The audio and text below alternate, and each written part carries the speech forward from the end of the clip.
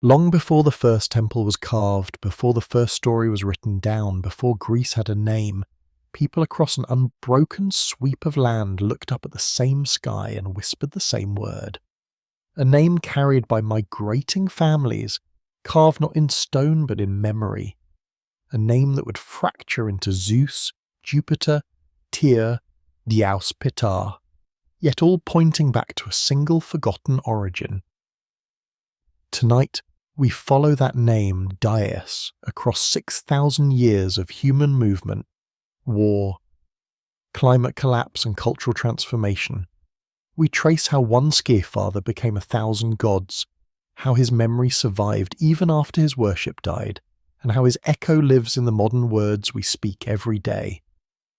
This is the story of the oldest god you've never heard of, the god who shaped half of the world without leaving a single statue behind.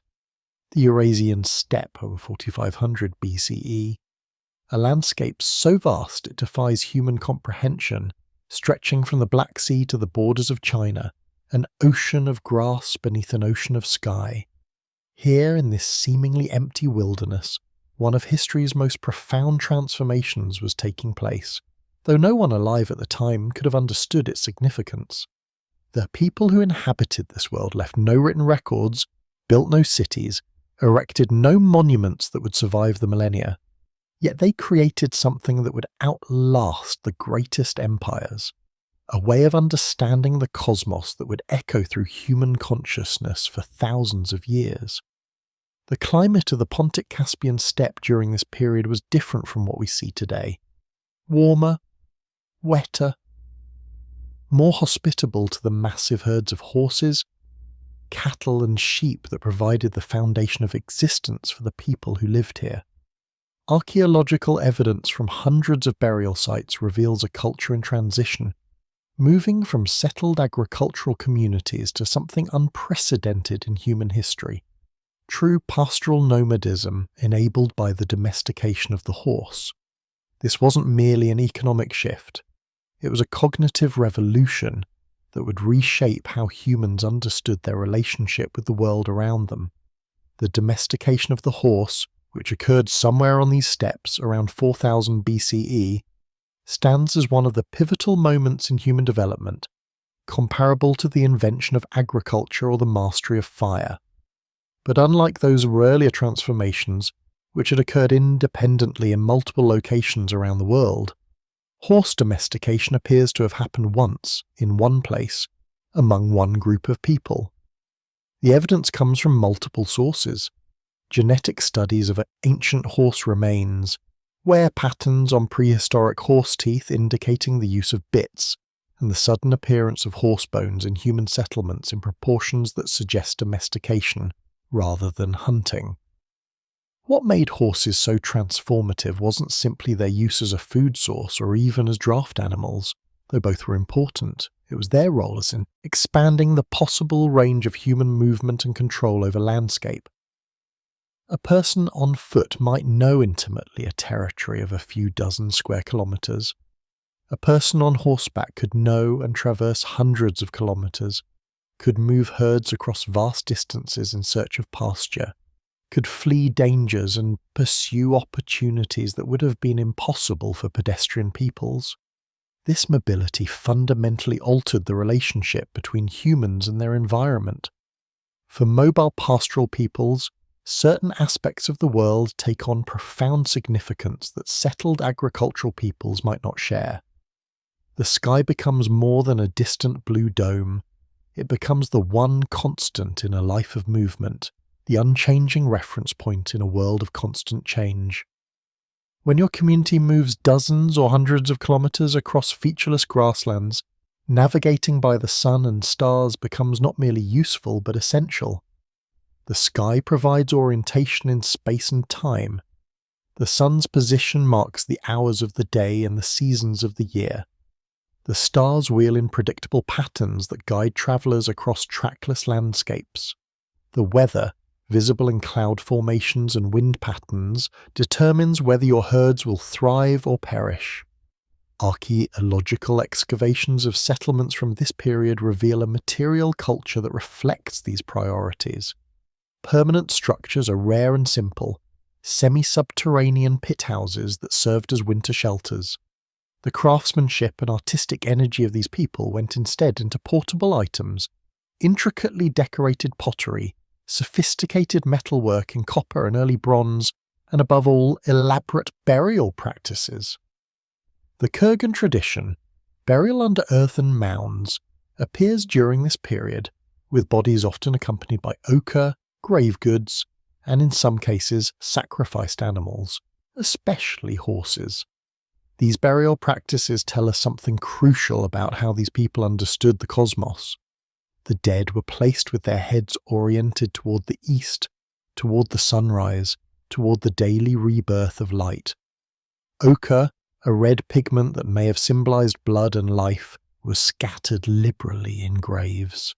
The most prestigious burials included wagons, demonstrating that mobility remained important even in death, or perhaps that mobility itself had become a marker of status and power.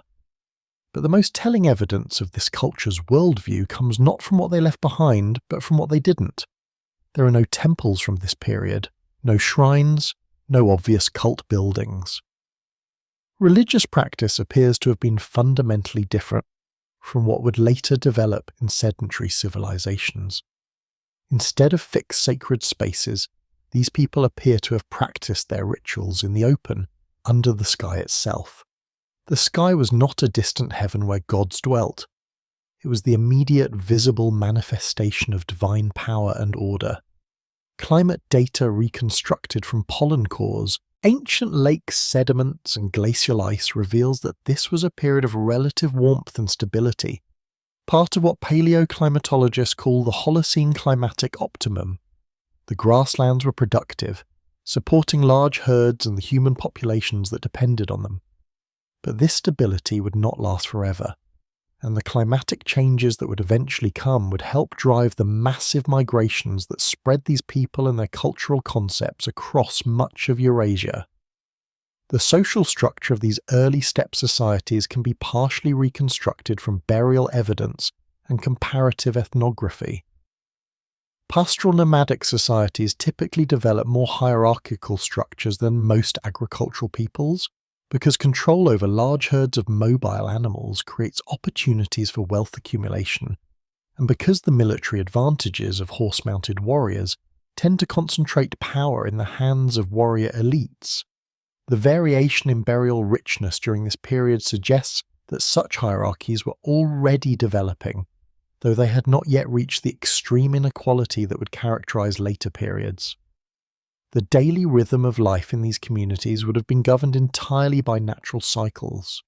The day began with sunrise, the moment when light returned to the world, when the herds could be seen and counted, when work could begin. Midday, when the sun reached its highest point, marked the division of the day. Sunset brought the herds back to camp, brought the family together, brought darkness and vulnerability. The night sky, blazing with stars far brighter than anything visible in our light-polluted modern world, provided both beauty and utility. A map written in light that told travellers where they were and where they might go. The seasonal cycle had even greater importance.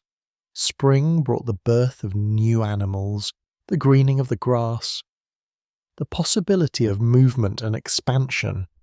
Summer was the time of plenty, when herds fattened and human populations could grow. Autumn brought preparation for the lean times ahead, the culling of excess animals, the storage of what could be stored, the return to winter settlements. Winter was the time of endurance, when survival depended on preparation and fortune, when the sky could bring life-giving snow or death-dealing storms.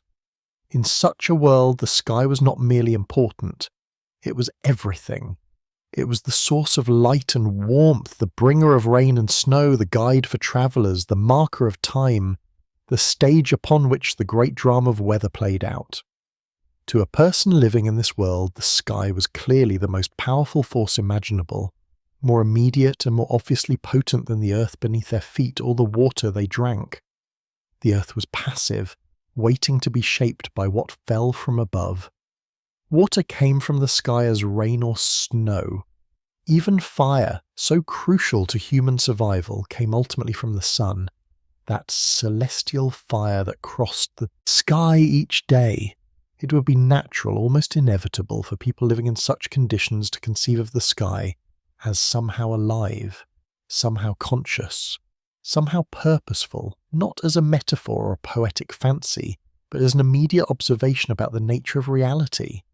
The sky behaves. It gives and it withholds. It can be generous or cruel. It follows patterns, yet it surprises. These are the behaviours of a person, not a thing. And if the sky is a person, a being with agency and power, then it deserves to be addressed, to be acknowledged, to be given the respect and attention that powerful beings command. But what should such a being be called?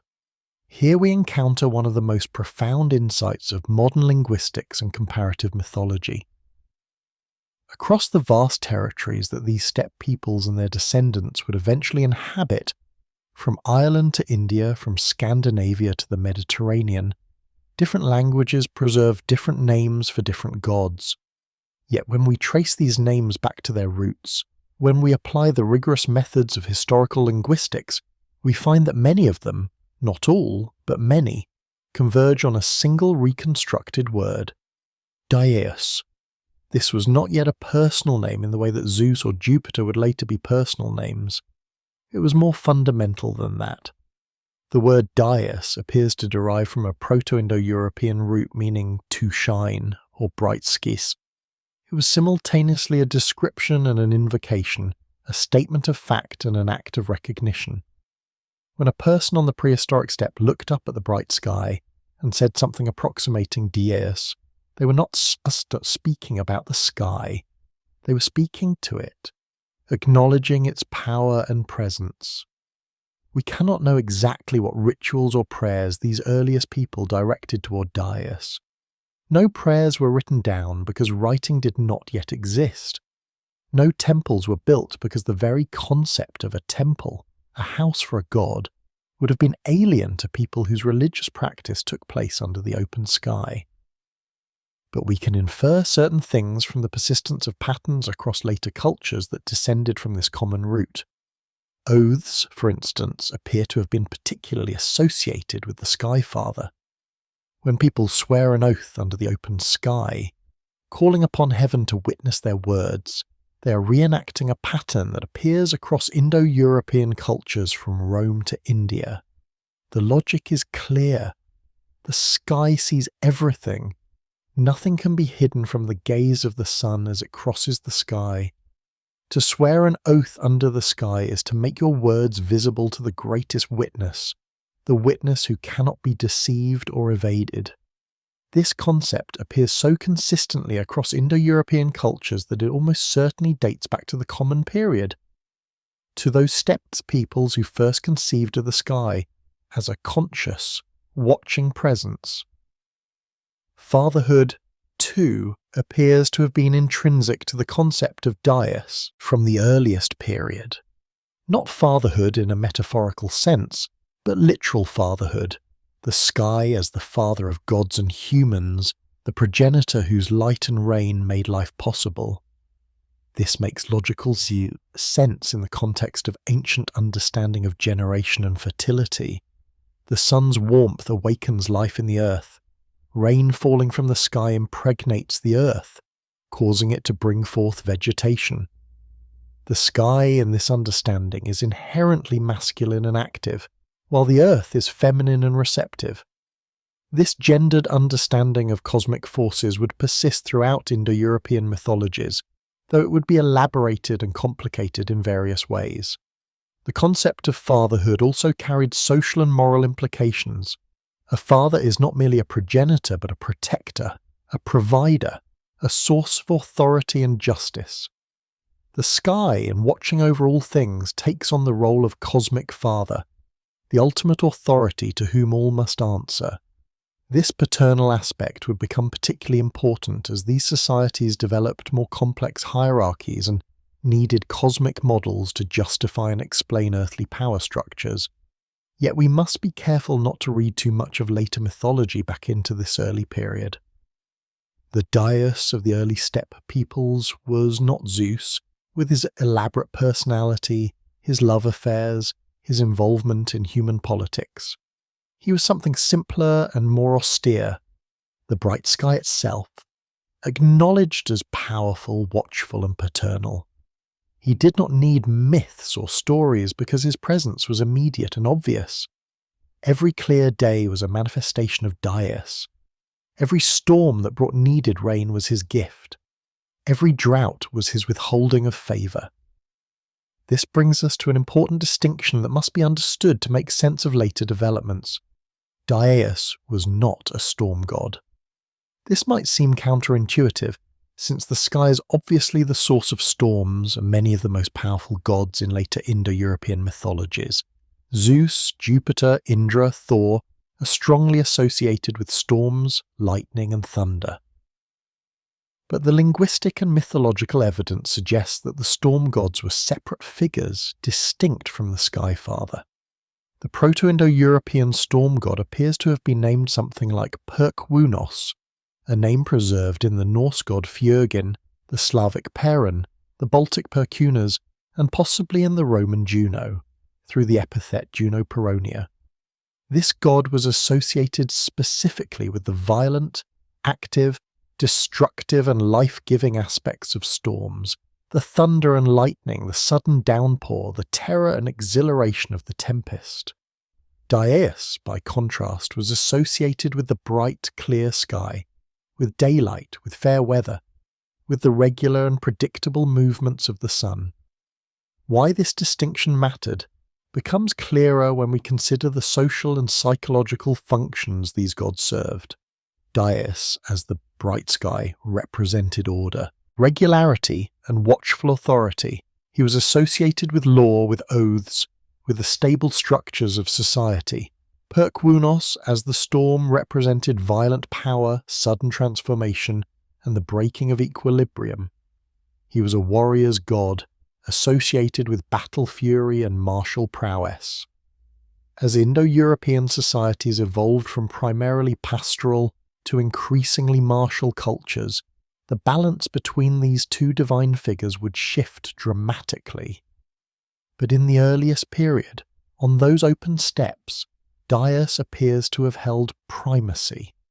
The clear sky was more fundamental than the storm. The regular path of the sun was more important than the irregular violence of weather.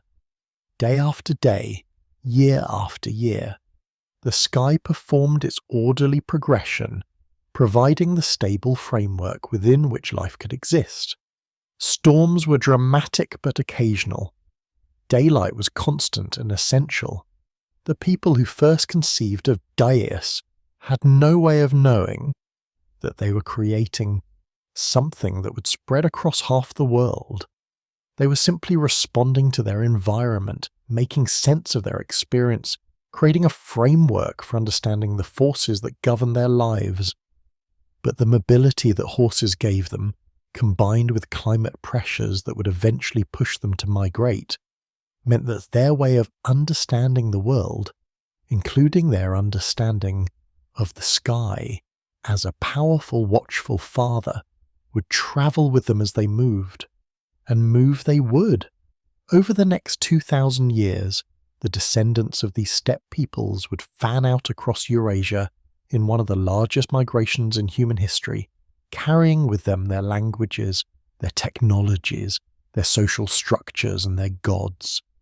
The name Dyeus would fragment into dozens of different forms, the concept would be elaborated and transformed in countless ways, but the core idea that the sky is powerful, conscious, paternal and worthy of reverence would persist across an astonishing range of human cultures. To understand how we can know anything about a god worshipped by people who left no written records, who built no surviving temples, who lived and died thousands of years before anyone thought to write down their myths, we must understand one of the most remarkable intellectual achievements of modern scholarship: the reconstruction of Proto-Indo-European language and culture through comparative linguistics and archaeology. The story begins in 1786, when a British judge named Sir William Jones, stationed in Calcutta, made an observation that would revolutionise our understanding of human history. Jones was a prodigious linguist who had learned Sanskrit in order to better understand Indian law. What struck him was not merely that Sanskrit was a sophisticated and ancient language, scholars had known that for centuries, but that it bore striking similarities to Greek and Latin, similarities too systematic and too deep to be coincidental. In a famous lecture to the Asiatic Society, Jones proposed that Sanskrit, Greek, Latin, and several other languages must have descended from a common ancestor, which, perhaps, no longer exists.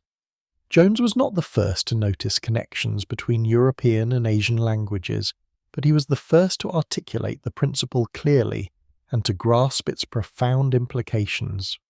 If these languages shared a common ancestor, then the peoples who spoke them must also share a common ancestor. Somewhere, at some time, there must have been a single people speaking a single language, from whom all these diverse nations descended. The search for this ancestral people and their language would occupy scholars for the next 2 centuries and continues to this day. The method for reconstructing ancestral languages is based on regular sound correspondences between related languages. When we observe that the Latin word for father is pater, the Greek is pater, the Sanskrit is Peter, the Old Irish is Aether, the Gothic is Fadar, and the Old Persian is Peter. We are not looking at random similarity.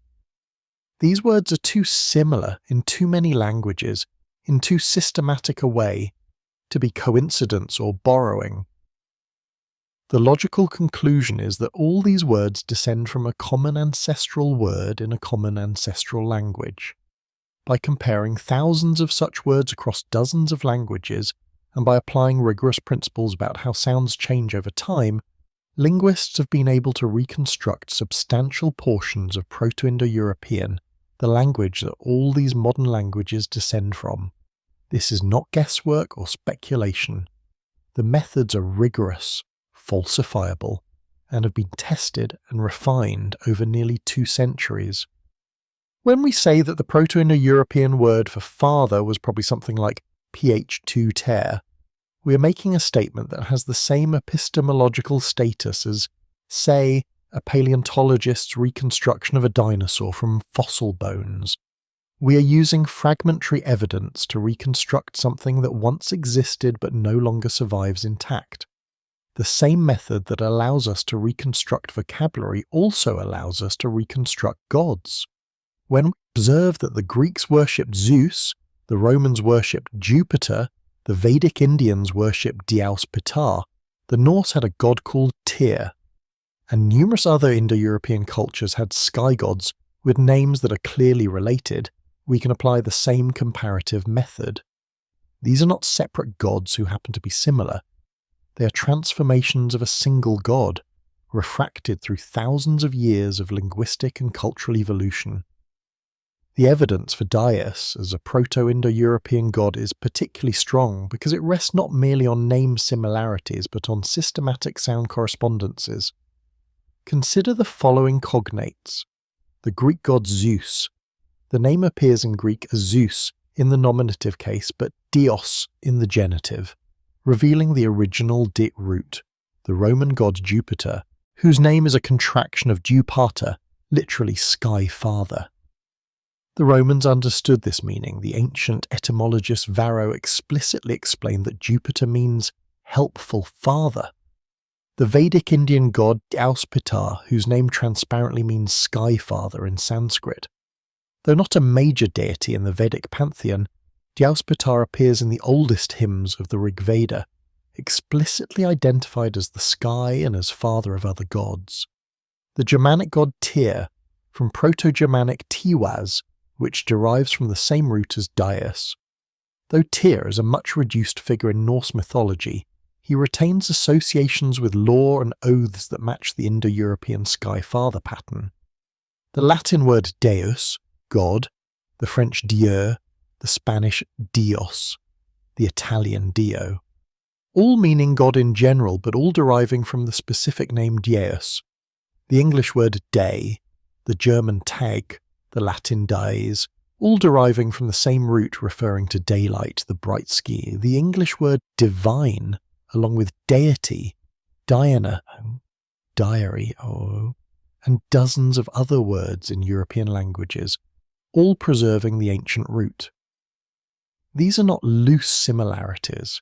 They are systematic, predictable transformations following well-established sound laws. The Indo-European D sound becomes Z in Greek. Dyeus, Zeus, remains di in Latin when combined with pater, Dyeus plus pater, despiter, Jupiter, becomes D in Germanic, Dyeus, Tiwaz, Tyr, and is preserved in Sanskrit, Dyeus. Each of these transformations follows patterns observed in hundreds of other words, patterns that allow us to reconstruct the original form with considerable confidence. The reconstructed Proto-Indo-European form is Dyeus, with the asterisk indicating that this is a reconstructed form not directly attested in any written language. The root Dyeus, or Day, means to shine or bright sun sky. From this root comes not only the name of the god, but also words for day, sky, and divinity itself. The god and his domain are linguistically inseparable. Dyeus is the bright sky, and the bright sky is Dyeus. This linguistic evidence is powerful, but it doesn't stand alone. Comparative mythology provides crucial support and elaboration. The systematic comparison of mythological themes and figures across Indo-European cultures was pioneered by scholars like Georges Dumézil, who proposed Indo-European societies shared not only linguistic but also ideological structures. Dumézil's trifunctional hypothesis suggested that Indo-European peoples organized their gods and their societies around three functions: sovereignty, including both magical and legal authority, martial prowess, and fertility or productivity. In this framework, Dyeus belonged to the sovereignty function, specifically to its legal, orderly, and paternal aspect. He was not a warrior god, not a fertility god, but a god of cosmic order, of oaths and law, of legitimate authority. This analysis has been controversial and modified over the decades, but the basic insight that Indo-European mythologies share deep structural similarities that reflect common origins has proven remarkably durable. Dumézil and his successors noticed that the Sky Father figure appears consistently across Indo-European mythologies with certain characteristic features: association with the bright clear sky and with daylight, as opposed to storms or night. Association with fatherhood, often explicitly invoked with the father title, association with law, oaths, and cosmic order. A tendency to be paired with an Earth Mother goddess, in a cosmic marriage that generates life, tendency to be displaced or overshadowed by more active warlike gods in later mythological developments. These patterns are too consistent, appearing in too many independent traditions, to be coincidental. They point to a shared mythological inheritance from the Proto-Indo-European period. But how do we know what Proto-Indo-Europeans actually believed? After all, we have texts from Greek, Roman, Indian, and Norse traditions, but these were all written down long after the Proto-Indo-European period ended. Couldn't these similarities be due to later borrowing or to universal human tendencies rather than common origin? This is where the work of scholars like J.P. Mallory and David Anthony becomes crucial. Mallory's In Search of the Indo-Europeans and Anthony's The Horse, the Wheel and Language synthesize linguistic evidence with archaeology and increasingly with ancient DNA studies to paint a coherent picture of who the Proto-Indo-Europeans were, where they lived, and when and how they spread across Eurasia. The archaeological evidence places the Proto-Indo-European homeland in the Pontic-Caspian steppe, the vast grasslands north of the Black Sea and Caspian Sea, during the period roughly from 4500 to 2500 BCE. This location and dating fit with the linguistic evidence, which suggests that Proto-Indo-European was spoken before the Bronze Age, but after the development of pastoral nomadism and wheeled vehicles. It also fits with the genetic evidence, which shows massive population movements from the steppe into Europe and Asia during the 3rd and 2nd millennia BCE.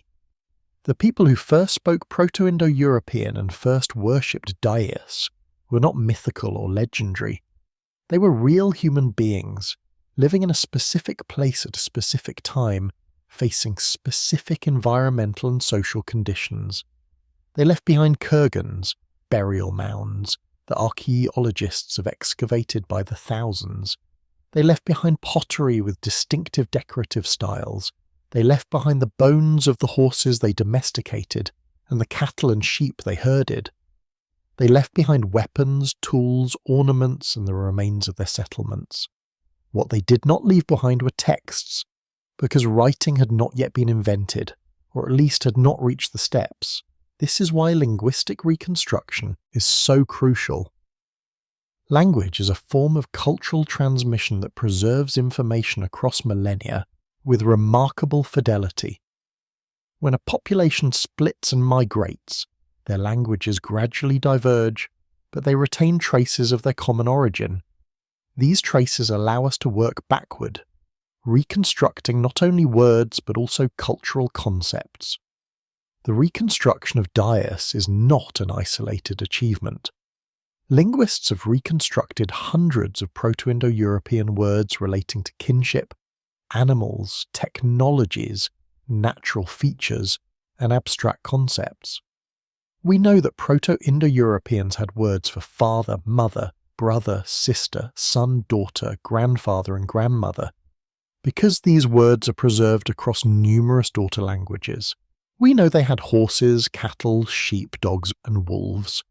We know they used wheeled vehicles because words for wheel, axle, and wagon are reconstructible. We know they used bronze and wool. We know they counted at least up to 100.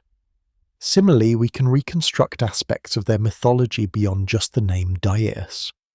There was almost certainly an Earth Mother goddess, whose name appears in various forms across Indo-European cultures. There was the storm god, Perkwunos. There were divine twins associated with horses and the dawn. There was a goddess of the dawn herself, whose name appears as Eos in Greek, Aurora in Latin, Ushas in Sanskrit. These are not speculative reconstructions, but conclusions based on systematic comparison of names and attributes across multiple independent traditions.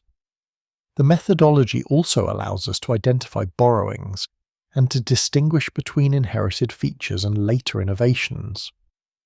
When we find similar gods or myths in neighbouring Indo-European traditions, say between Greeks and Romans, we must ask, are these similarities due to common inheritance from Proto-Indo-European, or did one culture borrow from the other, or are they independent developments?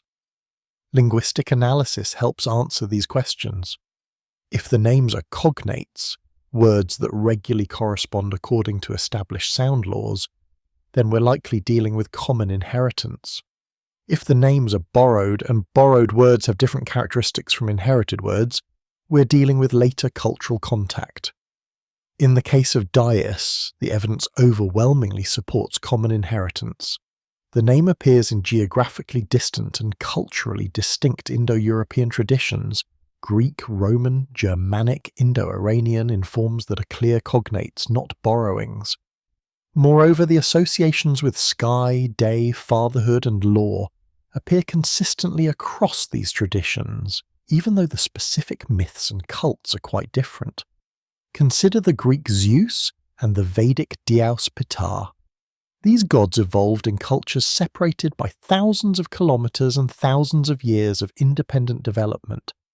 Greeks and Indians had no significant contact during the formative periods of their mythologies, yet both preserve the same name in regularly corresponding forms, both identify the god with the sky, both call him father. The simplest and most logical explanation is that both inherited these features from a common source. Yet there are also significant differences. Zeus became the king of the Greek pantheon, the centre of cult and myth, the subject of countless stories and temples. Dyeus remained a marginal figure in Vedic religion, mentioned occasionally but rarely the focus of worship or elaborate myth. These differences tell us about how cultures can take shared inheritance and develop it in radically different directions based on their specific historical circumstances. The linguistic evidence also reveals something profound about the relationship between gods and language itself. In many Indo-European traditions, the name Dyeus became generalized from the specific sky god to a general term for divinity. This happened in Latin, Dyeus, in the Romance languages descended from Latin, Dio, Dios, Dio, and in various other branches. The specific god Dyeus faded from worship, but his name became the word for God itself. This linguistic immortality is perhaps more remarkable than any mythological survival. Languages evolve constantly, yet they preserve traces of concepts and names that are thousands of years old. Every time a French speaker says Dieu, every time an English speaker says Tuesday, Tears Day, every time an Italian says divine, they are unknowingly invoking the ancient sky father of the Eurasian steppes. The god is gone, but his name persists, woven into the very fabric of language. The comparative method also allows us to identify later innovations and to track how mythologies evolved over time. For instance, many of Zeus's specific myths, his overthrow of his father Kronos, his battles with the Titans, his many love affairs, do not have parallels in other Indo-European traditions and therefore cannot be traced back to Proto-Indo-European mythology. These are Greek innovations, later elaborations on the inherited figure of the Sky Father. What we can reconstruct of the original Dyeus is therefore more austere and more abstract than the gods we know from later texts. He was the bright sky, invoked as father, associated with oaths and cosmic order, paired with an earth mother, but apparently without the elaborate personality and complex mythology that would characterize his later incarnations. This makes sense when we remember that the people who first worshipped him had no writing, no temples, probably no professional priesthood. Their religion was simpler, more immediate, more tied to direct observation of natural phenomena. The reconstruction of Proto-Indo-European religion faces certain limitations that must be acknowledged. We cannot reconstruct specific prayers or rituals with any certainty. We cannot know exactly what offerings were made or what festivals were celebrated. We cannot reconstruct myths with any detail. The narrative content of mythology is too culturally specific and too subject to change to survive the process of linguistic comparison. What we can reconstruct is more abstract, the names and basic attributes of major deities, the general structure of the pantheon, certain key concepts and associations. This is still remarkably valuable information. It allows us to identify Dyeus as a real object of worship among a real prehistoric people, even though we will never know exactly what a prayer to Dyeus sounded like, or exactly how a ritual in his honour was performed. The scientific basis for these reconstructions has only grown stronger with time. Early Indo-European studies in the 19th and early 20th centuries were sometimes tainted by the nationalist agendas and racial pseudoscience, but modern scholarship has rigorously purged these elements while retaining and refining the valid linguistic and archaeological methods. The addition of ancient DNA evidence in the 21st century has provided independent confirmation of many conclusions that were previously based solely on linguistic and archaeological evidence. Genetic studies of ancient human remains from across Eurasia show precisely the pattern of population movements that the linguistic and archaeological evidence predicted. Populations from the Pontic-Caspian steppe moved west into Europe, east into Central Asia, and south into Iran and India during the Bronze Age. These migrations match the timing and geography of Indo-European language spread. The people who brought Indo-European languages to new territories really did come from the steppes, just as linguistic analysis suggested. This convergence of evidence from multiple independent methodologies, linguistics, archaeology, genetics, comparative mythology, gives us confidence that we are recovering genuine historical information, not simply constructing elegant but unfounded theories. Dyeus was real. Not real in the sense that there was actually a powerful being living in the sky, but real in the sense that real people really worshipped a god they called by that name, and that God had the attributes that comparative analysis reveals. Understanding this methodology matters because it allows us to bridge the gap between prehistory and history. The Proto-Indo-Europeans lived before writing, before cities, before the emergence of the complex civilizations whose texts and monuments fill our museums. They would be entirely lost to us if not for the traces they left in language. But those traces are rich and revealing, allowing us to reconstruct not just words but worlds, not just languages, but the thoughts and beliefs of people who lived 6,000 years ago. Having established that Dyeus can be reliably reconstructed as a Proto-Indo-European deity, we must now ask, what kind of god was he? What did he represent? What powers did he hold? What was his relationship to humans and to other divine forces? Here we move from the certainty of linguistic reconstruction to the more speculative but still evidence-based work of reconstructing actual religious belief and practice. The most fundamental attribute of Dyeus is right there in his name. He is the bright sky, not the storm, not the night sky, not the heavens as an abstract concept, but specifically the illuminated daytime sky, the realm of sunlight and clear weather. This connection is not metaphorical but literal. Dyeus is not a god who rules the sky from some separate location. He is the sky, or rather the sky is his visible manifestation. When Proto-Indo-European speakers looked up at the blue expanse above them, they were looking at Dyeus. This immediate visual presence distinguishes Dyeus from more abstract deities. He requires no temples or images because he is always present, always visible, weather permitting, always performing his daily cycle of appearance and traversal. Every dawn is Dyeus reappearing. Every clear day is Dyeus watching. Every sunset is Dyeus departing, only to return again tomorrow. This constancy, this reliable daily presence, is fundamental to understanding Dyeus's character and significance. The association with daylight carries multiple layers of meaning. Practically, daylight is essential for human life and activity. It allows work, travel, social interaction, all the things that define human existence. Night brings vulnerability, danger, limitation. Day brings safety, possibility, clarity. The god who brings or is the day is therefore a god fundamentally necessary for human flourishing. Symbolically, daylight is associated with visibility, truth, and knowledge. What happens in daylight can be seen. What is done in the light cannot be hidden. This connects directly to Dyeus's association with oaths and justice. When someone swears an oath under the open sky, they are invoking a witness who sees all, who cannot be deceived. The sky watches, and Dyeus, as the sky, is the ultimate observer, the one from whom nothing can be concealed. This watching, observing quality makes Dyeus a god of moral order.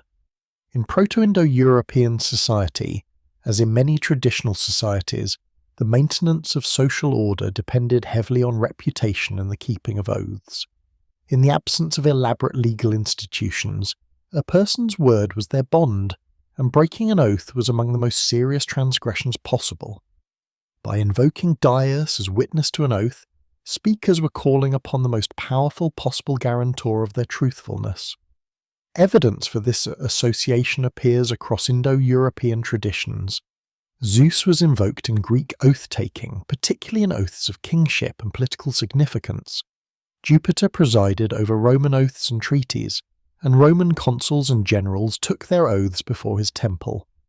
The Germanic Tyr was the god of the thing, the assembly where law was declared and oaths were sworn. The Vedic Dyeus Pitar was invoked, though less frequently than other gods, in contexts involving truth and cosmic order. The consistency of this pattern across traditions that had been separated for millennia suggests that the association between the Sky Father and oaths dates back to the Proto-Indo-European period. This makes cultural sense. For a mobile, pre-literate society, oaths and reputation were the primary mechanisms for maintaining trust and coordinating action. Having a divine witness, and not just any divine witness, but the most visible, omnipresent, and powerful one imaginable, served a crucial social function. The paternal aspect of Dyeus is equally fundamental and appears explicitly in his name in several traditions. Dyeus Pitar in Sanskrit, Jupiter from Deus Pater in Latin, and possibly in Zeus's epithet Zeus Pater in Greek. This is not merely an honorific or a metaphor. Dyeus is understood as father in a real generative sense. He is the father of gods and, in some traditions, of humans as well. The logic of this fatherhood is rooted in ancient understanding of generation and fertility. The Sky Father's life. Sunlight is necessary for plants to grow and for animals to thrive. Rain falling from the sky impregnates the earth, causing it to bring forth vegetation. The regular succession of days and seasons, governed by the sun's movement, structures the cycles of life and death, growth and dormancy. Without the sky's beneficence, nothing could live. In this fundamental sense, the sky is father to all life. This understanding is often paired with an Earth Mother Goddess, a figure who can be tentatively reconstructed for Proto-Indo-European religion, though less clearly than Dyeus. The Earth Mother receives the sky's rain and sunlight and brings forth life. This cosmic marriage between Sky Father and Earth Mother appears in various forms across Indo-European mythologies: Zeus and Hera, Dyeus and Perithvi, the Norse Odin and Jerd. While these specific pairings may not all go back to Proto-Indo-European times, the basic concept of a generative relationship between male sky and female earth appears to be ancient. But Dyeus is not only a cosmic father in this impersonal meteorological sense. He is also understood as father in a social sense, as patriarch, as the figure of authority and protection. This connects to Indo-European social structures which were patriarchal and organized around kinship. The father was the head of the household, the source of authority, the protector and provider. By extension, Dyeus was the cosmic patriarch, the father of all fathers, the ultimate source of legitimate authority. This patriarchal aspect of Dyeus would have important implications as Indo-European societies evolved. As these societies became more hierarchical and developed specialized warrior aristocracies, and eventually kingship, the Sky Father served as a model and legitimation for earthly patriarchy and authority. Kings could claim to rule by the authority of the Sky Father, to be his representatives or even his sons on earth. The divine order of the cosmos, with Dyeus as father and king, reflected and justified the social order of human communities. However, we must be careful not to project later developments back onto the original conception. The Dyeus of the Proto-Indo-European period was probably a simpler, less elaborately characterized figure than the Zeus or Jupiter of later tradition. He was the sky, he was father. He was associated with daylight and oaths, but he probably did not have the complex personality, the elaborate myths, the temple cults that would develop later. One crucial characteristic that distinguishes Dyeus from many of his later incarnations is that he was not primarily a warrior god or a storm god. This requires some explanation, since Zeus is famous for his thunderbolt and many sky gods in Indo-European traditions have strong associations with storms and warfare. However, comparative evidence suggests that these associations developed later, or were transferred from a different deity. The Proto-Indo-European storm god was apparently a separate figure, reconstructed as Perkwunos, associated specifically with thunder, lightning, and the violent, destructive aspects of weather. This god's name appears in Norse Fjörgyn, Slavic Perun, Baltic Perkunus, and possibly in aspects of Thor and the Vedic Parjanya. The storm god was a warrior deity, associated with the violent force that breaks through obstacles, the sudden strike of lightning, the roar of thunder. He represented active masculine martial power in its most dramatic form. Dyeus, by contrast, represented a different kind of power, the regular, orderly, predictable power of the sun's course, the reliable return of day, the steady oversight of the cosmos. He was not a warrior, but a sovereign, not a force of chaos, but a force of order. This distinction maps onto the social structures of Indo-European peoples, which, according to Dumezil's analysis, distinguished between two types of sovereignty: the magical, unpredictable, terrifying aspect associated with gods like Odin or Varuna, and the legal, orderly, paternal aspect associated with gods like Tyr or Mitra. Dyeus belonged firmly to this second category.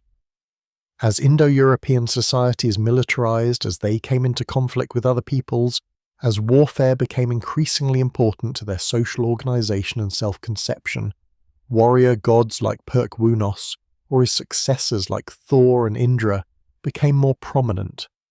In some traditions, attributes of the storm god became merged with or transferred to the Sky Father, producing figures like Zeus, who combined Sky Father and storm god characteristics.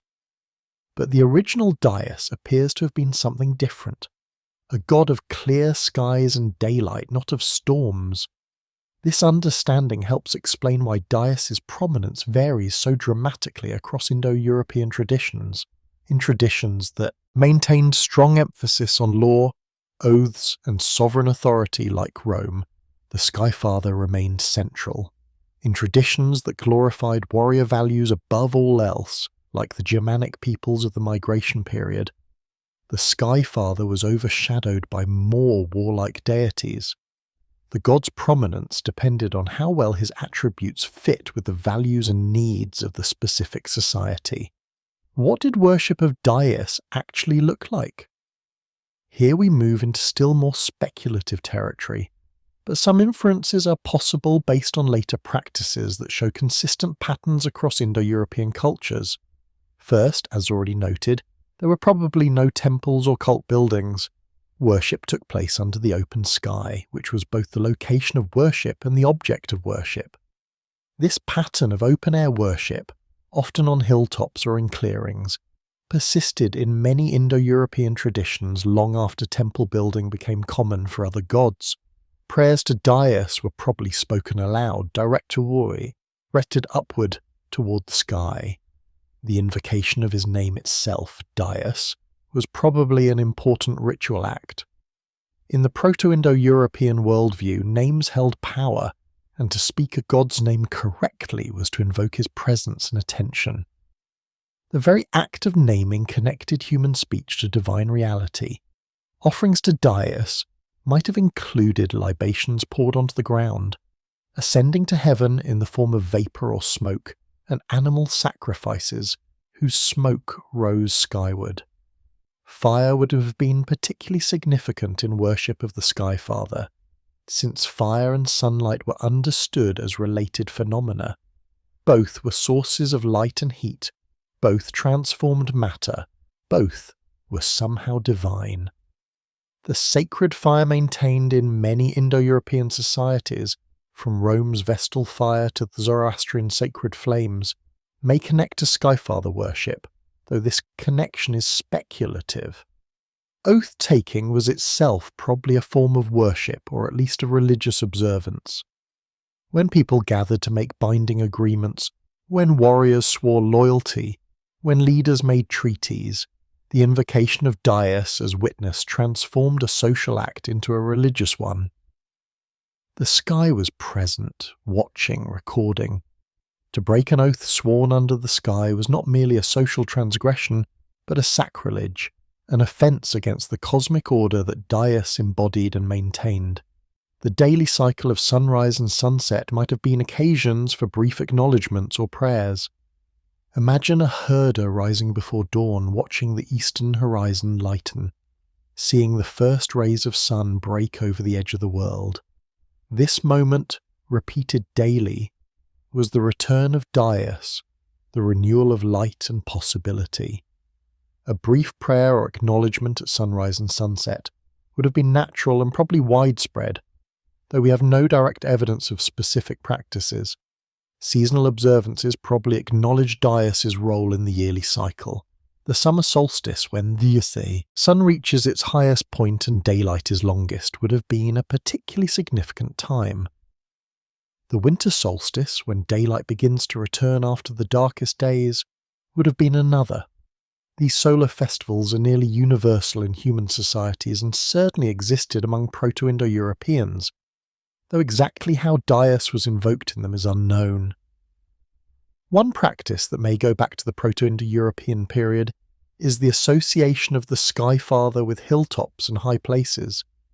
Across Indo-European cultures, high places are often associated with sky deities: Zeus on Mount Olympus, Jupiter on the Capitoline Hill, the Germanic Irminsul.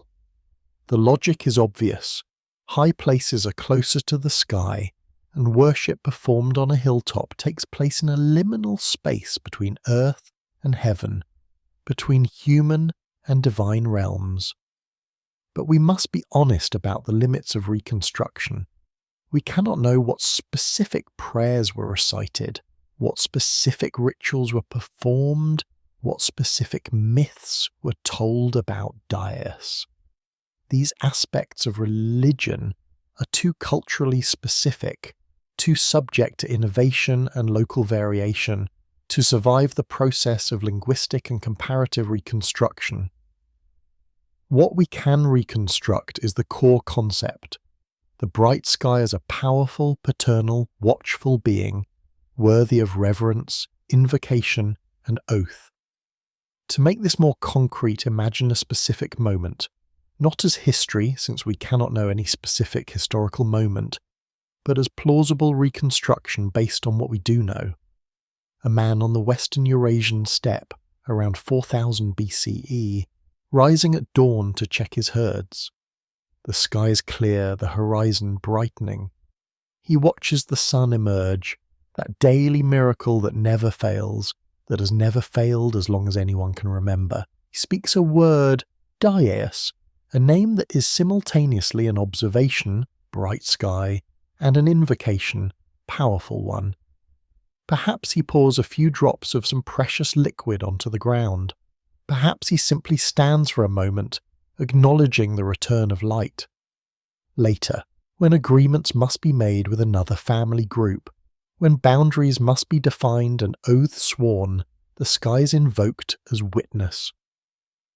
Everyone looks up, acknowledging the presence of the one who sees all.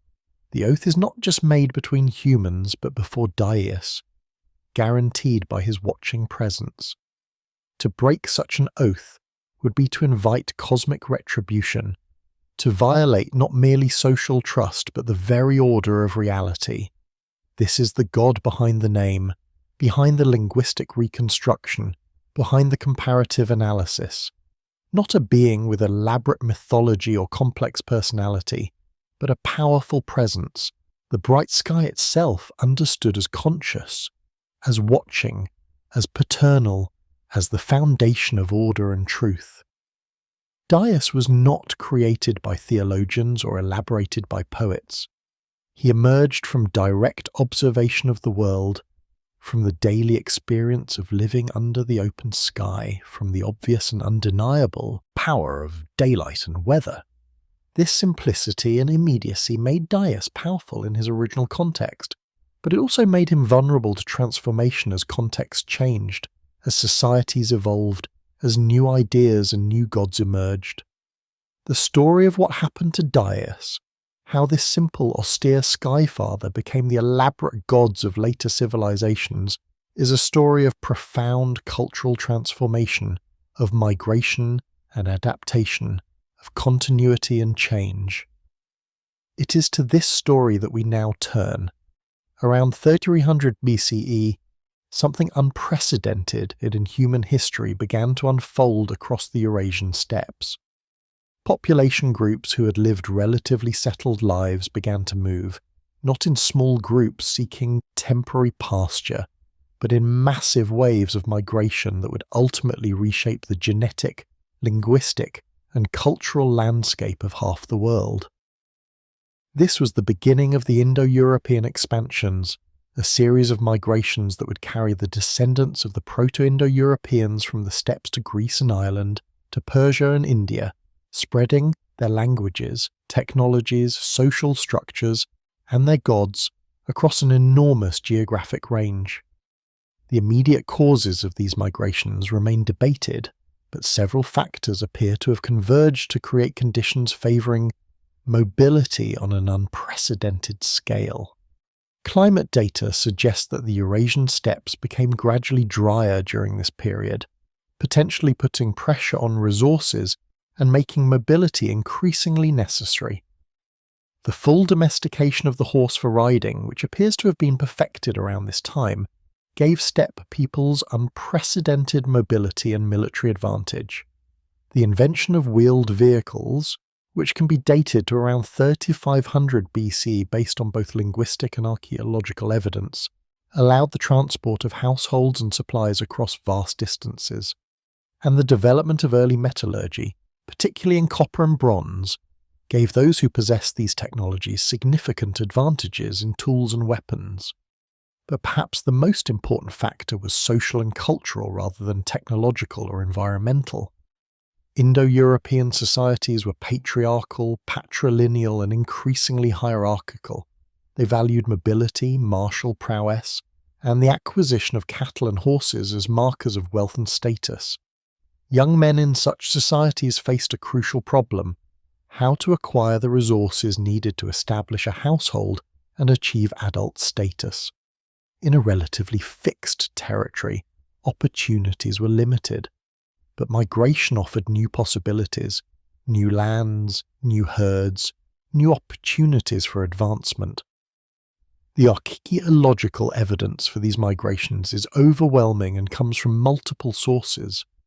Kurgan burials, the distinctive burial mounds that had characterized steppe peoples since the earlier Proto-Indo-European period, begin appearing across a vast range of territory. Material culture characteristic of steppe peoples, specific types of pottery, weapons, ornaments, appears in regions where they had previously been unknown. Settlement patterns change, often showing the arrival of new populations with different life ways. And most dramatically, genetic studies of ancient DNA show massive population movements from the steppes into Europe, Central Asia, and eventually South Asia during the Bronze Age. The genetic evidence is particularly striking because it provides independent confirmation of patterns that linguists had hypothesized based solely on language relationships. Ancient DNA studies show that populations across Europe experienced a major genetic turnover during the Bronze Age, with significant steppe ancestry appearing where it had been absent before. The timing of this genetic change matches the timing that linguists had proposed for Indo-European language spread into Europe. Similarly, genetic studies of populations in South Asia show the arrival of steppe ancestry during the 2nd millennium BCE, precisely when linguistic evidence suggests that Indo-Iranian languages spread into the region. The people who carried out these migrations are known to archaeologists as the Yamnaya culture in the early phase, roughly 500 to 2600 BCE, characterized by their Kurgan burials, their reliance on cattle and horses, and their mobile pastoral lifestyle. The Yamnaya culture emerged on the Pontic-Caspian steppe, in the regions north and east of the Black Sea and Caspian Sea, precisely the area that linguistic analysis had identified as the most likely Proto-Indo-European homeland. The Yamnaya were not a unified political entity. They had no central government, No capital city, no written records.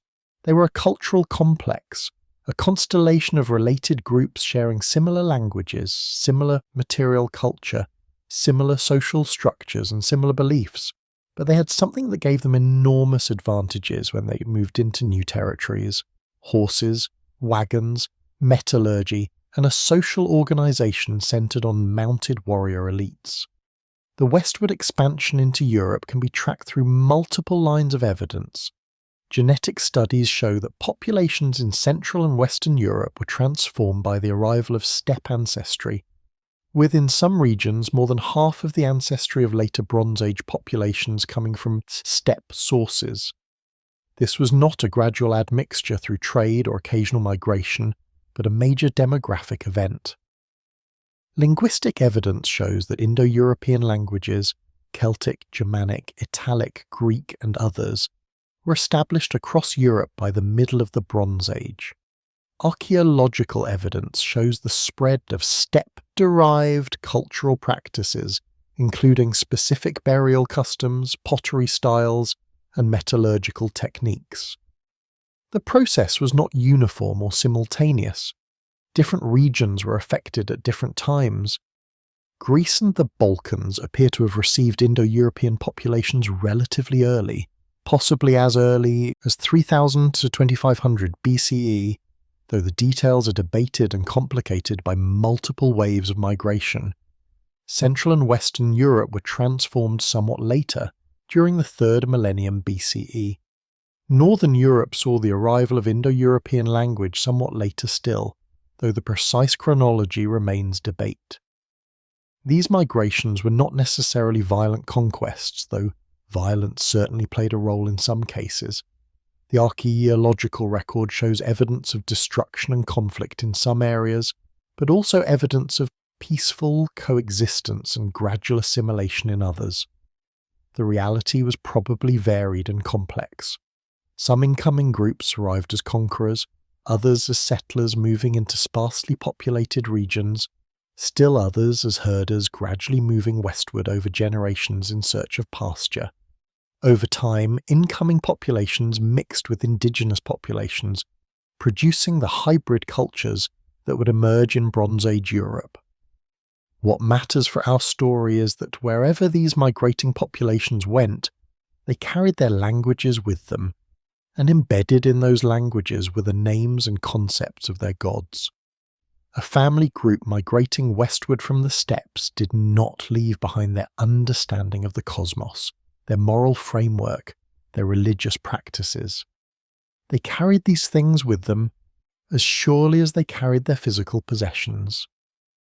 And central to this religious inheritance was Dyeus, the bright sky father. But languages and cultures do not remain static when populations migrate. New environments present new challenges and new opportunities. Contact with other peoples brings new ideas, new technologies, new gods. And separation, the splitting of a single population into groups that lose contact with each other, allows independent innovation and change. The Dyeus who travelled west with some groups was no longer quite the same as the Dyeus who travelled east with others, even though both groups started with the same inherited conception. The eastward expansion is equally dramatic, though it unfolded somewhat later and over a longer period. Indo-European speaking populations moved east and south from the steppes into Central Asia and eventually into Iran and the Indian subcontinent. The archaeological culture associated with this expansion is known as the Sintashta-Andronovo cultural complex, dating roughly to 2100 to 1800 BCE and later. These peoples developed a distinctive culture characterized by fortified settlements, advanced metallurgy, and, crucially, chariots, the first evidence anywhere in the world of spoke-wheeled vehicles designed for speed and warfare rather than merely transport. The chariot represents a revolutionary military technology, and its spread across Eurasia during the Bronze Age can be tracked archaeologically and linguistically. Indo-European peoples appear to have been among the first to develop and deploy war chariots, giving them a significant military advantage. This technology, along with bronze weapons and mounted warriors, helps explain how relatively small groups of Indo-European speakers were able to establish themselves as dominant elites in the regions they entered. Genetic evidence shows that populations in Central Asia were transformed by the arrival of steppe ancestry during the Bronze Age.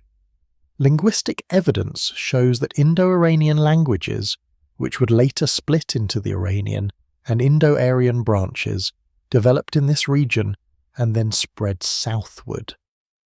By around 1500 BCE, Indo-Aryan peoples had entered the Indian subcontinent, bringing with them their language, which would evolve into Sanskrit, their gods, which would be documented in the Vedic texts, and their social structures, which would contribute to the development of the caste system.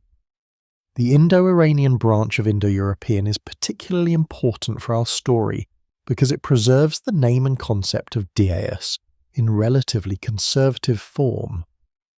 The Vedic god Dyeus is linguistically very close to the reconstructed Proto-Indo-European form, much closer than, say, the Greek Zeus or the Germanic Tyr. This suggests that Indo-Iranian split off from other branches relatively early and maintained certain archaic features that other branches innovated away from. But preservation does not mean stagnation. Even as the name remained relatively unchanged, the role and importance of the god shifted dramatically. In the Vedic text, Dyeus is a minor figure, mentioned occasionally but rarely the focus of worship or elaborate myth. Other gods, particularly Indra, the storm and warrior god, are far more prominent. This represents a profound transformation from what we can reconstruct of Proto-Indo-European religion, where Dyeus appears to have been central and Perkwunos, the ancestor of Indra, was secondary. Why this reversal? The answer lies in the social and cultural transformations that accompanied migration. The Indo-Aryans who entered India were not peaceful herders but warrior elites, arriving in chariots with bronze weapons, establishing themselves as a dominant class over indigenous populations. In such a context, a warrior god like Indra, who fights demons and wins battles, is more relevant and appealing than a skyfather associated with law and oaths. Dyeus was not forgotten. The tradition was too strong for that, but he was eclipsed by gods better suited to the new cultural moment. A similar pattern appears in other branches. The Germanic peoples, who were highly militarized by the time our historical records of them begin, had largely subordinated Tyr, their version of Dyeus, to Odin and Thor, gods more closely associated with warfare and battle fury. The Greeks, though they maintained Zeus as king of the gods, merged him with storm god attributes and warrior functions that appear not to have belonged to the original Skyfather. Only in Rome did something like the original Skyfather concept remain relatively central, and even there Jupiter was transformed in ways that made him suitable for a militarized state. Jupiter became the god of Roman victory, the divine guarantor of Rome's imperial expansion, a role that would have been foreign to the peaceful pastoral Skyfather of the steppes. The expansions also brought Indo-European peoples into contact with other cultures and other religious traditions. In some cases, this led to syncretism, the blending of Indo-European and non-Indo-European gods and practices. In other cases, it led to the adoption of new gods or the transformation of old ones under foreign influence.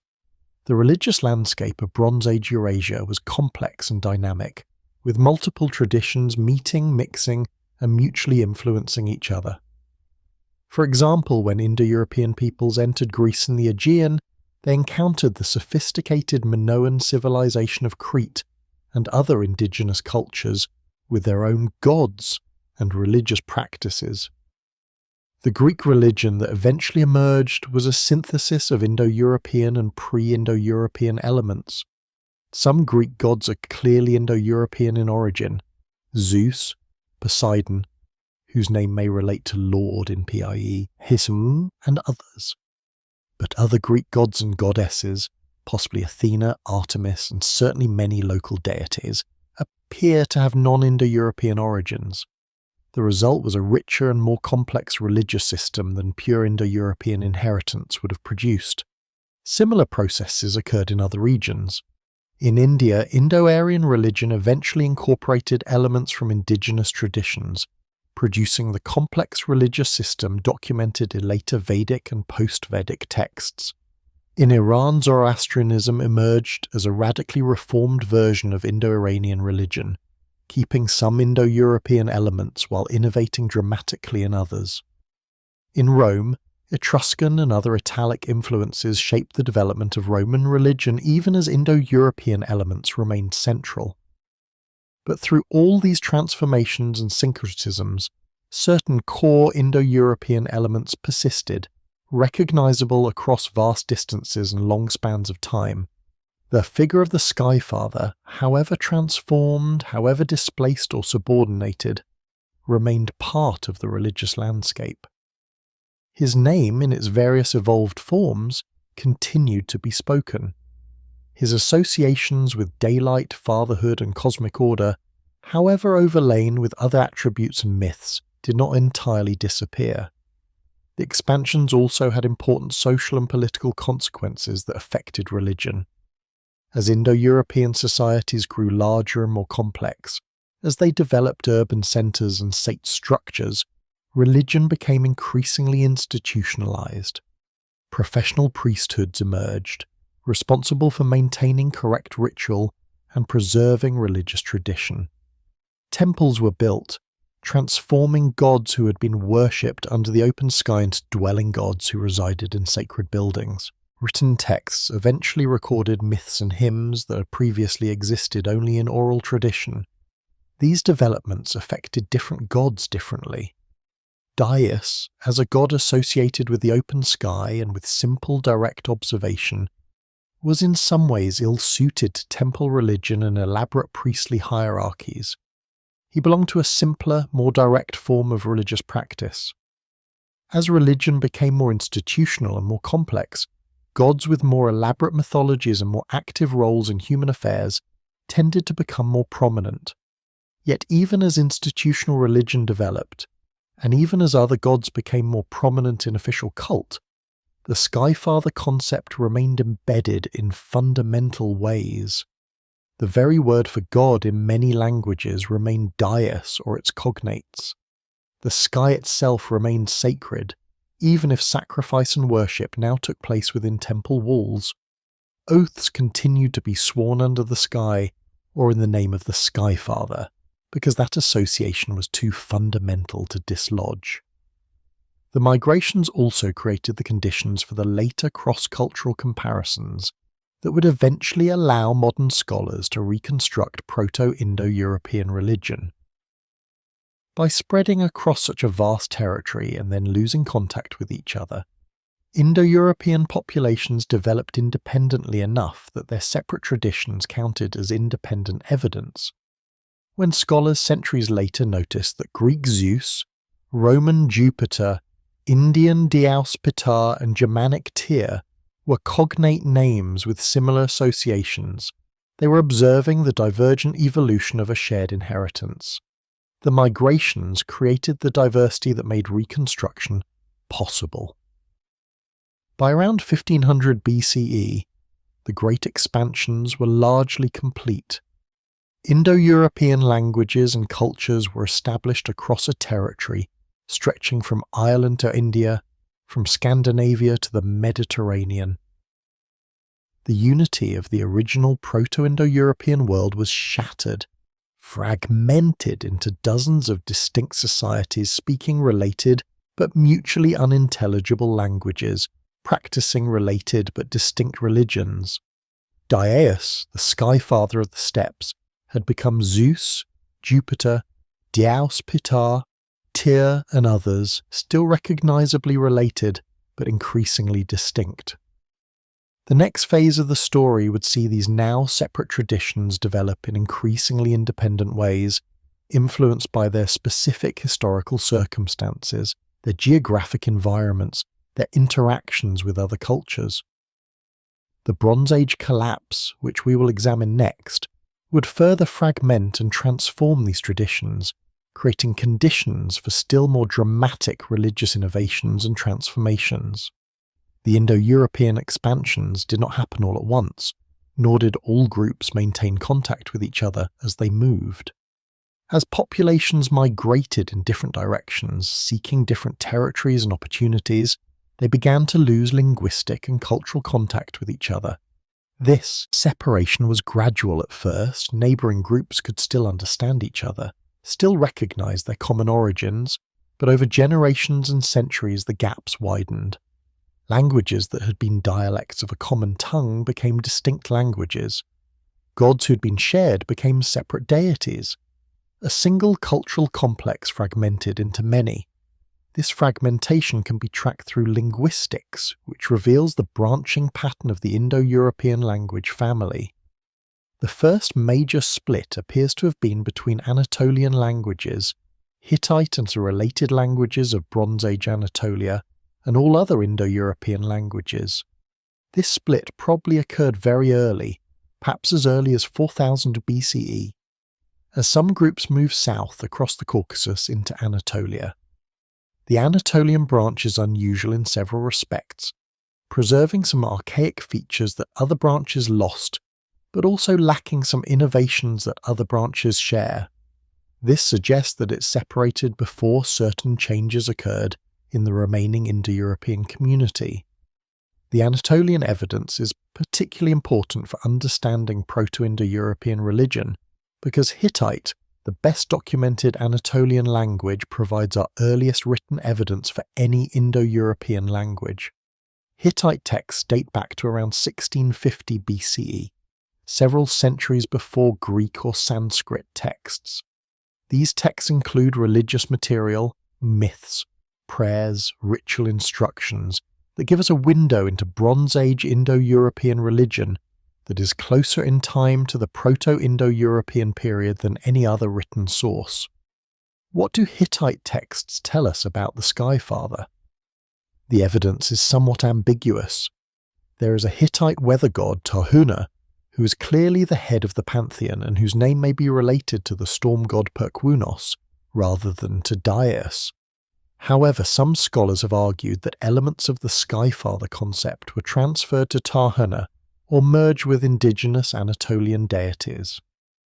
The situation is complicated by the fact that Hittite religion incorporated substantial non-Indo-European elements from the indigenous Hattian culture and from neighbouring Hurrian and Mesopotamian cultures.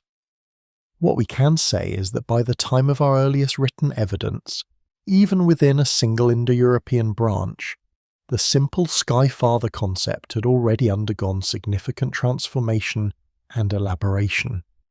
This suggests that the process of change began very early, perhaps even before the major migrations, and accelerated as groups separated and encountered new environments and new peoples. After the separation of Anatolian, the remaining Indo-European community underwent further splits. Linguistic analysis suggests that the next major division was between Indo-Iranian on one side and all European branches on the other, though the exact pattern of branching is debated and complex.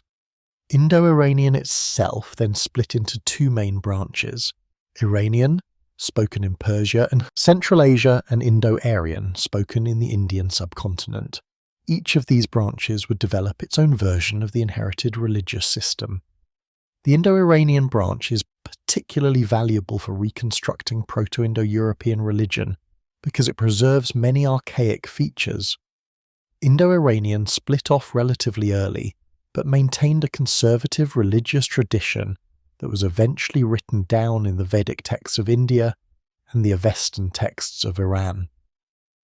These texts, dating to roughly 1500 to 500 BCE for the earliest Vedic material and somewhat later for the Avestan, provide our most detailed window into Bronze Age Indo-European religion.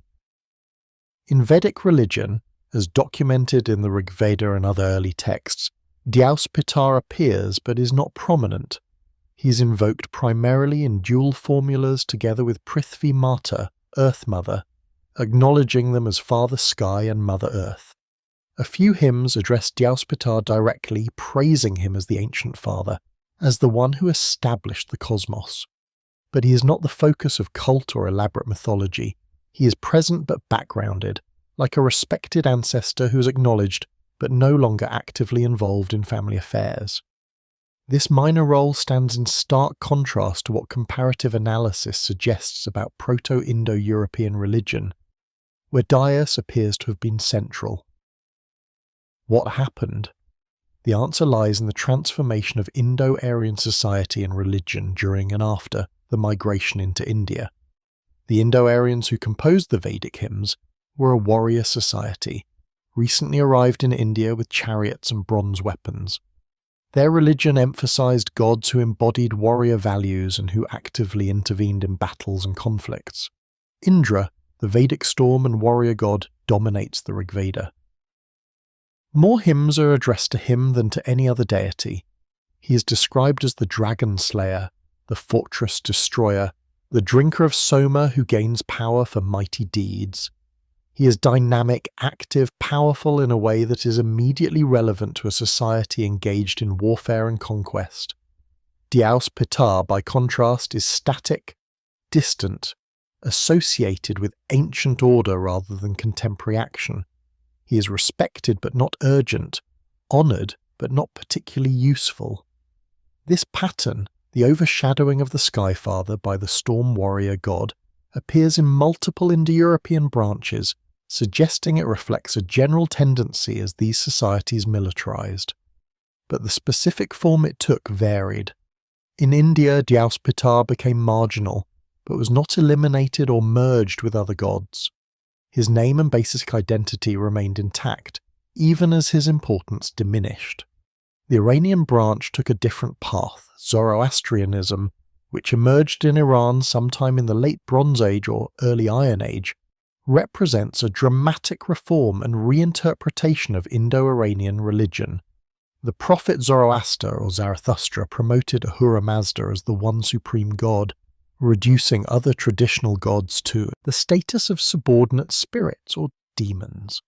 In this reformed system, the old Sky Father seems to have been absorbed into Ahura Mazda, whose name means wise lord, and who takes on many attributes of cosmic sovereignty and order.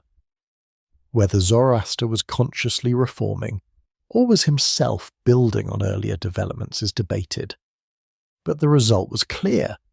The old Indo-Iranian pantheon was dramatically restructured, with some gods elevated, others demoted or demonized, and still others forgotten. The storm god Indra, so prominent in Vedic religion, became a demon in Zoroastrianism. Dyeus disappeared as a distinct figure, his attributes absorbed into Ahura Mazda or simply forgotten. This demonstrates an important point. The fate of Dyeus varied dramatically depending on local historical and cultural conditions. There was no single trajectory, no inevitable outcome. In some branches he remained central, though transformed. In others he became marginal. In still others he disappeared as a distinct figure even as his attributes were absorbed by other gods. The European branches show similar diversity. Greek, Celtic, Germanic, Italic, Slavic and Baltic branches each developed independently, maintaining some common Indo-European features while innovating in different directions. By the time we have written evidence for these traditions, ranging from around 750 BCE for Greek to well into the medieval period for Slavic and Baltic, they had been developing independently for well over 1,000 years, and in some cases for more than 2,000 years. Greek religion, as documented in Homer, Hesiod, and later writers, presents Zeus as the king of gods, a position of clear preeminence. Zeus rules from Mount Olympus, dispenses justice, enforces oaths and controls the weather, especially thunderstorms. He is simultaneously the Indo-European Skyfather and a storm god, a combination that may represent a merger of originally distinct figures. This merger worked culturally because both figures were associated with the sky and with sovereign authority, making their combination relatively natural. But Greek Zeus is also much more than the simple Sky-father we can reconstruct for Proto-Indo-European. He has an elaborate personality, complex mythology and intense involvement in human affairs. He has love affairs with mortal women, producing heroes like Heracles and Perseus.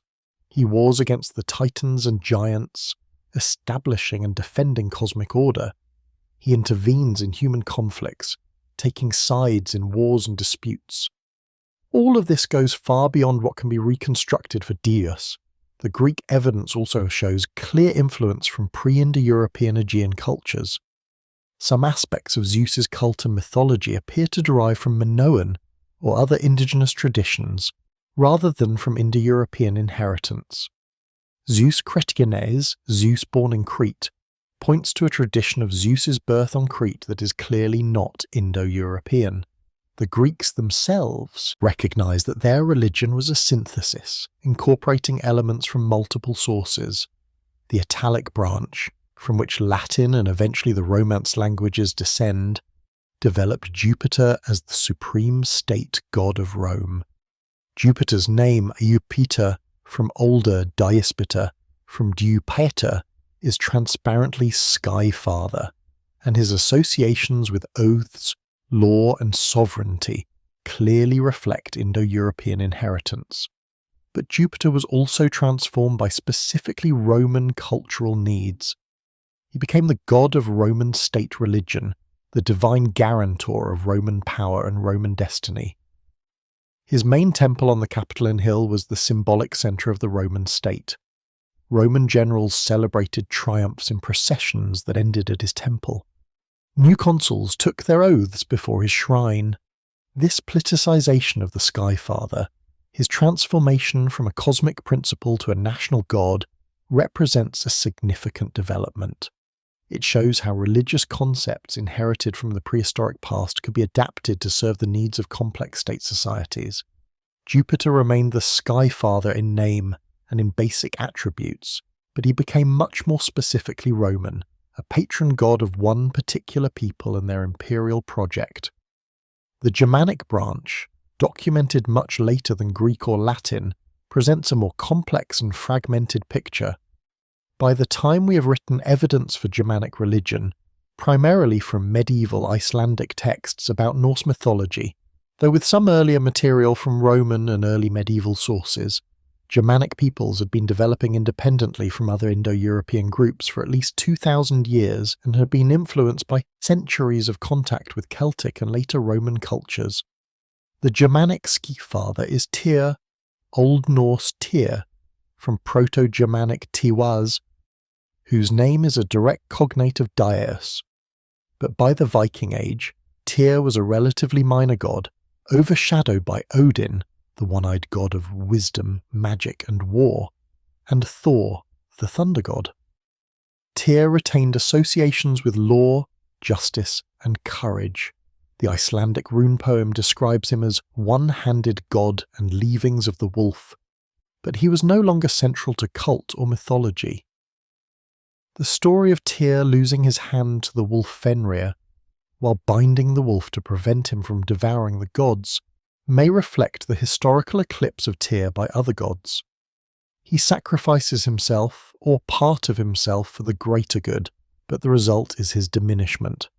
This myth, while certainly not a straightforward historical allegory, may encode cultural memory of a god who was once more important becoming less so. The Baltic branches, Lithuanian and Latvian, preserved remarkably archaic features of Indo-European religion longer than any other branch, partly because these peoples were among the last in Europe to convert to Christianity, not doing so until the late medieval period.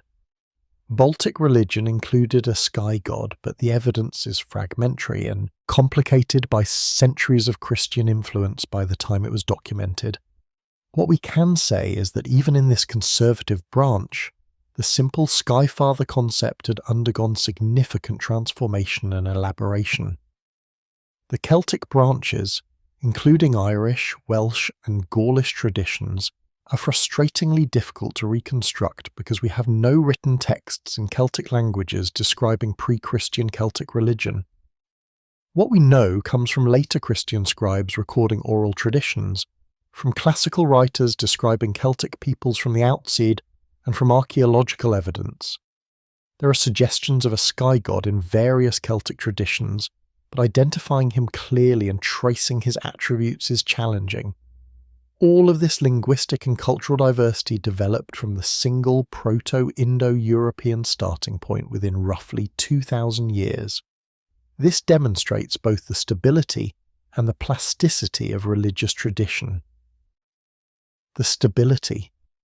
Across all these branches, we can still identify cognate gods with overlapping attributes, still recognize common inheritance. The plasticity. Each branch adapted its inherited traditions to its specific circumstances, innovating, elaborating, merging gods, demoting some and elevating others, incorporating foreign elements, and creating new myths. The fragmentation of Dyeus into multiple distinct gods was not a sudden event, but a gradual process occurring over centuries. At first, as groups separated, they probably still recognized their gods as the same, just as neighbouring dialects are still mutually comprehensible, even though they differ in details. Over time, as languages diverged further and cultural differences accumulated, so what had been variants of a single god became distinct gods.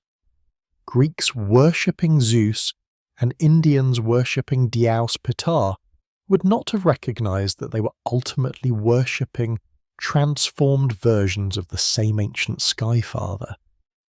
Yet the connections remained, embedded in language and basic attributes, even when specific myths and cults differed dramatically. It is precisely these persistent connections that allowed 19th and 20th century scholars to reconstruct Proto-Indo-European religion. If the traditions had diverged completely, if no traces of common origin remained, reconstruction would be impossible. But the threads of continuity, the cognate names, the shared associations with sky and fatherhood, the parallel roles in oath-taking, allowed scholars to work backward from diverse evidence to a common source. The fragmentation also created different evolutionary paths for the Skyfather concept. In some branches, like Roman, he remained central and evolved to serve new political and social functions. In others, like Germanic, he was progressively marginalized, his roles taken over by gods better suited to warrior culture. In still others, like Zoroastrian Iranian, he was absorbed into a monotheistic or near-monotheistic system. Each path responded to specific historical circumstances, but all started from the common Indo-European inheritance. This period of fragmentation, roughly 3000 to 1000 BCE, was crucial in creating the diverse religious landscape of Bronze Age Eurasia. What had begun as a relatively unified set of beliefs and practices among a single group of peoples became a multiplicity of distinct religious systems, each claiming its own territory, developing its own texts and temples, creating its own elaborate mythologies. Yet underneath this diversity, the common Indo-European substrate remained, waiting to be discovered by the comparative scholars millennia later. The transformation of Indo-European societies from primarily pastoral to increasingly martial in character represents one of the most significant cultural shifts in their history, and it had profound implications for their religious systems. The Sky Father, who had held a position of apparent primacy in Proto-Indo-European religion, found himself challenged and in many cases overshadowed by gods who better embodied the values of warrior aristocracies. To understand why this happened, we must understand the social transformations that accompanied and followed the Indo-European expansions. The Proto-Indo-Europeans, as we've reconstructed them, were mobile pastoralists who valued cattle and horses as wealth, who moved seasonally with their herds, and who were organized in kinship-based social structures with emergent hierarchy. They certainly engaged in warfare. No human society is without conflict. But warfare does not appear to have been their primary defining feature. Their economy was based on herding, their mobility on seeking pasture, their social organization on kinship and cattle wealth. But the very technologies and social structures that enabled the Indo-European expansions also promoted increasing militarization. Horses gave mobility, but also military advantage. Bronze weapons gave those who possessed them power over those who did not. The wagon and later the chariot allowed the transport of warriors and supplies over long distances. Most importantly, the process of migration and conquest itself selected for martial values and military organization. When Indo-European groups moved into new territories, they often encountered indigenous populations who had been there for centuries or millennia. Sometimes the encounter was peaceful, with incoming and indigenous populations gradually mixing and merging. But often there was conflict over land, resources, and dominance. In such contexts, martial prowess became valuable. Warrior elites gained prestige and power, and gods who embodied warrior values became increasingly important. The archaeological evidence shows this militarization clearly. Bronze Age Indo-European burials increasingly emphasize weapons, daggers, spears, axes as prestige goods. Fortified settlements become more common. Skeletal remains show evidence of violent trauma with increasing frequency. The chariot, that supreme Bronze Age military technology, becomes a central focus of material culture and, eventually, of religious symbolism. In this changing social context, the Sky Father's austere associations with cosmic order and daylight seemed less immediately relevant than the storm god's associations with violent force and battle fury. The storm, after all, is a manifestation of power that breaks through obstacles, that descends from the sky with terrifying force, that transforms the landscape in moments. These qualities made excellent metaphors for warrior prowess and the ideal of the heroic conqueror. We can see this shift most clearly in Indo-Iranian religion, where we have relatively early textual evidence. The Rig Veda, composed by Indo-Aryan peoples after their migration into India, glorifies Indra above all other gods. Indra is explicitly a warrior deity, a dragon slayer, a drinker of the soma intoxicant who gained strength for battle. The most famous myth about Indra describes his battle with Vritra, a serpent or dragon who had imprisoned the waters. Indra slays Vritra with his Vajra, thunderbolt weapon, releasing the waters and saving the world. This myth works on multiple levels. Literally, it explains the arrival of the monsoon rains, essential for agriculture in India, but it also serves as a mythological charter for the Indo-Aryan conquest itself. The Indo-Aryans, led by warrior elites like Indra leads the gods, arrive in India and defeat the indigenous peoples, represented by Vritra, taking control of resources, the waters, that had been imprisoned by the previous inhabitants. The myth legitimates conquest by casting it as cosmic necessity, as the restoration of proper order. Indra receives more hymns in the Rig Veda than any other deity. About 250 hymns are primarily dedicated to him, out of the roughly 1,000 hymns in the entire text. He is praised in extravagant terms. Great is Indra's power, destroyer of enemies, defeater of foes, breaker of fortress. The hymns describe his mighty deeds, his consumption of soma, his generosity to his worshippers, his role in battles. He is dynamic, active, intervening constantly in the world. Contrast this with Dyeus, who appears in perhaps a dozen hymns, usually in conventional dual formulas with Prithivi, earth, rarely as the focus of elaborate praise or mythological narrative. Where Indra is immediate and urgent, Dyeus is ancient and distant. Where Indra actively helps his worshippers defeat their enemies, Dyeus passively maintains cosmic order. For a warrior society, the choice of which god to emphasize was obvious. Similar patterns appear in other Indo-European branches, though with local variations. In Greek mythology, Zeus retains his position as king of the gods, but he does so partly by absorbing storm god characteristics and partly through elaborate mythological developments that make him more active and involved than the simple ski father would have been. Zeus wields the thunderbolt, battles the titans and giants, intervenes constantly in human and divine affairs. He is still the Sky Father. His name preserves that identity, but he has been merged with warrior and storm god functions. The Germanic tradition shows the eclipse of the Sky Father even more dramatically.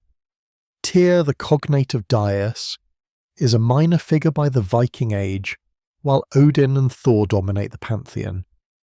Odin is the god of wisdom, magic and battle, the receiver of slain warriors in Valhalla, the god who wanders the world seeking knowledge and inspiring heroes. Thor is the thunder god, wielder of Mjolnir, defender of gods and humans against giants and monsters. These are the gods of a warrior culture, gods who embody the values of courage, strength, cunning and martial glory. The one major exception to this pattern is Rome, where Jupiter maintained his position as supreme god even as Roman society became increasingly militarized. But Jupiter in Rome was transformed to fit Roman needs. He became Jupiter Optimus Maximus, Jupiter best and greatest, patron of the Roman state and guarantor of Roman victory. When Roman generals celebrated triumphs, they did so in Jupiter's honour. When Rome went to war, it was with Jupiter's blessing and under his protection. Jupiter remained the Sky Father, but he became a Roman nationalist god, deeply embedded in specifically Roman political and military structures. This Roman exceptionalism is instructive. It suggests that the Sky Father could remain central in militarized societies, but only if he was adapted to serve military and political functions. Where he remained purely the god of cosmic order and daylight without acquiring military associations, he was vulnerable to being overshadowed by more martial deities. The theological logic of this shift is revealing. The storm god and warrior god share important characteristics. Both manifest sudden, violent power. Both are associated with transformation and disruption. Both are understood as actively intervening in the world, rather than maintaining distant order. The Sky Father, by contrast, is associated with regularity, predictability, passive observation. In a stable hierarchical society where maintaining order is the primary concern, the Sky Father's characteristics are valuable. In a dynamic, competitive, warrior-dominated society where demonstrating power is paramount, the Storm Warrior god's characteristics are more relevant. We can also trace this shift through Indo-European ritual and social practices. The Mitanni Treaty from the ancient Near East, dating to around 1380 BCE, provides fascinating evidence.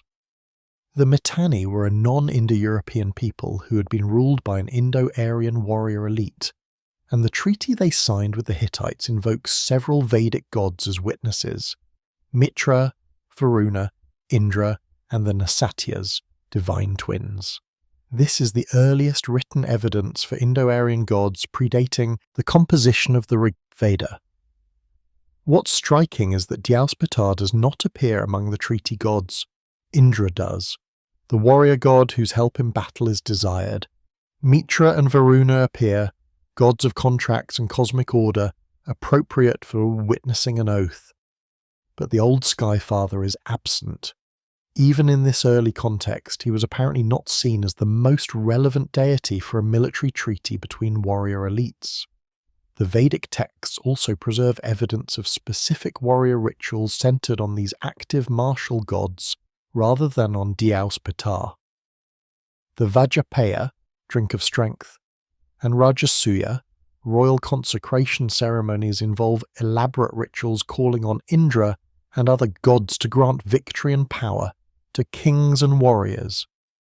The Ashvamedha, horse sacrifice, one of the most elaborate Vedic rituals, is a ceremony of royal power and territorial expansion, calling on various gods but primarily emphasizing those associated with sovereignty and might. In these rituals, Dyeus Pitar plays little role. He is acknowledged in general invocations paired with earth and conventional formulas, but he is not the focus. The gods who matter for warriors, Indra for battle, Agni for sacrifice, Soma for inspiration, Varuna for legitimate authority, receive the attention and offerings. The sky is still sacred, but the specifically warlike aspects of sky phenomena, thunder, lightning, storms, belong to other gods now. The Greek evidence shows similar patterns. Homer's Iliad, our earliest extended Greek text, presents Zeus as deeply involved in the Trojan War, taking sides, intervening to help favoured heroes, arguing with other gods about the war's outcome.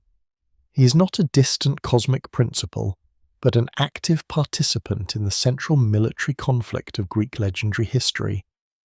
This Zeus is still the Sky Father. He rules from the sky, his weather affects human events, he enforces oaths and justice, but he has been thoroughly militarized, adapted to a warrior culture's religious needs. The transformation also appears in the epithets given to Sky Father gods.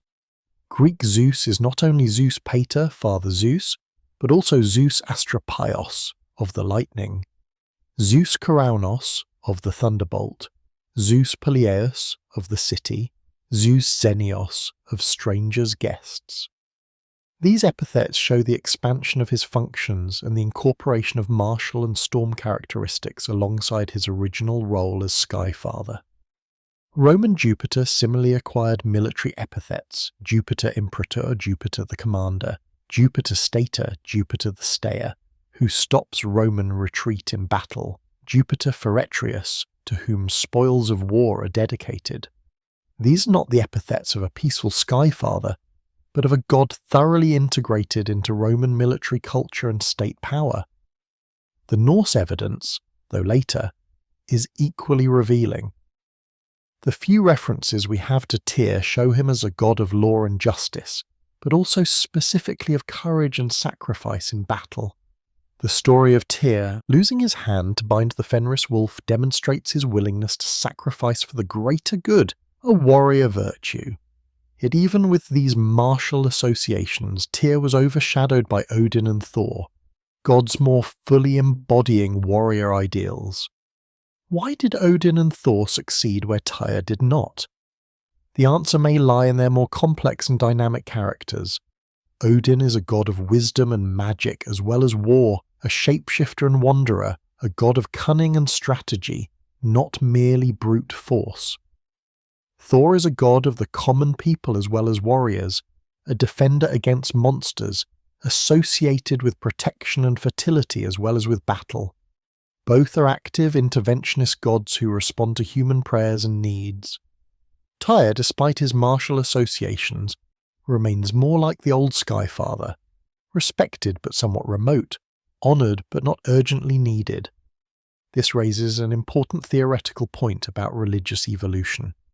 Gods do not persist or fade simply because of abstract theological factors. They persist or fade based on their perceived usefulness and relevance to the societies that worship them. As Indo-European societies changed, becoming more militarized, more hierarchical, developing complex political structures and engaging in constant warfare, their gods changed too. Gods who served the needs of these transformed societies flourished. Those who did not fade. But fading is not the same as disappearing. Even as Dyeus became marginal in Vedic religion, he was not eliminated. Even as Tyr was overshadowed in Norse religion, he was not forgotten. The names persisted, the basic associations remained, the linguistic continuity was maintained. This persistence, even in reduced form, is crucial for understanding Indo-European religion as a historical phenomenon. The old gods did not simply vanish when new ones rose. They were reconfigured, backgrounded, but they remained part of the religious landscape. Moreover, the conceptual framework that the Sky Father represented, the association of the sky with sovereignty, law, and paternal authority, did not disappear even when specific Sky Father gods were marginalized. This framework was transferred to other gods or incorporated into more complex divine hierarchies. Zeus remained king of gods even as he became more martial. Jupiter remained supreme even as he became a military and political deity.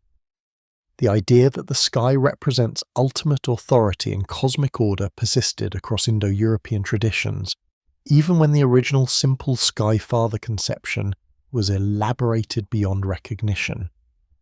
The rise of warrior gods also correlates with increasing social stratification in Indo-European societies.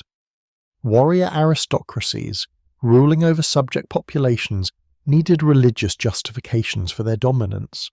Gods who embodied warrior values and who gave victory in battle served this function perfectly.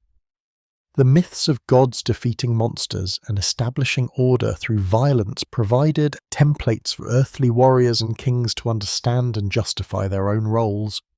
This dynamic between social structure and religious development would continue to shape the evolution of Indo-European religions through the Bronze and Iron Ages. The next major disruption, the Bronze Age collapse of the late 2nd millennium BCE, would further transform the religious landscape, creating conditions for new syntheses and innovations, while simultaneously strengthening certain traditional elements. The complex interplay between continuity and change, between inherited tradition and contemporary adaptation that characterized the rise of warrior gods, would continue to shape Indo-European religions for centuries to come. Around 1200 BCE, the Bronze Age civilizations of the Eastern Mediterranean and Near East experienced a catastrophic collapse that rivals any disaster in human history. Within the span of perhaps 50 years, great kingdoms that had endured for centuries fell into chaos.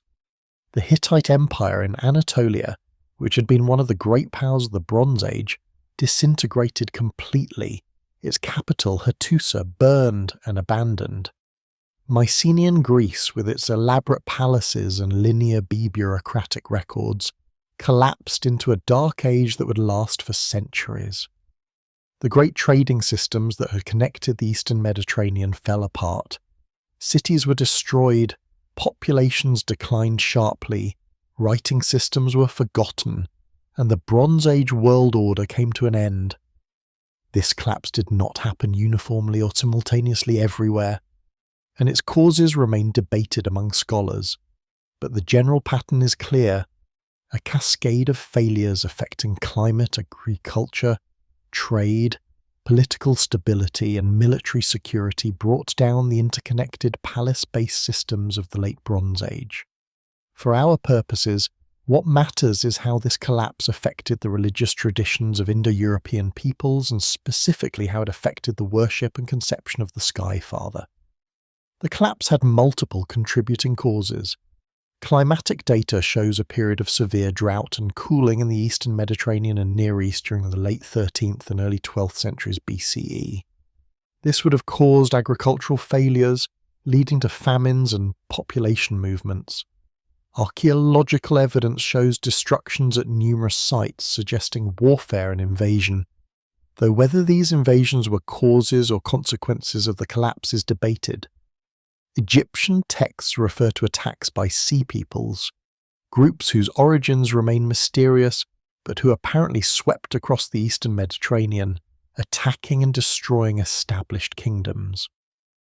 For Indo-European societies in the affected regions, particularly Greece and Anatolia, the collapse was catastrophic.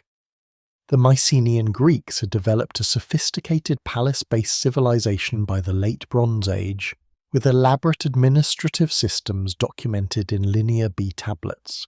This system collapsed almost completely around 1200 BCE. Most of the major Mycenaean centres were destroyed or abandoned. Linear B writing disappeared entirely. Greece entered what has been called a Dark Age, lasting roughly from 1200 to 800 BCE, during which time populations declined, material culture became much simpler, and long-distance trade largely ceased. For a people accustomed to palace-based religious practices, to bronze smithing and elaborate crafts, to written records and complex administrative systems, this collapse must have been psychologically as well as materially devastating. The gods, it seemed, had failed to protect the social order. or perhaps humans had failed to maintain proper relationships with the gods, leading to divine punishment. Either way, the old religious certainties were called into question. We do not have continuous written records from Greece during this Dark Age period. That's precisely why it's called a Dark Age. But when written records resume in the 8th century BCE with Homer and Hesiod, we find a religious system that is both continuous with and distinct from what the Linear B tablets suggest for Mycenaean religion. Zeus remains the king of gods, his name unchanged, but the elaborate mythologies recorded by Homer and Hesiod, while containing elements that may go back to the Bronze Age or earlier, also show innovation and elaboration that probably occurred during and after the Dark Age period. The Bronze Age collapse provides a case study in how religious traditions respond to catastrophic disruption. They do not simply vanish, replaced entirely by something new, but neither do they remain unchanged. Instead, we see a complex process of preservation and transformation. Core elements, the names of major gods, basic ritual practices, fundamental conceptions of the divine, persist through the chaos. But they are reinterpreted, remythologized, adapted to new circumstances. For the Skyfather specifically, the collapse may have had contradictory effects. On one hand, the disruption of palace-based religion, the end of elaborate state cults, the return to simpler social organization might have renewed appreciation for the simple, direct form of religion associated with the Skyfather. Worship under the open sky, without need of temples or complex priesthoods. This is speculative, but it's worth considering that the collapse of elaborate institutional religion might have made older, simpler forms more relevant again. On the other hand, the very catastrophe of the collapse might have seemed to discredit the Skyfather. If the bright sky, the watchful father, the maintainer of cosmic order, had allowed such disaster, what was his power worth? This is speculation too, but the period after the collapse does see continued emphasis on more active interventionist gods. Zeus in Greece becomes a god who acts, who fights, who intervenes, not merely a god who watches and maintains order. The collapse also affected different regions differently, and this has implications for understanding religious continuity and change. The Hittite Empire in Anatolia, an Indo-European state, fell completely. Its cities were destroyed, its population dispersed or absorbed by incoming groups, its writing system, cuneiform-based Hittite, was forgotten. Hittite religion, about which we have fairly good written documentation from before the collapse, essentially disappears from the historical record. We cannot track what happened to Hittite gods during and after the collapse because we have no subsequent documentation. This Anatolian case is a stark reminder that religious traditions, however ancient and prestigious, can actually be eliminated by sufficiently severe historical disruptions. The Hittite language, religion, and culture did not simply evolve into something else, they were terminated.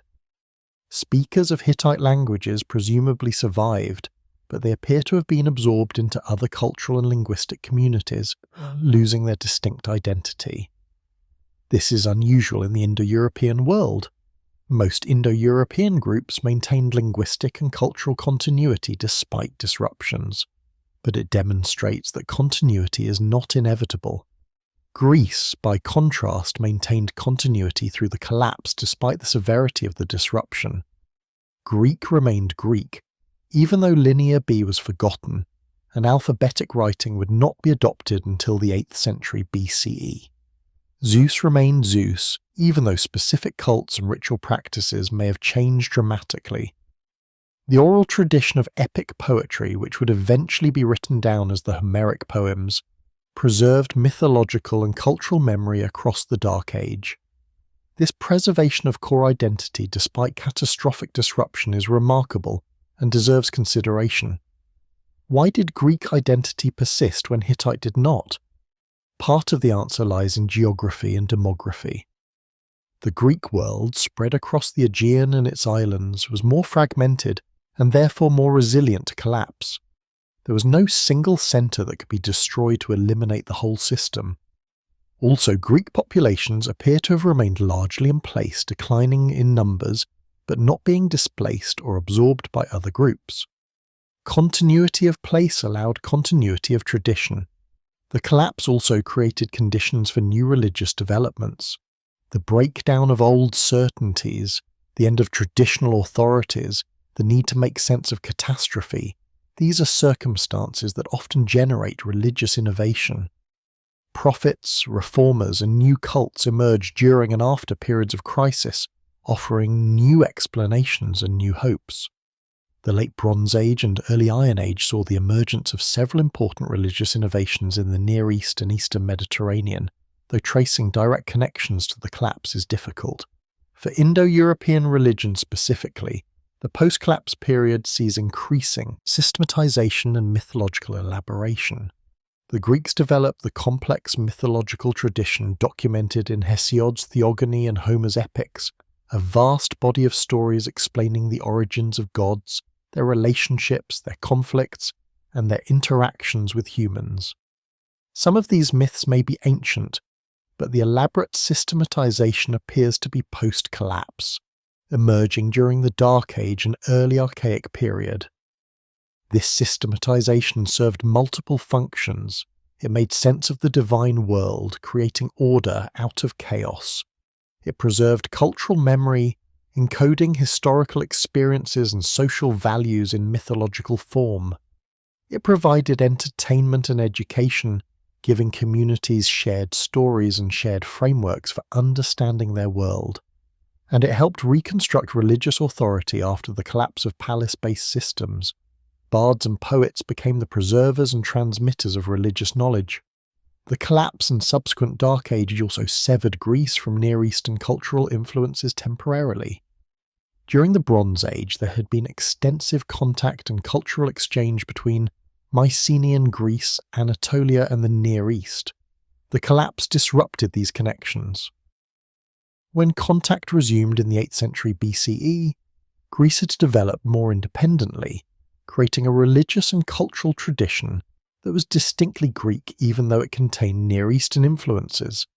This independent development may have actually strengthened Indo-European elements in Greek religion.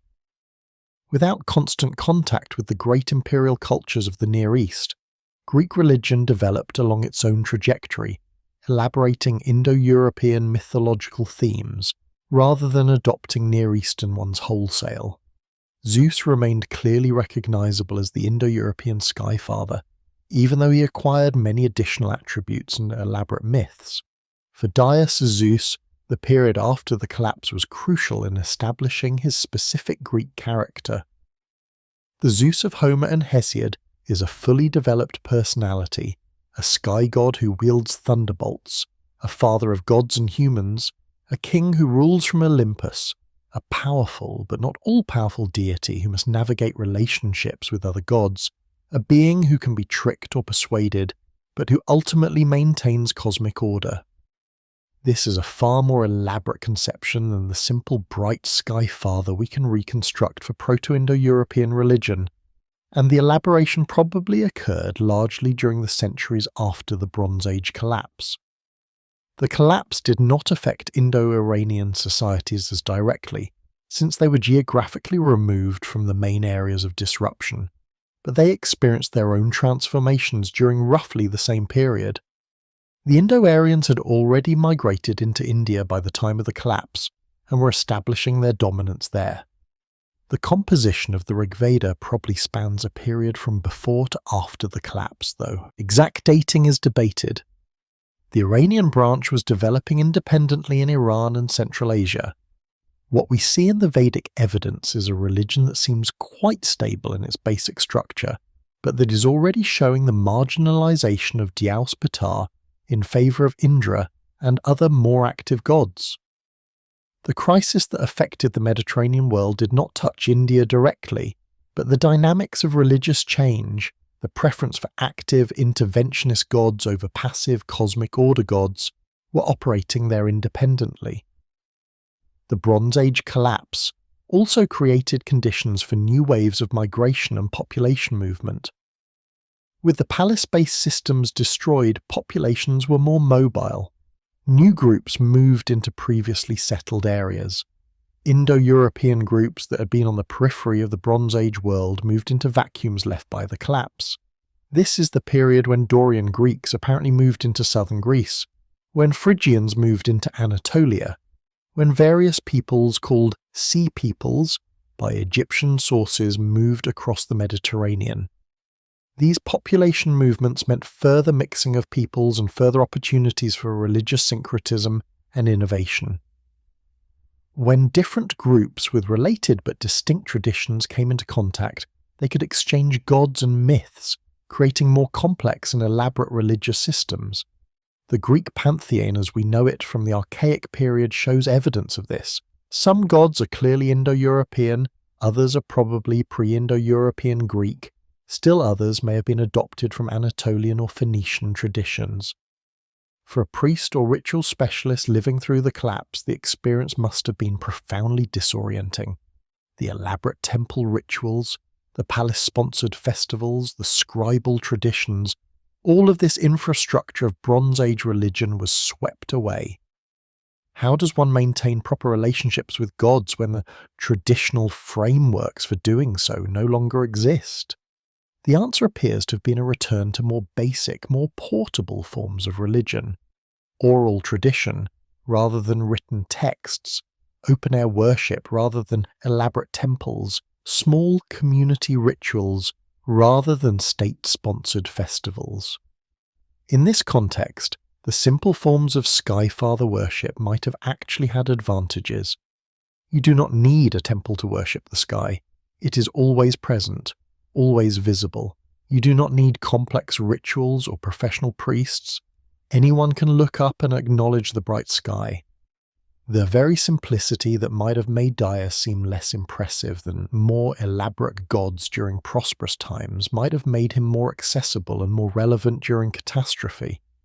But we must be cautious about romanticizing this. The historical evidence suggests that after the collapse, Indo-European peoples did not return to simple Skyfather worship.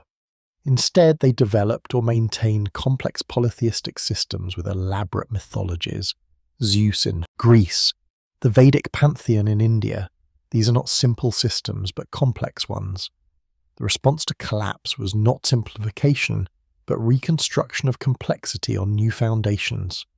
The collapse also marks a transition from the Bronze Age to the Iron Age, from a world dominated by bronze-using palace states to a world of iron-using warrior communities and eventually city-states. Iron technology, being based on more widely available ores than bronze, was more democratic in its distribution. As iron weapons spread, military power became less concentrated in palace elites and more distributed among broader warrior classes. This technological shift had religious implications, further empowering gods associated with warriors and warfare. The post-collapse period also sees the beginning of alphabetic writing in Greece, adopted from the Phoenicians around 800 BCE. This would eventually allow for the recording of mythological traditions in the Homeric and Hesiodic poems. The ability to write down myths created a new kind of religious authority, the fixed text that could be consulted and quoted. This would have important implications for religious development, though the full effects would not be felt until later periods. By around 800 BCE, the collapse period was over. New political orders had emerged from the chaos. In Greece, the polis, city-state system was developing. In the Near East, new empires, Assyrian and later Persian, were rising. In India, the Vedic kingdoms were establishing themselves. The religious traditions of Indo-European peoples had survived the collapse, been transformed by it, and were entering new phases of development. Dyeus and his descendants had made it through the catastrophe, though in forms increasingly distant from the original Proto-Indo-European Skyfather. When written records resume in Greece in the 8th century BCE, we encounter Zeus fully formed as the king of the Olympian gods. The earliest Greek texts, Homer's Iliad and Odyssey, Hesiod's Theogony and Works and Days, present Zeus as the central divine figure, the father of gods and humans, the wielder of thunderbolts, the enforcer of justice and oaths. He rules from Mount Olympus, surrounded by the divine family of Olympians, each with their own domains and personalities. This is one of the most sophisticated and fully articulated polytheistic systems in human history, and Zeus stands at its center. But beneath this elaborate superstructure, we can still detect the Indo-European Skyfather. Zeus's very name betrays his origin. It derives from the Proto-Indo-European root Dyeus, and his genitive form Dyeus reveals the original Di root even more clearly. When Homer has characters swear oaths by Zeus, or when characters appeal to Zeus, father of gods and humans, we are hearing direct echoes of Proto-Indo-European religion, formulae that may be thousands of years old. The continuity is also visible in Zeus's basic associations. He is the god of the bright sky. His domain is the upper air, the realm of light and weather. He controls thunder and lightning, the most dramatic manifestations of sky power. He is invoked as Father constantly, Zeus Pater, Father Zeus, a title that directly parallels the Proto-Indo-European Dyeus Pater. He presides over oaths and hospitality, traditional ski father functions. He represents cosmic order and justice, even when his personal behavior seems anything but just by human standards. Yet Greek Zeus is also profoundly different from what we can reconstruct of the original Dyeus. He has an elaborate personality, complete with desires, anger, favoritism, and capacity for deception. He has a detailed biography recorded in Hesiod's Theogony that explains how he came to power. He has countless myths involving his interactions with other gods, his transformations to seduce mortal women, his conflicts with titans and giants, his role in human affairs. None of this elaborate mythological superstructure can be traced back to Proto-Indo-European times. It represents specifically Greek elaboration and innovation. The Theogony presents Zeus's rise to power as a three-generation divine succession. First Uranos, sky rules but is overthrown by his son Kronos, time. Then Kronos rules but is overthrown by his son Zeus. This succession myth establishes Zeus as the legitimate king of the cosmos, having defeated his father and the older generation of Titans to establish a new divine order. The myth served multiple functions. It explained the current organization of the divine world, it provided a model for legitimate succession and political change, and it incorporated elements that may reflect actual historical transitions in Greek religion. The succession myth is not Indo-European in origin. Similar stories appear in Near Eastern mythologies, particularly in Hittite and Mesopotamian texts, and the Greek version shows clear influence from these sources.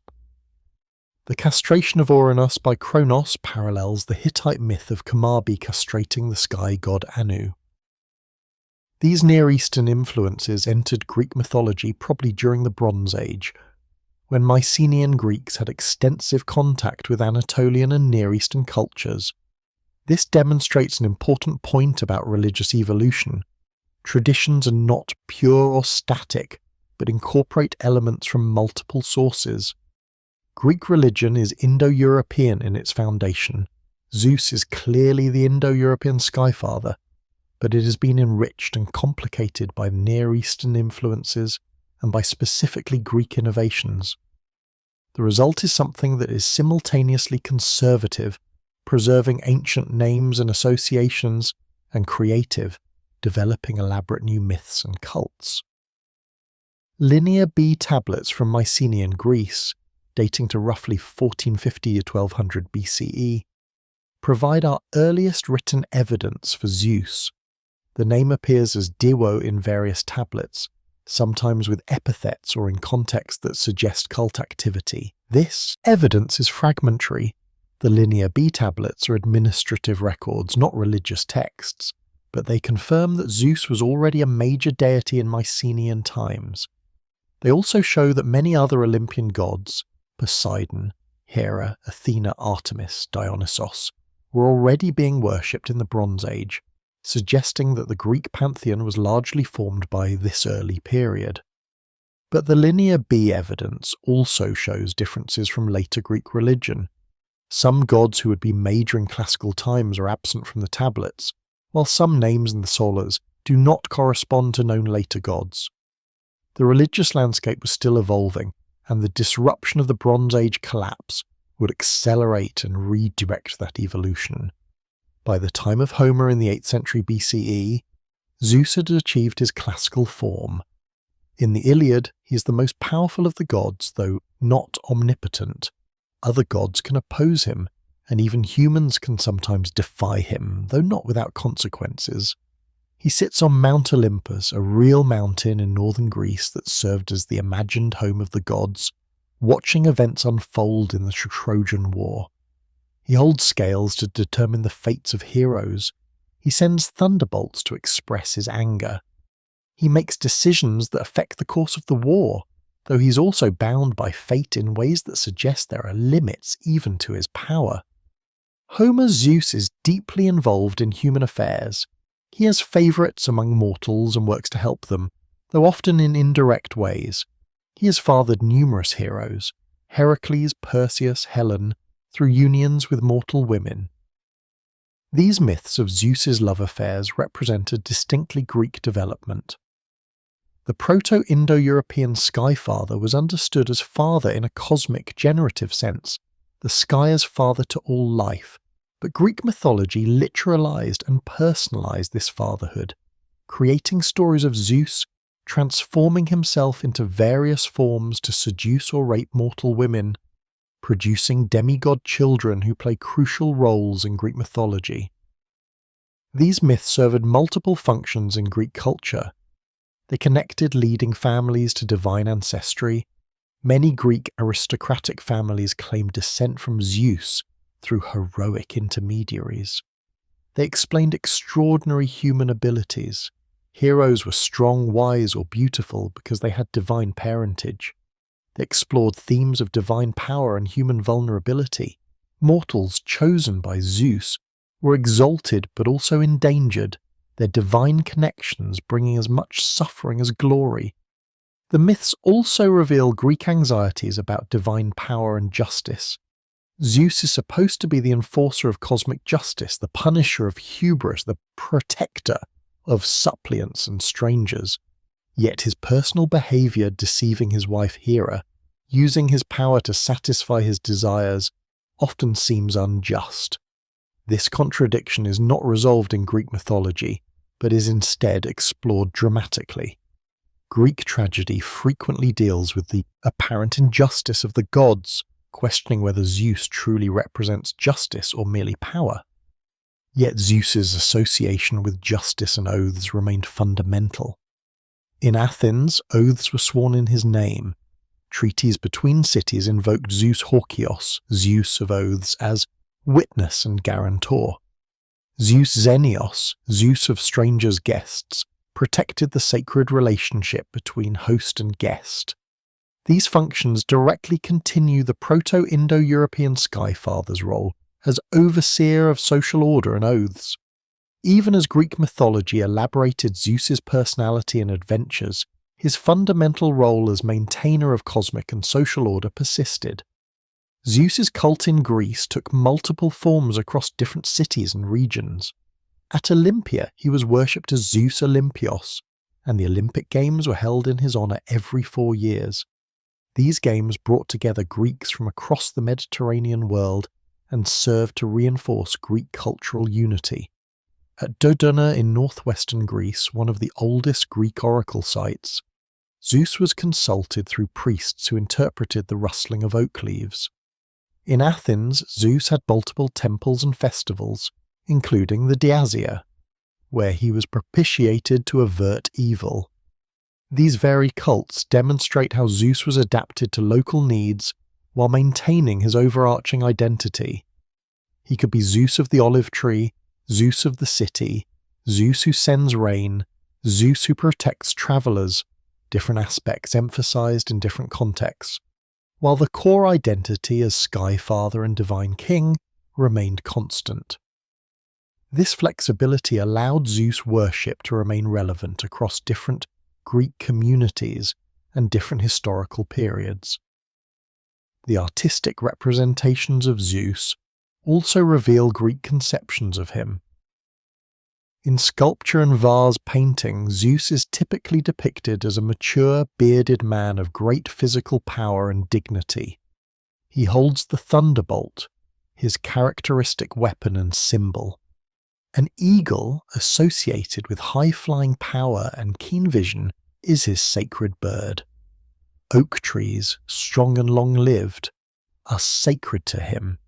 These symbols connect Zeus to power, longevity, and far-seeing authority, attributes appropriate to a king of gods.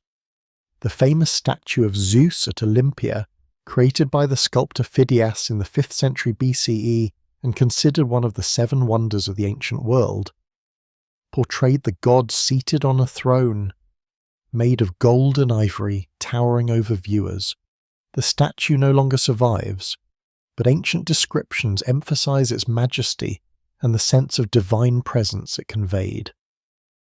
This is Zeus as the Greeks imagined him at the height of their classical civilization, powerful, majestic, or inspiring, but also human-like enough to be represented in human form.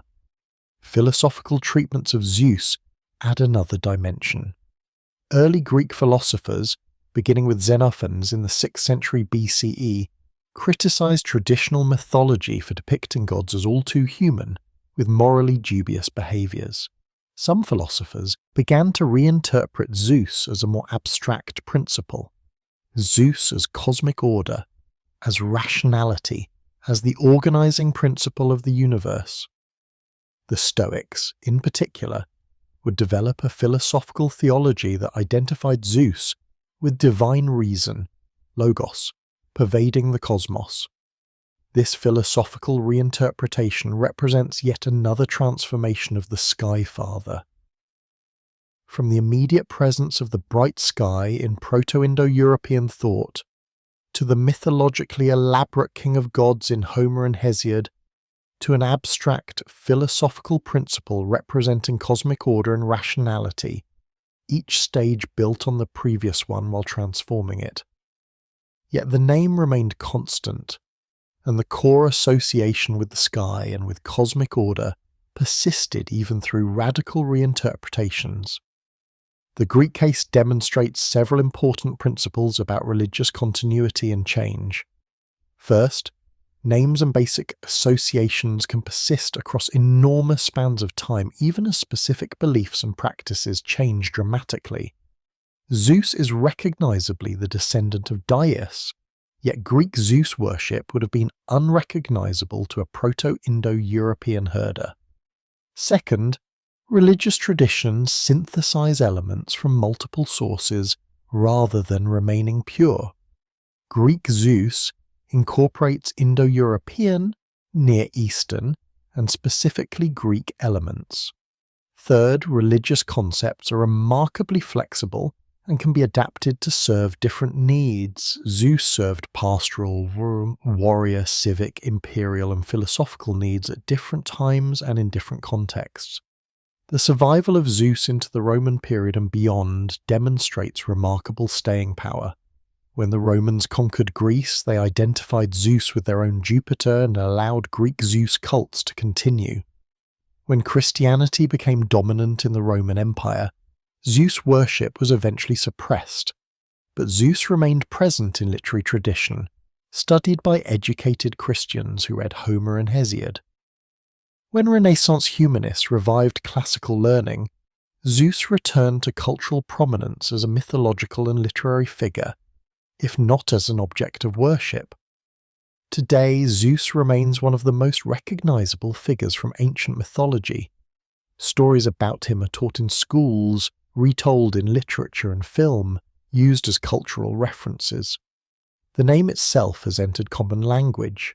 Someone described as Zeus-like is understood to possess kingly authority and power. This cultural persistence, extending thousands of years beyond the end of actual Zeus worship, represents a kind of immortality achieved by few religious figures. For our purposes, the Greek transformation of Dyeus into Zeus demonstrates how the simple Skyfather concept could be elaborated into a complex, sophisticated religious system without losing the essential connection to its origins. Zeus remained the bright sky, remained the father, remained the overseer of oaths and justice, even as he became so much more. This pattern of continuity through transformation would repeat itself in other Indo-European cultures, each creating its own version of the sky, farther adapted to its specific needs and circumstances. The Vedic tradition of India provides the most linguistically conservative attestation of the Proto-Indo-European Skyfather. The Sanskrit name Dyeus is remarkably close to the reconstructed Proto-Indo-European form, closer than Greek Zeus, Roman Jupiter, or Germanic Tyr. The very conservatism of the name makes the fate of the god all the more revealing. Despite preserving his name in nearly original form, Vedic religion relegated Dyeus to marginal status, a distant and largely inactive figure overshadowed by gods who seemed more relevant to Vedic society. The Rig Veda, the oldest of the Vedic texts and one of the oldest religious texts in any Indo-European language, was composed in northwestern India roughly between 1500 and 1000 BCE, though exact dating remains debated. It consists of 1028 hymns organized into 10 books, addressed to various deities and used in elaborate sacrificial rituals. The Rig Veda is our primary source for understanding early Vedic religion, and what it reveals about Dyeus is striking in what it doesn't say as much as in what it does. Dyeus appears in only about a dozen hymns, and in most of these he is invoked together with Prithvi Mata, Mother Earth, in conventional dual formulas. The pairing itself is significant. It preserves the ancient Indo-European concept of Sky Father and Earth Mother as cosmic parents who generate life through their union. But the conventionality of the invocation suggests that by the time the Rig Veda was composed, this was already an archaic formula, preserved from tradition rather than expressing current living belief. A few hymns address Dyeus more directly. Rig Veda 189.4 refers to him as Father Sky and pairs him with Mother Earth. Rig Veda 160 is a hymn specifically to Dyava Prithivi, sky and earth as a dual unity, praising them as the ancient parents who formed the universe. The language is respectful, even more reverent, acknowledging Dyeus as primordial and foundational. But respect is not the same as active worship or immediate relevance. The hymn describes them as great, sublime, wise, adorned with all beauties, and as having measured out the regions with the sun. This last phrase connects Dyeus specifically with the sun's movement and with the establishment of cosmic order, precisely the sorts of associations we would expect from the Indo-European Skyfather. He is associated with setting up the structure of the universe, with making the cosmos ordered and habitable. But when Vedic texts describe current divine activity, when they call upon gods for help in battle or blessing and sacrifice, it is not Dyeus they invoke. It is Indra, the thunderbolt-wielding warrior Suo god, who dominates the Rig Veda with approximately 250 hymns dedicated primarily to him. It is Agni, the fire god who mediates between humans and gods through sacrifice, with about 200 hymns. It is Varuna, the guardian of cosmic and moral order. It is Soma, the deified sacred drink. Dyeus, despite his ancient pedigree and his name meaning Sky Father, is a peripheral figure. The marginalization is so pronounced that one hymn, RV 4:17:4, explicitly states that Indra is greater than Dyeus. He, surpassing Dyeus in greatness, hath risen up beyond the skies and earth. This is not merely saying that Indra is powerful, it is explicitly declaring his supremacy over the old Sky Father. Such statements suggest that by the time of the Rig Veda's composition, there was already consciousness of a shift in divine hierarchy, a recognition that Dyeus had been superseded. Why did this happen? The answer lies in the historical and social context of Vedic India. The Indo-Aryans who composed the Rig Veda were not peaceful pastoralists but a warrior society that had recently migrated into India, bringing with them horses, chariots, and bronze weapons. They were in the process of establishing dominance over the indigenous populations of the subcontinent. Their religion reflected their needs and values. They needed gods who would grant victory in battle, who would destroy enemies, who would actively intervene to help their worshippers triumph. Indra perfectly fulfilled these needs. He is the archetypal warrior god famous for his defeat of Vritra the dragon, for his destruction of enemy fortresses, for his consumption of soma that gives him strength for mighty deeds. The hymns addressed to Indra are full of immediate urgent energy. Drink, Indra, of the sacred juice. Increase your might. Slay the enemies. This is the voice of a people actively engaged in conflict, calling upon their god for concrete help in concrete situations. Dyeus Pitar, by contrast, represents something distant and abstract. He is the ancient father, the primordial establisher of order, the sky itself. These are not attributes that seem immediately useful in battle or in the competitive social environment of Vedic India. He is too remote, too cosmic, too associated with stable order rather than dynamic action. In a society where immediate power and active intervention are valued, Dyeus Pitar seems almost irrelevant. The structure of Vedic sacrifice also contributed to Dyeus Pitar's marginalization. Vedic religion centered on elaborate rituals in which offerings, butter, grain, soma, animal sacrifices were made to gods through the sacred fire, Agni. The gods who received the most attention in sacrifice were those understood to actively respond to offerings, to grant boons in exchange for proper ritual. Agni himself, as the medium of sacrifice, naturally received enormous attention. Indra, as the god most likely to grant victory and wealth, received abundant offerings. Even more abstract gods like Varuna were actively invoked for their roles in maintaining Rita, cosmic and moral order. But what could Dyeus Pitar grant that other gods could not? The sky continues its daily course whether human sacrifice or not. Daylight comes regardless of ritual. The bright sky is simply there, a constant presence that requires no particular action to maintain. This very reliability, which in Proto-Indo-European pastoral society might have been a source of reverence, became in Vedic sacrificial religion a reason for de-emphasis. Gods whose favour must be actively sought and maintained through sacrifice receive more attention than gods whose functions proceed automatically. The theological framework of the Rig Veda also contributed to Dyeus Pitar's marginalization.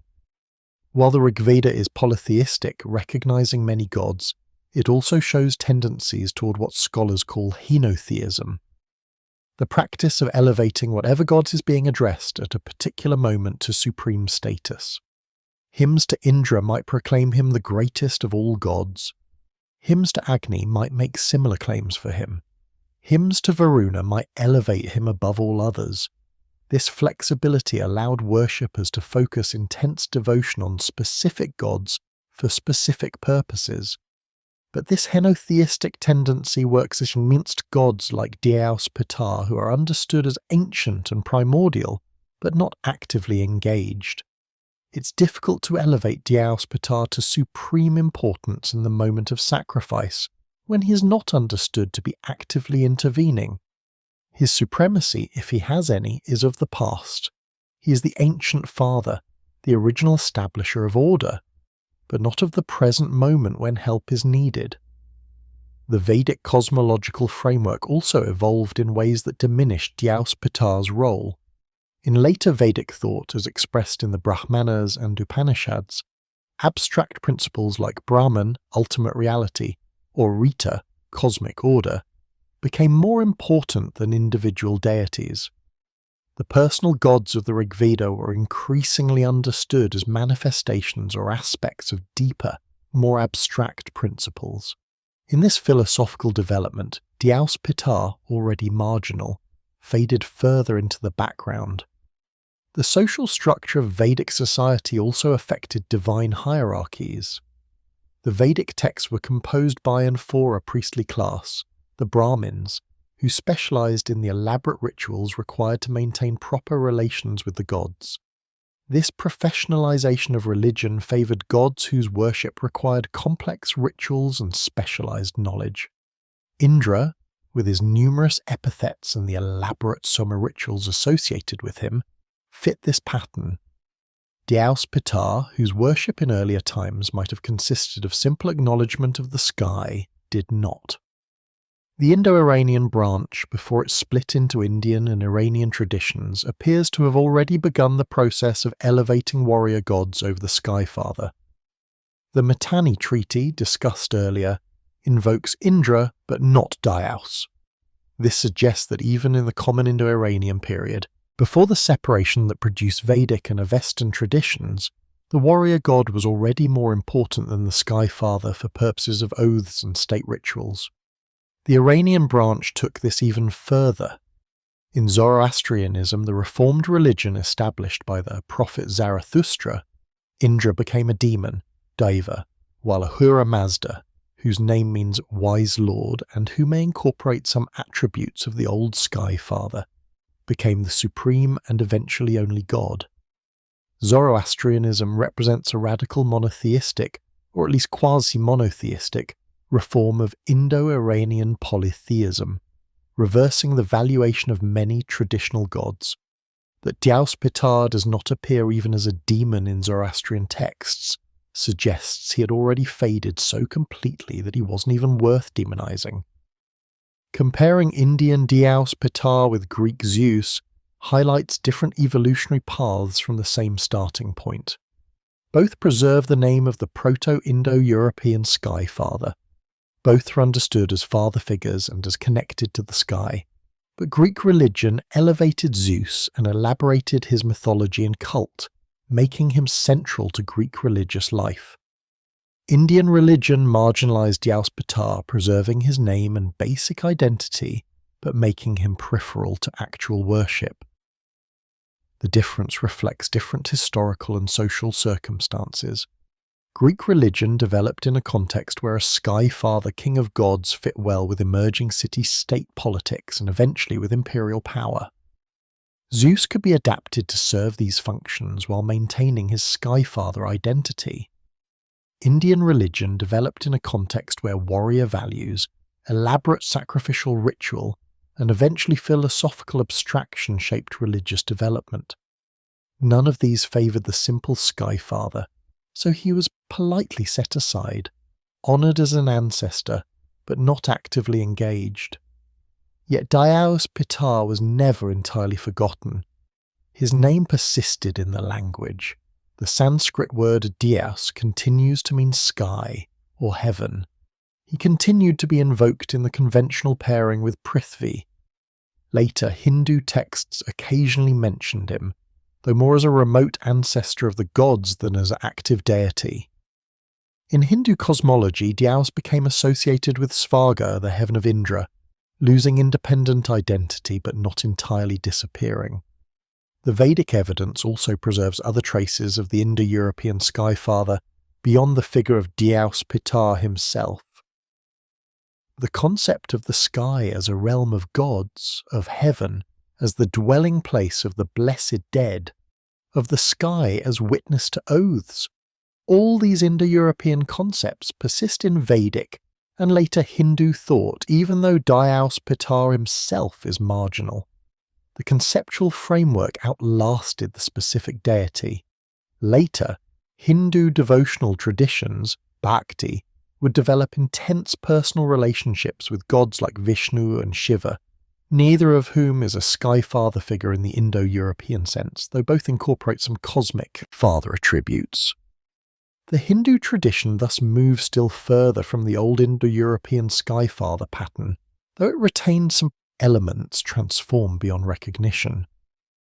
The study of Dyeus Pitar in Vedic religion provides a crucial control case for understanding Indo-European religious evolution. It demonstrates that the survival or prominence of the ski father was not inevitable, that even when the name was perfectly preserved, the god could still be marginalized if social and religious conditions didn't favor him. It shows that religious conservatism in one area, name preservation, can coexist with radical innovation in another, theological importance. For modern scholars, the Vedic evidence has been invaluable in reconstructing Proto-Indo-European religion precisely because it is so conservative linguistically. The close correspondence between Sanskrit Dyeus and reconstructed Proto-Indo-European Dyeus provides strong confirmation for the reconstruction. The persistence of the dual formula with Prithvi confirms the ancient pairing of Sky Father and Earth Mother. Even Dyeus marginalization is informative. It allows us to separate what was ancient and inherited, the name, the basic associations, from what was later innovation, the elaborate myths and cults of other gods. The Indian path, preservation of the name alongside marginalization of the god, stands in instructive contrast to the Roman path, to which we now turn where the Sky Father maintained centrality by being adapted to serve state functions. The Roman tradition took yet another path in the evolution of the Sky Father. Jupiter, whose name derives from an archaic formed Despiter, itself from Deupater, Sky Father, maintained his position as supreme god of the Roman state throughout Rome's republican and imperial periods. Unlike Greek Zeus, who became a mythologically complex figure with elaborate personality, and unlike Vedic Dyeus, who was marginalized despite linguistic conservatism, Roman Jupiter became primarily a political and military god, the divine embodiment of Roman power and destiny. The linguistic evidence for Jupiter is unambiguous. The name Jupiter, in its classical Latin form, derives from an older form reconstructed as Dyeus, which clearly consists of the Indo-European word for bright sky, Dyeus, plus the word for father, pater. The Romans themselves, or at least educated Romans, were aware of this etymology. The ancient scholar Marcus Terentius Varro explicitly explained that Jupiter's name meant helpful father, from juvare, to help, and connected him with the sky and with daylight.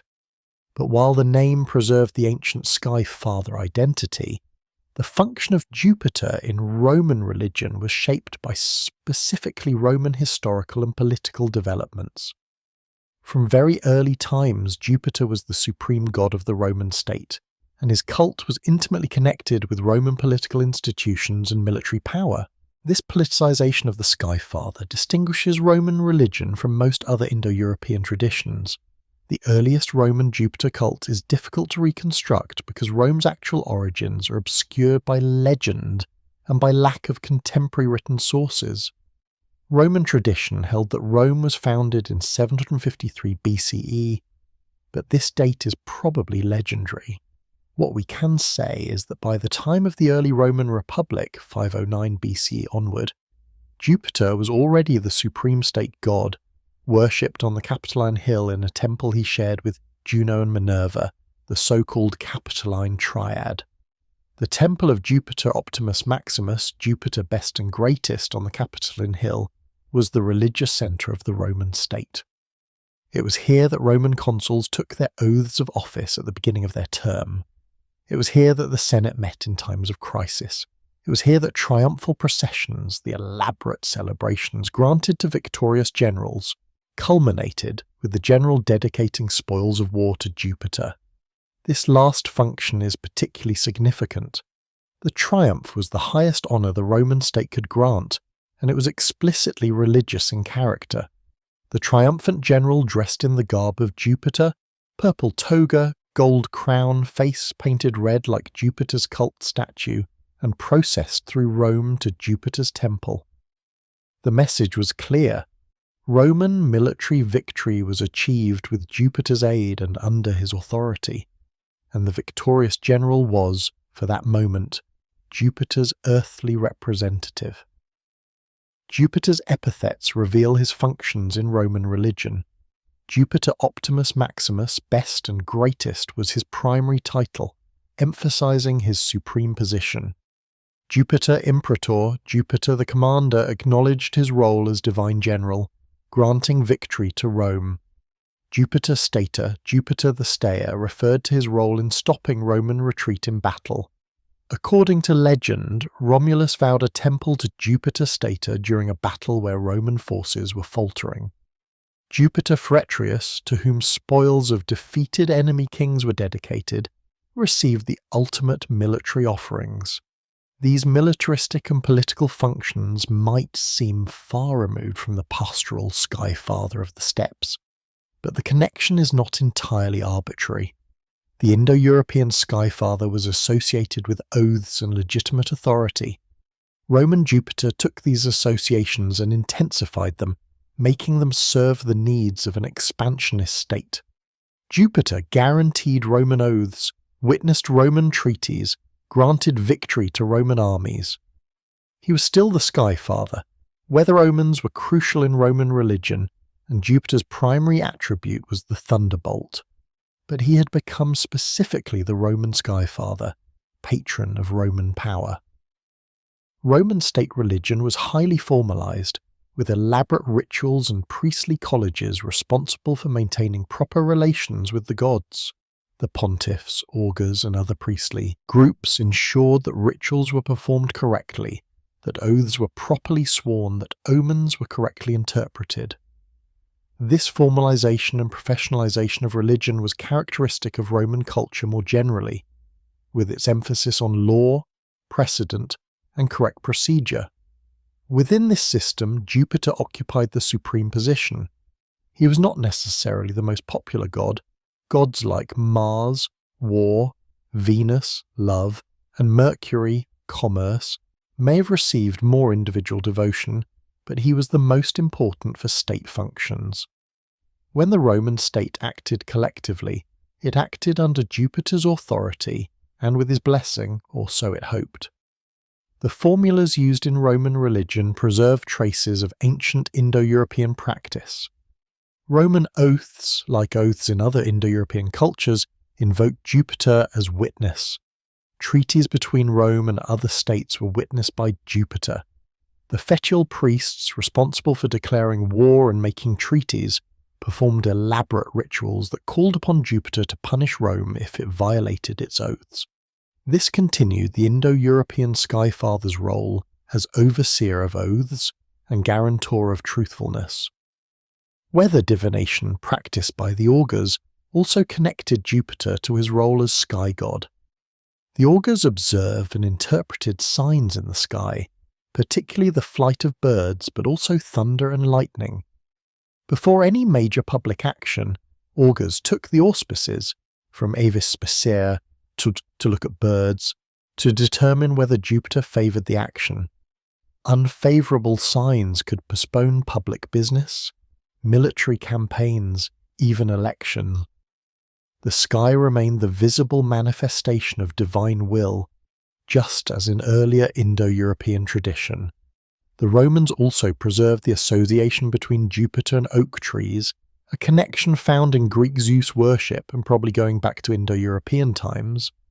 The oak's strength, longevity, and tendency to be struck by lightning made it appropriate for a sky father god. Roman Jupiter was sometimes worshipped in sacred oak groves, and oak leaves and acorns were associated with his cult. However, Roman religion also showed significant differences from Greek religion in how it treated its gods. Roman gods were less anthropomorphic, less given to elaborate personalities and scandalous mythologies. Roman religion emphasized orthopraxy, correct practice, over orthodoxy, correct belief. What mattered was performing rituals correctly, not having particular theological beliefs about the god's nature or characters. This emphasis on correct practice rather than elaborate mythology meant that Jupiter remained more functionally defined and less mythologically elaborated than Greek Zeus. There were relatively few Roman myths about Jupiter comparable to the abundant Greek myths about Zeus's affairs battles, and personal characteristics. What myths existed often were borrowed directly from Greek sources, adapted with Latin names, but essentially Greek in content. This difference reflects broader cultural differences between Greeks and Romans. Greek culture valued individual expression, philosophical inquiry, and artistic innovation. Roman culture valued tradition, duty, and collective action. Greek religion produced elaborate mythologies and diverse local cults. Roman religion produced standardized rituals and state-focused practices. Both were Indo-European in origin, both worshipped sky father gods, but they elaborated that inheritance in culturally specific ways. The identification of Jupiter with Greek Zeus, which occurred as Roman contact with Greek culture increased during the Republican period, had complex effects. On one hand, it enriched Jupiter's mythology, as educated Romans learned Greek myths and applied them to Jupiter. On the other hand, it potentially diluted Jupiter's specifically Roman character. By the late Republic and early Empire, educated Romans often simply treated Jupiter and Zeus as the same god, using Greek myths to understand Roman religion. The Emperor Augustus, who established the Roman Empire after defeating his rivals in civil war, made particular use of Jupiter as a symbol of imperial legitimacy. Augustus presented himself as having Jupiter's special favour, as being Jupiter's agent in restoring peace and order to Rome after decades of civil war. He built or restored temples to Jupiter and associated his own regime with Jupiter's authority. Subsequent emperors continued this association, though with variations. Some emperors, particularly during the imperial period, increasingly associated themselves directly with Jupiter, claiming to be Jupiter's earthly manifestation or even claiming divinity themselves. This represented a transformation of the old Republican understanding where the Sky Father was distinct from human authority, even as he legitimated it. The imperial period also saw the spread of Roman religion, including Jupiter worship across the empire. Roman colonies and military camps established Jupiter temples. Indigenous peoples in conquered territories sometimes identified their own sky gods with Jupiter in a process called interpretatio Romana. A Celtic or Germanic sky god might be understood as a local form of Jupiter, allowing cultural continuity while asserting Roman religious hegemony. This religious syncretism was characteristic of Roman imperialism generally. Rome rarely attempted to eliminate local religions. Instead, it sought to incorporate them into a framework that acknowledged Roman gods as supreme. Jupiter, as supreme Roman god, was the pinnacle of this hierarchy. Local gods could continue to be worshipped, but they were understood as subordinate to, or aspects of Roman deities, particularly Jupiter. Philosophically educated Romans, particularly those influenced by Stoicism, reinterpreted Jupiter in increasingly abstract terms. The Stoics identified Jupiter with the divine logos, the rational principle organizing the cosmos. The Stoic philosopher Cleanthes' hymn to Zeus presents the god as universal reason, supreme ruler of nature, whose law governs all things. This philosophical Jupiter is far removed from the tribal ski father of the steppes, but the Stoics saw themselves as recovering Jupiter's true nature beneath the anthropomorphic myths. This philosophical reinterpretation allowed Jupiter to remain intellectually respectable, even as traditional mythology seemed primitive to educated Romans.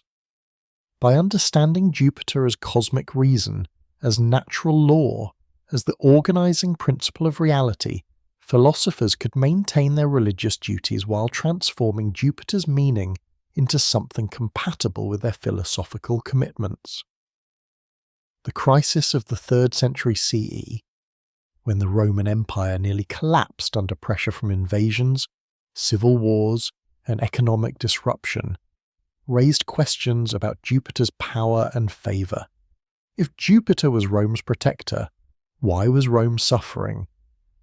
Such questions, combined with the spread of Eastern mystery religions and eventually Christianity, gradually eroded traditional Roman religion. Christianity's triumph in the 4th century CE meant the end of Jupiter worship as state religion. The Emperor Constantine's conversion, followed by subsequent emperors making Christianity the official religion and eventually banning pagan worship, brought an end to the Jupiter cult that had been central to Roman religion for a millennium. The great temples were closed, then destroyed or converted to churches. Sacrifices ceased. The priestly colleges were disbanded. Yet Jupiter did not immediately disappear from cultural memory. The planet Jupiter retained its name. The Latin word for god, Dyeus, descended from the same root as Dyeus, survived into the Romance languages. Educated Christians continued to read classical Latin literature, where Jupiter featured prominently. The image of Jupiter, the bearded, powerful sky god wielding thunderbolts, influenced Christian iconography of God the Father, though Christians would deny any direct connection. The Roman development of the Sky Father thus demonstrates how an inherited religious concept could be adapted to serve state power while maintaining its essential character. Jupiter remained recognizably the Indo-European Sky Father, associated with the sky, with fatherhood, with oaths, with legitimate authority, but he became specifically Roman, the divine embodiment of Roman destiny and power. This politicization ensured his continued importance even as other gods might have more popular appeal, because his importance was institutional rather than merely devotional. The Roman path, centralization and politicization of the Sky Father, contrasts instructively with both the Greek path, mythological elaboration while maintaining centrality, and the Indian path, marginalization despite name preservation. Each path responded to specific cultural and historical conditions, but all three started from the same Indo-European inheritance, demonstrating both the flexibility and the persistence of religious traditions over time. The Germanic branches of Indo-European peoples preserved the Sky Father under the name Tyr, Old Norse Tyr, Old English Tiw, Old High German Ziu. Deriving from Proto-Germanic Tiwaz, itself a regular development from Proto-Indo-European Dyeus. But by the time we have substantial documentation of Germanic religion, primarily from medieval Icelandic sources recording Norse mythology, supplemented by earlier references in Roman and early medieval texts, Tyr had become a decidedly minor figure, overshadowed by Odin, the one-eyed god of wisdom and war, and by Thor, the thunder god. The linguistic evidence is straightforward. Tyr's name is a direct cognate of Dyeus, showing the expected sound changes from Proto-Indo-European to Proto-Germanic to Old Norse. The connection is even clearer in older forms, the Proto-Germanic. Tiwaz is almost certainly from the same root. Moreover, in Old English, Tiw gives us Tuesday, Tuesday, just as the Latin dies Martis, Day of Mars, gives French Mardi. The day name preserves memory of Tyr's ancient importance, even though the god himself had become marginal.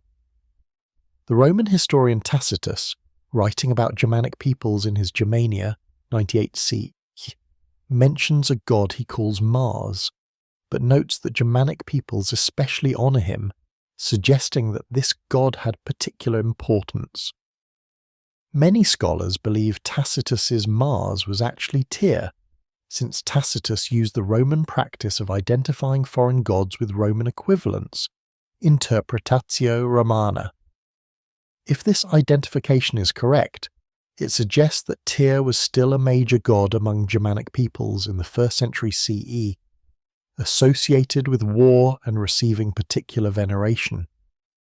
But by the Viking Age, when the bulk of our Norse mythological texts were composed, though recording older oral traditions, Tyr had been dramatically eclipsed. The Prose Edda and Poetic Edda, our main sources for Norse mythology, mention Tyr, but he is peripheral to most narratives. He appears in a few myths, most famously the story of binding the wolf Fenrir, but he is not the focus of elaborate cult or extensive mythology.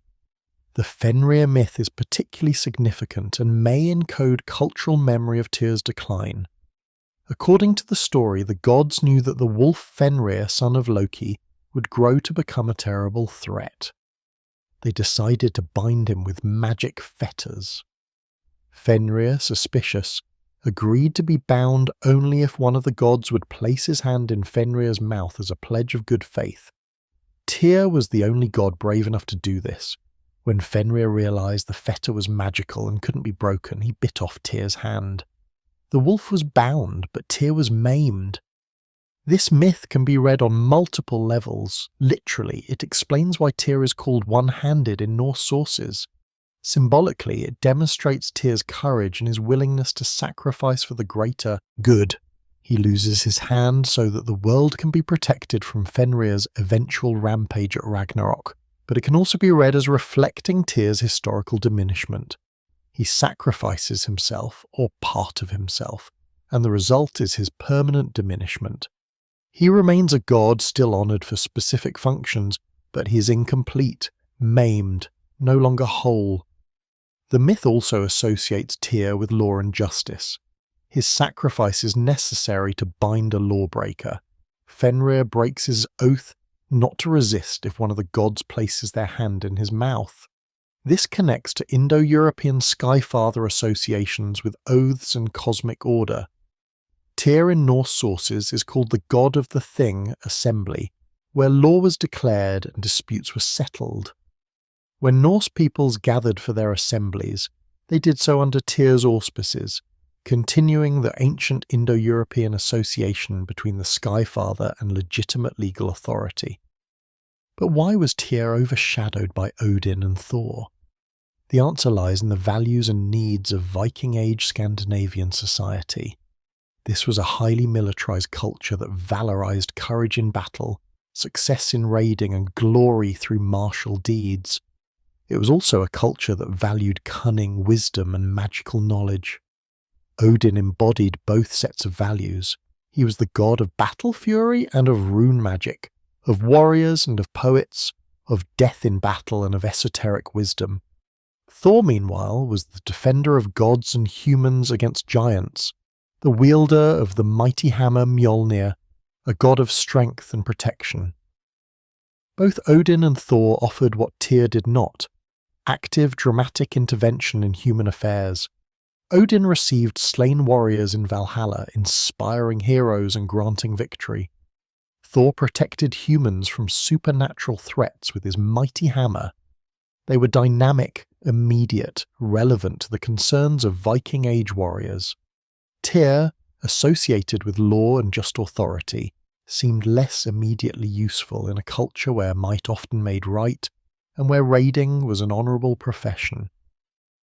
The Norse pantheon, as documented in medieval sources, shows a complex hierarchy quite different from what we can reconstruct for Proto-Indo-European religion. Odin is the Allfather, the highest god, though his supremacy is somewhat ambiguous and contested. Thor is perhaps the most widely worshipped in, the people's champion. Freyja and Freyja, gods of fertility and prosperity associated with the Vanir, a distinct group of gods, are also prominent. Tyr, despite his ancient pedigree and his clear connection to the Proto-Indo-European Skyfather, is a relatively minor figure. This Norse divine hierarchy reflects both general Indo-European patterns, the elevation of warrior gods, and specifically Norse developments. The prominence of Odin is distinctive. While he has some characteristics of the magical sovereignty type of Indo-European god, he is also uniquely developed in Norse tradition. His role as receiver of the battle slain in Valhalla, his wanderings in disguise among humans, his sacrifice of an eye for wisdom, his discovery of the runes, these are specifically Norse elaborations. The archaeological evidence for Tyr worship is limited. Place names incorporating Tyr's name are less common than those incorporating Thor's or Odin's names, suggesting that by the late Viking Age, Tyr was less prominent in active cult. However, the persistence of place names at all, and the preservation of Tuesday in Germanic languages, indicate that Tyr had not been entirely forgotten. Rune inscriptions occasionally invoke Tyr. The Tiwaz rune T, named for Tyr, appears in inscriptions sometimes interpreted as invoking the god or his power. The Icelandic rune poem describes the Tyr rune. Tyr is a one-handed god and leavings of the wolf and prince of temples. Even in this brief poetic description, Tyr is defined by his mutilation, one-handed, leavings of the wolf, but also acknowledged as prince of temples, suggesting remembered importance. The conversion of Scandinavia to Christianity, which occurred gradually between roughly 950 and 1100 CE, brought an end to the worship of Tyr and other Norse gods. Unlike in Greece and Rome, where classical mythology was preserved in writing contemporary with its practice, Norse mythology was recorded by Christians, particularly the Icelandic scholar Snorri Sturluson in the 13th century, more than a century after conversion. This creates problems for reconstructing actual Norse pagan belief and practice. Snorri and other Christian writers approached Norse mythology as cultural heritage and as literature, not as living religion. They preserved stories sometimes quite faithfully, but they also interpreted them through Christian lenses, sometimes introducing Christian influences or misunderstanding genuinely pagan concepts. For Tyr specifically, this means we cannot be certain how he was actually understood and worshipped in the pagan period.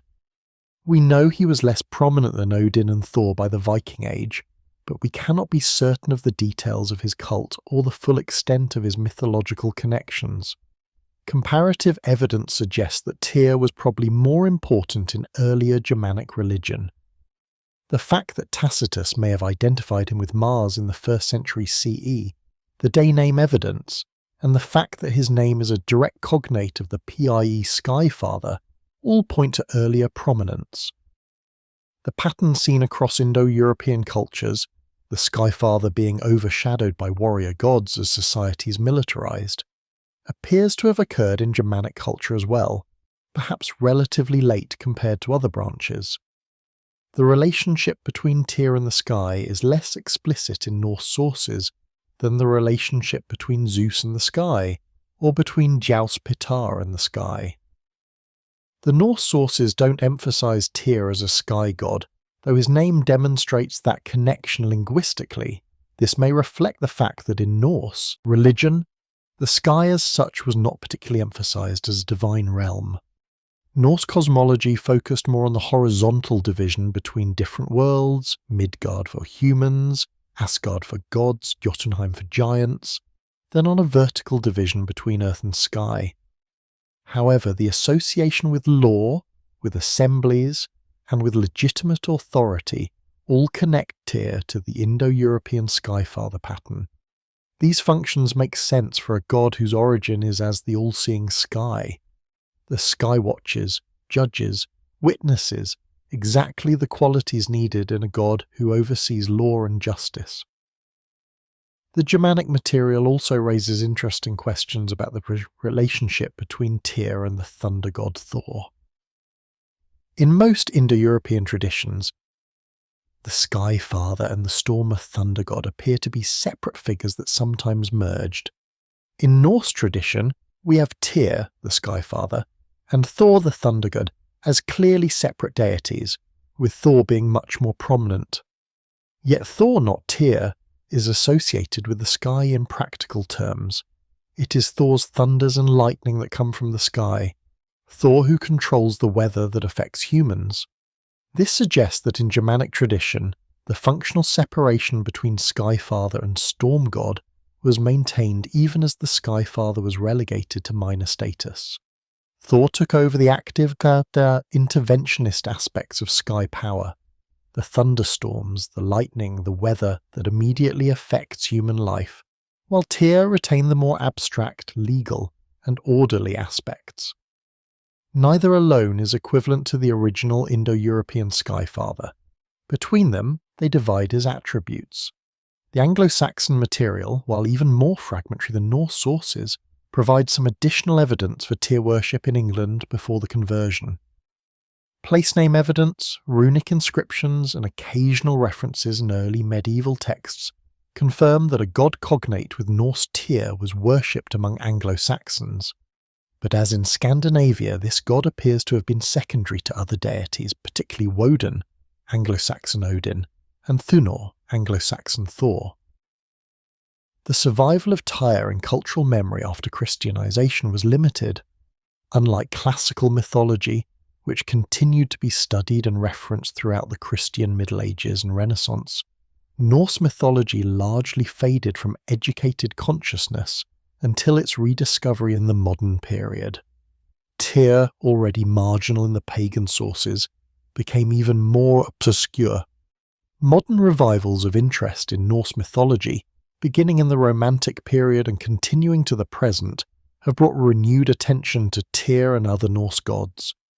Some modern neo-pagan movements, particularly Asatru and other forms of Germanic neo-paganism, honour Tyr in contemporary worship. These modern revivals often emphasize Tyr's associations with justice, law, and honourable conduct, seeing him as a god of righteous authority rather than mere power. For our purposes, the Germanic evidence, particularly the figure of Tyr, demonstrates several important patterns. First, it confirms the widespread Indo-European tendency for the Sky Father to be marginalized or overshadowed as warrior cultures developed. Second, it shows how linguistic evidence can preserve memory of a god's importance, even when religious practice has changed. Third, it illustrates how attributes of the Sky Father could be divided among multiple gods rather than being concentrated in one figure. And finally, it provides a case study in how incomplete our evidence can be for reconstructing ancient religion. We know Tyr must have been more important at earlier periods based on linguistic and comparative evidence, but we have little direct evidence of what that earlier worship actually looked like. While the worship of Dyeus as a distinct deity faded across most Indo-European cultures, overshadowed, transformed, or simply forgotten, his name achieved a kind of immortality that transcends religious practice. The words descended from his name permeate modern languages, spoken daily by hundreds of millions of people who have no idea they are invoking an ancient Sky Father. This linguistic persistence represents a fascinating phenomenon. A god who is no longer worshipped nonetheless lives on in the fundamental vocabulary of languages spanning 3 continents. The most direct descendants of Dyeus as a divine name appear in the Romance languages, where the Latin word Deus, God, became French Dieu, Spanish Dios, Italian Dio, Portuguese Deus, Romanian Dumnezeu, from Domine Deus, Lord God. In these languages, the word for God in general descends from the specific name of the Indo-European Ski Father. Every time a French speaker says Mon Dieu or a Spanish speaker says Dios mío, they are unknowingly using a word that once named a specific deity worshipped on the Eurasian steppes 5,000 years ago. The Latin Deus itself derives from the same Proto-Indo-European root as Jupiter. While Jupiter preserved the full Sky Father formula, Dieo Pater, Deus represents just the first element, generalized from the proper name of a specific god to a common noun meaning God, deity, divine being. This semantic shift from proper name to common noun occurred already in Latin and then continued into the Romance languages. This generalization is itself significant. It suggests that in Latin, even as Jupiter retained his identity as a specific god, the root meaning of his name was understood to mean divinity itself. The Sky Father's name became synonymous with the concept of God, implying a recognition that he represented something fundamental about divinity, perhaps its luminous celestial quality, or perhaps simply his primacy in the inherited Indo-European divine hierarchy. English, though a Germanic language rather than a Romance language, has borrowed extensively from Latin and French, and through these borrowings has acquired numerous words, deriving from the Dyeus root. Deity comes from Latin datus, divinity, from Deus. Divine comes from Latin divinus, of or pertaining to a god. Divinity similarly comes from Latin divinitas, All of these theological terms trace back through Latin to the original Indo-European sky father. The English word dia, appearing in words like diurnal, relating to daytime, and diary, originally a book of daily records, also derives from the Latin dies, day, which itself comes from the same root as Dyeus. The connection is logical. The Indo-European root Dyeus meant bright sky or daylight, so words for both God and day derive from the same source. The bright sky was both the visible manifestation of the divine and the source of daylight. In English, the day name Tuesday preserves the Germanic sky, Father Tyr. Tuesday literally means Tyr's day, parallel to how Wednesday means Woden's, Odin's day, and Thursday means Thor's day. These day names were calqued, loan translated, from Latin names. Dies Martis, day of Mars, became Tuesday, with Tyr substituted for Mars as the Germanic war god. The fact that Tyr was chosen as the equivalent of Mars suggests that in early medieval times, when these day names were being established, Tyr was still understood as an important war god, even though by the Viking Age he would be much reduced. Other Germanic languages show similar patterns. German Dienstag, Tuesday, appears at first glance different, but historically it may derive from an old term related to Tyr Ziu, though the etymology is uncertain. Other German day names show the pattern more clearly. Donnerstag, Thursday, is Thunder's day, preserving Thor's name. The Greek cognate Zeus has also entered English and other European languages as a reference to classical mythology and as a cultural symbol.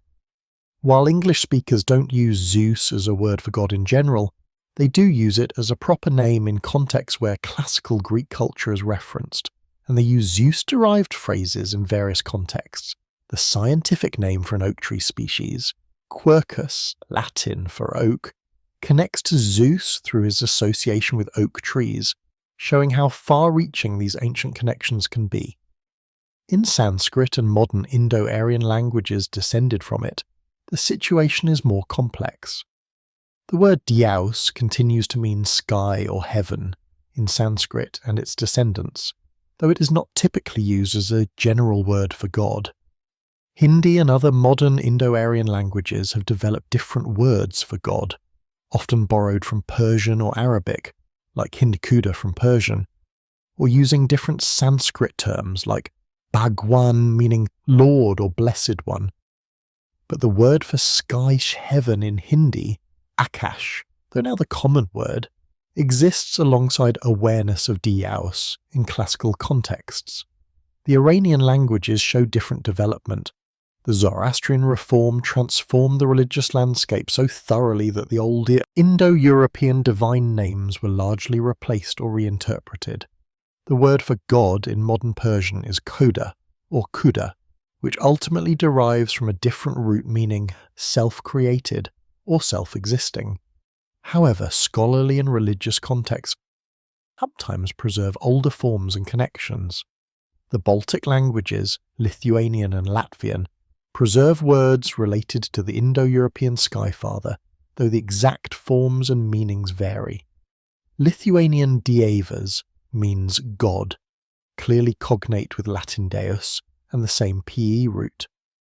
Latvian Dievs is similar. These Baltic languages, having preserved many archaic Indo-European features longer than other branches, kept the Sky Father name as their general word for deity, much as Latin did. The Slavic languages similarly preserve cognates. Russian Bog, God, is not from the Dyeus root, but comes from a different PIE root meaning share or distribute, referring to gods as distributors of fate or fortune. However, Slavic languages do have words derived from the day-like root. Russian den, day, may be related, though the phonological correspondences are complex. What makes this linguistic immortality particularly fascinating is that it demonstrates the power of language to preserve cultural information long after the original cultural context has vanished. The people who speak French or Spanish today who say Dyeus or Dieu are overwhelmingly Christian and secular. They have no conscious connection to Indo-European paganism, no knowledge of Proto-Indo-European religion, no awareness of Dyeus as a sky father worshipped on the steppes. Yet every time they use these words, they are maintaining an unbroken linguistic chain stretching back 5,000 or 6,000 years. This persistence through language differs from conscious cultural memory or deliberate preservation. It is not that people chose to remember Dyeus and deliberately kept his name alive. Rather, the name survived because it had become embedded in fundamental vocabulary, words for God, for day, for divine matters, that could not easily be replaced even when the specific deity was forgotten or abandoned. The process of linguistic change is gradual and conservative. Languages evolve constantly, but core vocabulary changes more slowly than peripheral vocabulary. Words for basic concepts like kinship, body parts, numbers, natural phenomena tend to be very stable, replaced only rarely and usually for specific reasons, taboo, prestige borrowing from other languages, etc.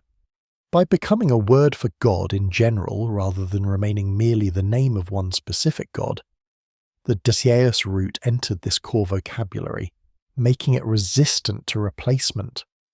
We can trace this process historically in the case of Latin. In the earliest period of Latin, both Jupiter, the specific Roman sky father, and Deus, God in general, from the same root, coexisted. Jupiter maintained his identity as a specific named deity with particular myths and cult. Deus became the generic term. When Christianity spread through the Roman Empire, Christians needed a word for God. They adopted Deus, the existing Latin word, rather than inventing a new term or borrowing from Greek theos, or Hebrew El, Elohim. This choice had profound consequences. By using Deus for the Christian God, Latin Christianity embedded the Indo-European sky father's name into Christian vocabulary. Every Romance language inherited this usage.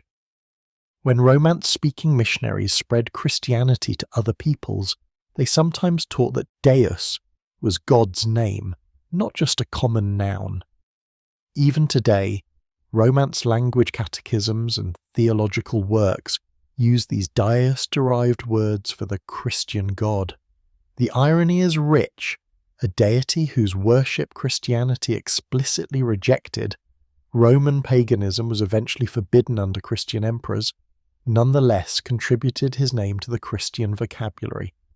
The linguistic substrate outlasted the religious transformation. Language proved more conservative than religion. Similar processes occurred in Germanic languages with somewhat different outcomes. The Germanic word for God, English God, German Gott, Dutch God, does not derive from Dyeus, but from a different Indo-European root meaning roughly that which is invoked, or that which is worshipped. Yet as we've seen, the Dyeus root appears in day names Tuesday, and influenced other aspects of Germanic religious vocabulary before Christianity replaced the pagan pantheon. The philosophical implications are worth considering. If we are linguistic beings, if language shapes thought and culture, then what does it mean that we still speak words descended from deity names? Does speaking these words create any connection, however attenuated, to the cultural meanings they once carried? When a Spanish speaker says adios from a Dios, God, originally a phrase meaning, I commend you to God, but now simply goodbye, are they participating, however unconsciously, in a chain of usage going back through Christian Deus, to Roman Deus, to Proto-Indo-European Dyeus? These are not merely academic questions. They touch on fundamental issues about cultural continuity, linguistic memory, and the relationship between words and meanings. The answer is probably that linguistic forms can persist long after their original meanings have been forgotten or transformed, and that this persistence doesn't necessarily imply continuity of belief or understanding. Yet the very fact of persistence is itself meaningful. It demonstrates what aspects of culture are most deeply embedded and resistant to change. The study of linguistic immortality also reveals something about the relationship between the sacred and the profane. A word can move from being the name of a specific sacred being, Dyeus the Sky Father, to being a generic term for all sacred beings, Deus meaning any god, to being the name for the one god of monotheism. Deus in Christian usage, to being a casual exclamation stripped of most sacred meaning, as in colloquial expressions like Dios mío, used almost as punctuation in Spanish. The word remains constant even as its sacred charge dissipates or transforms. This linguistic evidence also allows us to trace patterns of cultural influence and language spread that might otherwise be invisible. The fact that words derived from Dyeus appear across such a vast geographic range, from Romance languages in Western Europe to Indo-Aryan languages in South Asia, confirms the linguistic reconstructions and the historical models of Indo-European expansion. If these languages didn't share common origin, they wouldn't show these systematic correspondences. Moreover, the specific patterns of preservation and change tell us about different cultural trajectories. That Romance languages preserved the name as the generic word for God, while Germanic languages used a different route suggests different religious cultural developments in these branches. The Baltic languages kept the name while having distinct mythological traditions suggests language can be more conservative than religion. That the name was marginalized in Sanskrit despite linguistic conservatism shows that even linguistic preservation doesn't guarantee religious importance. For modern speakers who become aware of these etymologies, the knowledge can create a kind of temporal vertigo. To realize that the word you use daily, day, divine, Tuesday, Dios, connects you through an unbroken chain of linguistic transmission to people who lived 6,000 years ago on the Eurasian steppe, is to feel the depth of human time and cultural continuity. These are not merely words but archaeological artifacts, fragments of vanished worlds preserved in speech. The linguistic immortality of Dyeus also raises interesting questions about what else might be preserved in language without our awareness. If deity names can survive in disguised form, what other cultural information might be embedded in vocabulary, grammar, or idiom? Linguists and anthropologists have used linguistic evidence to reconstruct many aspects of Proto-Indo-European culture: kinship systems, social structures, technologies, environments. The preservation of Dyeus suggests that this linguistic archaeology is recovering genuine information, not merely constructing elegant fictions. In a final irony, the scholarly reconstruction of Proto-Indo-European and the identification of Dyeus as the Sky Father has created a new kind of immortality for this ancient god. While millions speak words descended from his name unconsciously, thousands, scholars, students, interested readers, now know Dyeus as a reconstructed deity, discussed in books and lectures, analysed and theorised about. He has moved from prehistoric worship to linguistic fossil to scholarly reconstruction, achieving a form of existence in academic discourse that his original worshippers could never have imagined.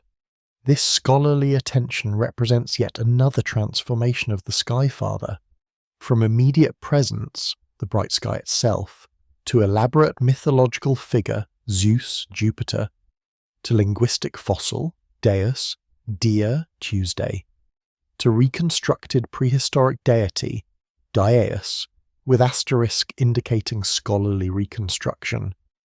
The Sky Father has undergone multiple metamorphoses while maintaining some thread of continuity through them all.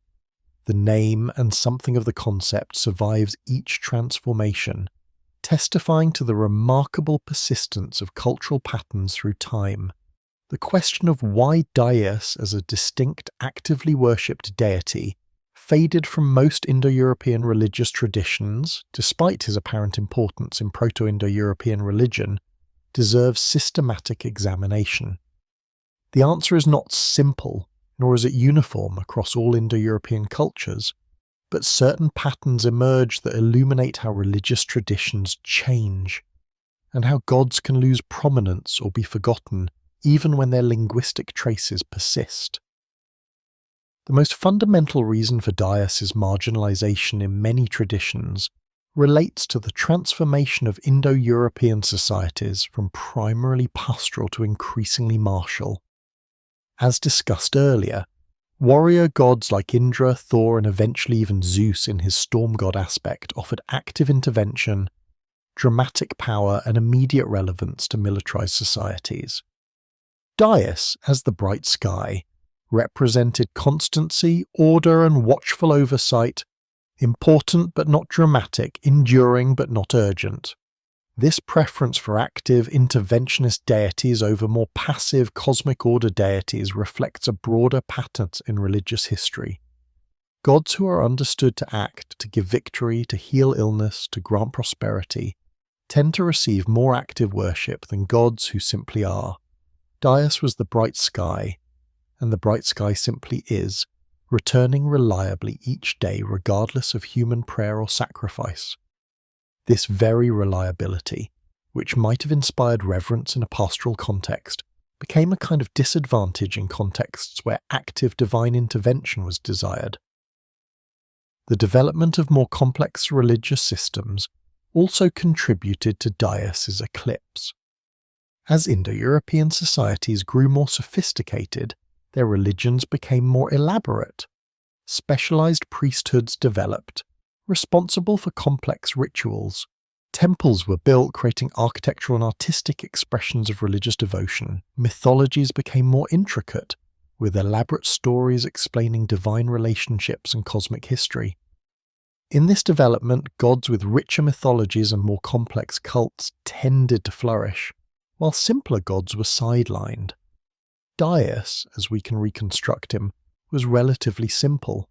The bright sky, father, overseer of oaths, maintainer of cosmic order.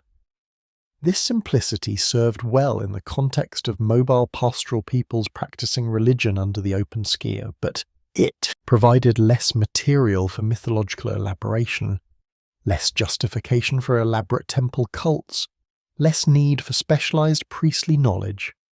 Gods like Zeus or Indra, with their numerous myths, epithets, and specific cult requirements, gave priests more to work with and worshippers more to engage with.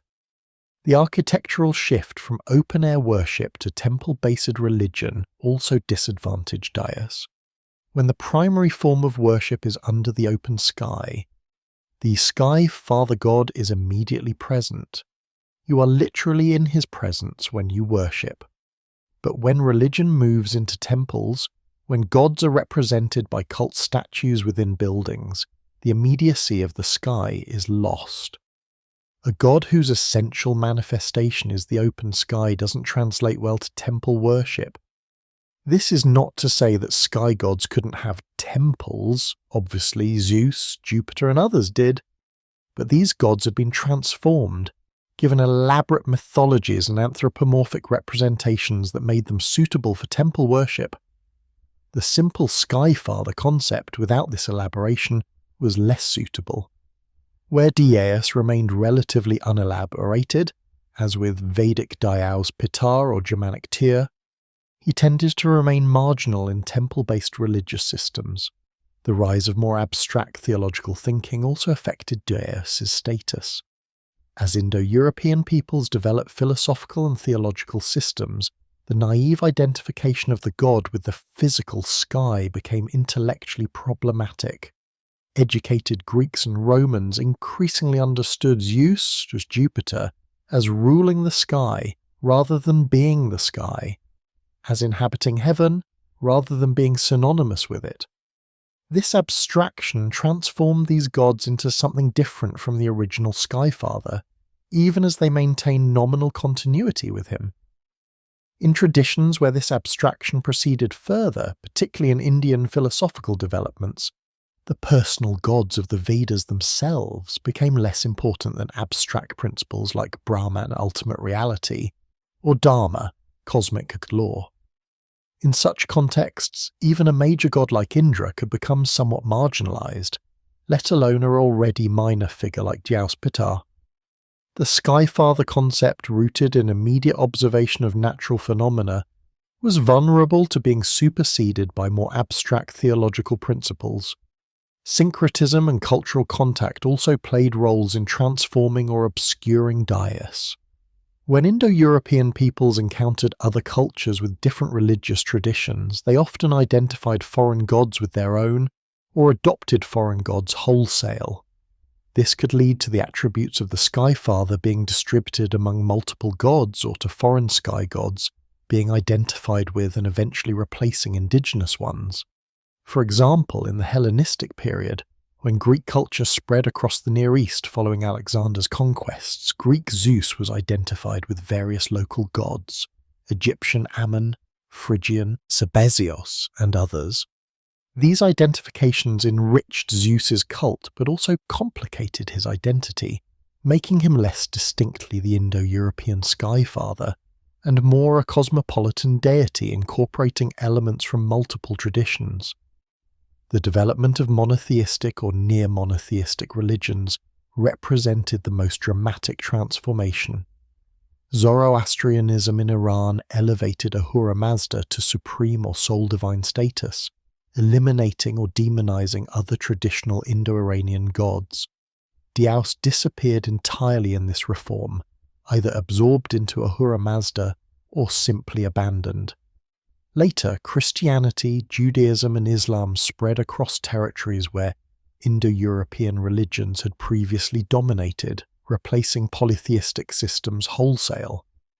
In these monotheistic contexts, the Skyfather concept did not entirely disappear, but was radically transformed. The Christian God is understood as dwelling in heaven, as Father, as sovereign over creation, all Skyfather attributes, but he is also understood as unique, omnipotent, and distinctly separate from creation rather than identified with it.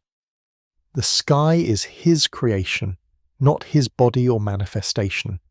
This represents a fundamental theological shift, even as some conceptual elements continue. Social and political changes also contributed to religious transformations. The Indo-European Skyfather was associated with pastoral aristocratic societies where kinship, cattle wealth, and personal oath structured social relationships. As societies developed urban centres, complex state structures, and impersonal legal systems, the religious frameworks appropriate to pastoral society became less relevant. In such contexts, gods had to be adapted to serve new functions or risk obsolescence. Jupiter succeeded by becoming the divine patron of the Roman state.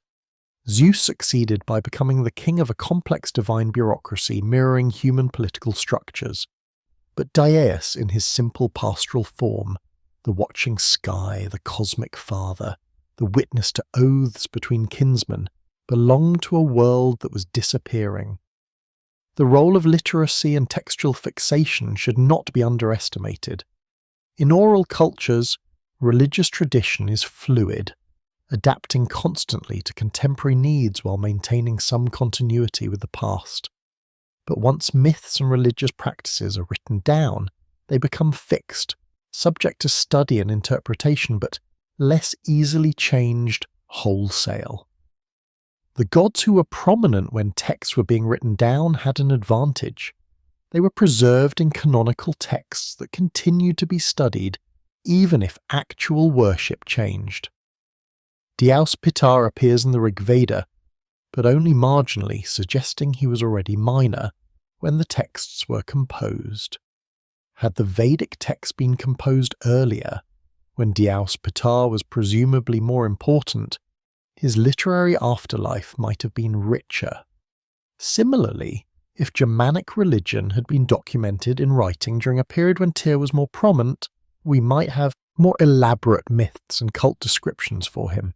Climate and environment may seem like unlikely factors in the fate of a sky god, but they may have played subtle roles. In the relatively dry, clear-skied steppes, where Proto-Indo-European culture developed, the sky is a dominant presence, clear and visible most of the time. In cloudier, more forested regions where some Indo-European groups migrated, the sky is less constantly visible.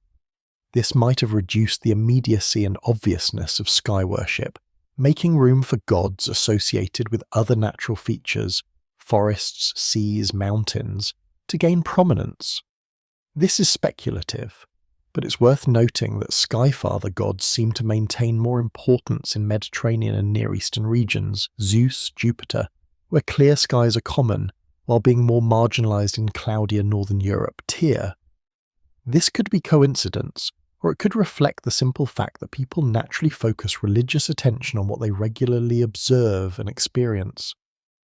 The question of why Dyeus was forgotten also needs to be qualified. Forgotten by whom, and in what sense? The god might have faded from an official cult and elaborate myth, while remaining in popular practice in simplified form. The elite, literary tradition might have marginalised Dyeus, while common people continued to acknowledge the sky in prayers and oaths. The evidence we have for ancient religion comes primarily from elite sources, texts written by educated priests or scholars, official state cults, elaborate temples built by wealthy patrons. Popular religion often remains archaeologically and textually invisible. It's possible that Dyeus-type sky worship persisted longer in popular practice than elite religion. Simple prayers to the sky, acknowledgement of the sun's power, oaths sworn under heaven, these practices require no temples, no texts, no specialised knowledge. They could have continued among common people long after educated elites had moved on to more sophisticated theological systems. But if so, this popular devotion left little trace in the historical record, making it difficult to document. The role of historical contingency, specific events and circumstances rather than inevitable patterns, should also be acknowledged. The Bronze Age collapse affected different regions differently. The spread of Christianity took different forms in different places. The development of philosophical theology proceeded at different paces in different cultures. These contingent factors shaped whether and how Dyeus-descended gods evolved or faded. In some regions, historical preservation of texts ensured that knowledge of the Skyfather persisted even after active worship ended. Greek and Roman texts preserved Zeus and Jupiter for posterity. In other regions, like Germania, the lack of contemporary written sources meant that knowledge of Tyr's earlier importance had to be reconstructed through comparative linguistics and scattered medieval references. The accident of textual preservation profoundly affects what we know about ancient gods. Finally, we must consider that religious change is not always a zero-sum game where one god's prominence necessarily means another's decline. The Indo-European religious systems we observe historically were not static hierarchies, but fluid contexts where different gods might be emphasized for different purposes at different times by different groups. Dyeus might have been less prominent in general, but still invoked for specific function, oath-taking, legal assemblies, establishing legitimate authority. Understanding why Dyeus was marginalized or forgotten in many traditions requires appreciating the complex interplay of social change, religious development, cultural contact, philosophical reflection, and historical contingency. There was no single cause, no master narrative explaining the Skyfather's fade from prominence. Instead, multiple factors worked together differently in different contexts, producing the varied outcomes we observe. Zeus prominent but transformed, Jupiter central but politicized, Dyeus Pitar marginal but preserved, Tyr eclipsed but remembered. What unites these diverse outcomes is the demonstration that religious traditions, even those with deep antiquity, are not immune to change. Gods can fall from prominence, be forgotten, or be transformed beyond recognition, yet traces persist in names, in linguistic fossils, in comparative patterns that allow reconstruction. Dyeus was forgotten, as an object of worship but remembered in language, forgotten in myth but preserved in etymology, forgotten in practice but reconstructible through scholarship. This complex pattern of forgetting and remembering, loss and persistence characterizes the fate of not just Dyeus, but of countless cultural phenomena across human history. The rise of Christianity and Islam across territories where Indo-European religions had previously flourished represents one of the most dramatic religious transformations in human history. These monotheistic religions explicitly rejected the polytheistic systems they replaced, condemning worship of Zeus, Jupiter and other gods as idolatry. Yet certain conceptual structures and symbolic patterns persisted, transformed but recognizable. The idea of heaven as the dwelling place of God, of the sky as the realm of the divine, of God as Father. These themes in Christianity and Islam show interesting parallels with the Indo-European Sky Father, though the theological frameworks are radically different. It must be stated clearly at the outset. This discussion is historical and comparative, not theological. It does not claim that Christianity or Islam are somehow derived from or reducible to Indo-European paganism. Both religions have their own complex origins, their own sacred texts and traditions, their own theological frameworks that are genuinely distinct from the religions they replaced. But from a historical perspective, we can observe that certain symbolic and conceptual elements showed continuity even across this profound religious transformation. The most obvious continuity is the association of the divine with the sky and heaven. In Christianity, God dwells in heaven, a celestial realm above the earth. Christ ascends to heaven after his resurrection. Angels descend from heaven. Prayers are directed upward. This celestial orientation of the divine is deeply embedded in Christian thought, practice, and imagery. Yet this is not simply borrowed from paganism.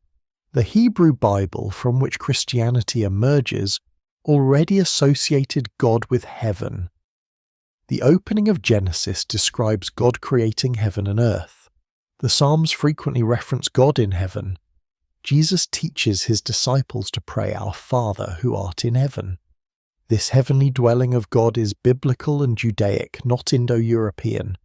However, when Christianity spread among Indo-European peoples, Greeks, Romans, Germanic tribes, Slavs, Celts, who already associated divinity with the sky, this biblical theology resonated with existing conceptual structures. A Greek or Roman converting to Christianity encountered a God who dwelled in heaven, who was addressed as Father, who saw all things, concepts that had deep resonance with Zeus or Jupiter worship. The continuity of symbolic framework may have eased conversion even as the theological content was radically different. The artistic representation of God in Christian tradition also shows interesting patterns. Despite theological prohibitions against graven images, and despite the incorporeal nature of God in Christian theology, when God the Father was represented visually in Christian art, he often appeared as a bearded, majestic figure among clouds, not unlike artistic representations of Zeus or Jupiter. This similarity is usually explained as a borrowing of available artistic conventions rather than theological continuity, but it does demonstrate how deeply embedded certain visual associations with divinity have become. The language used for God in Christian theology and worship preserved Indo-European patterns in interesting ways.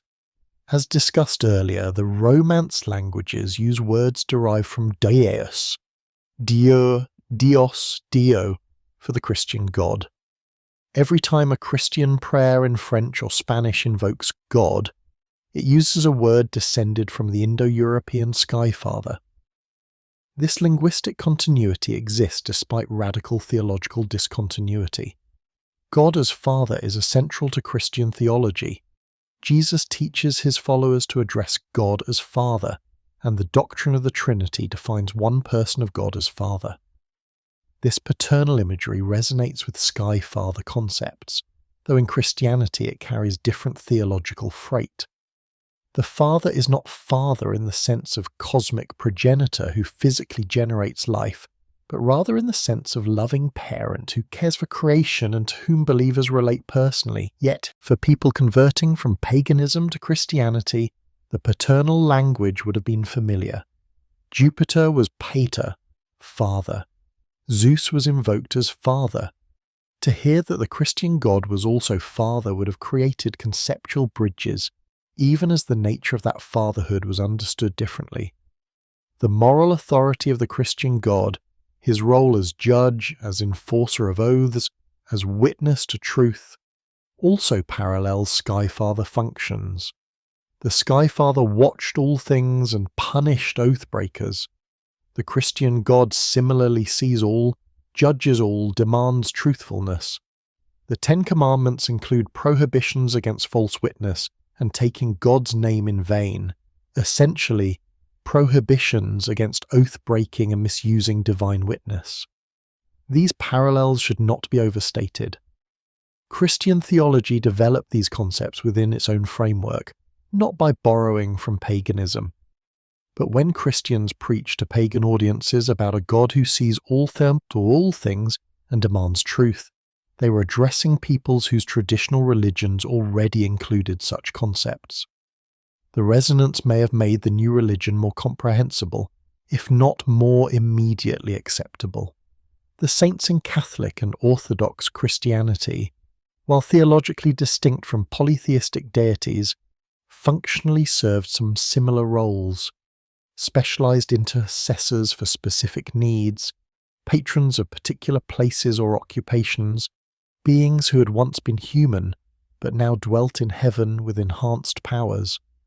The veneration of saints, carefully distinguished from worship which belongs to God alone, may have provided continuity for people accustomed to polytheistic practice even as they accepted monotheistic theology.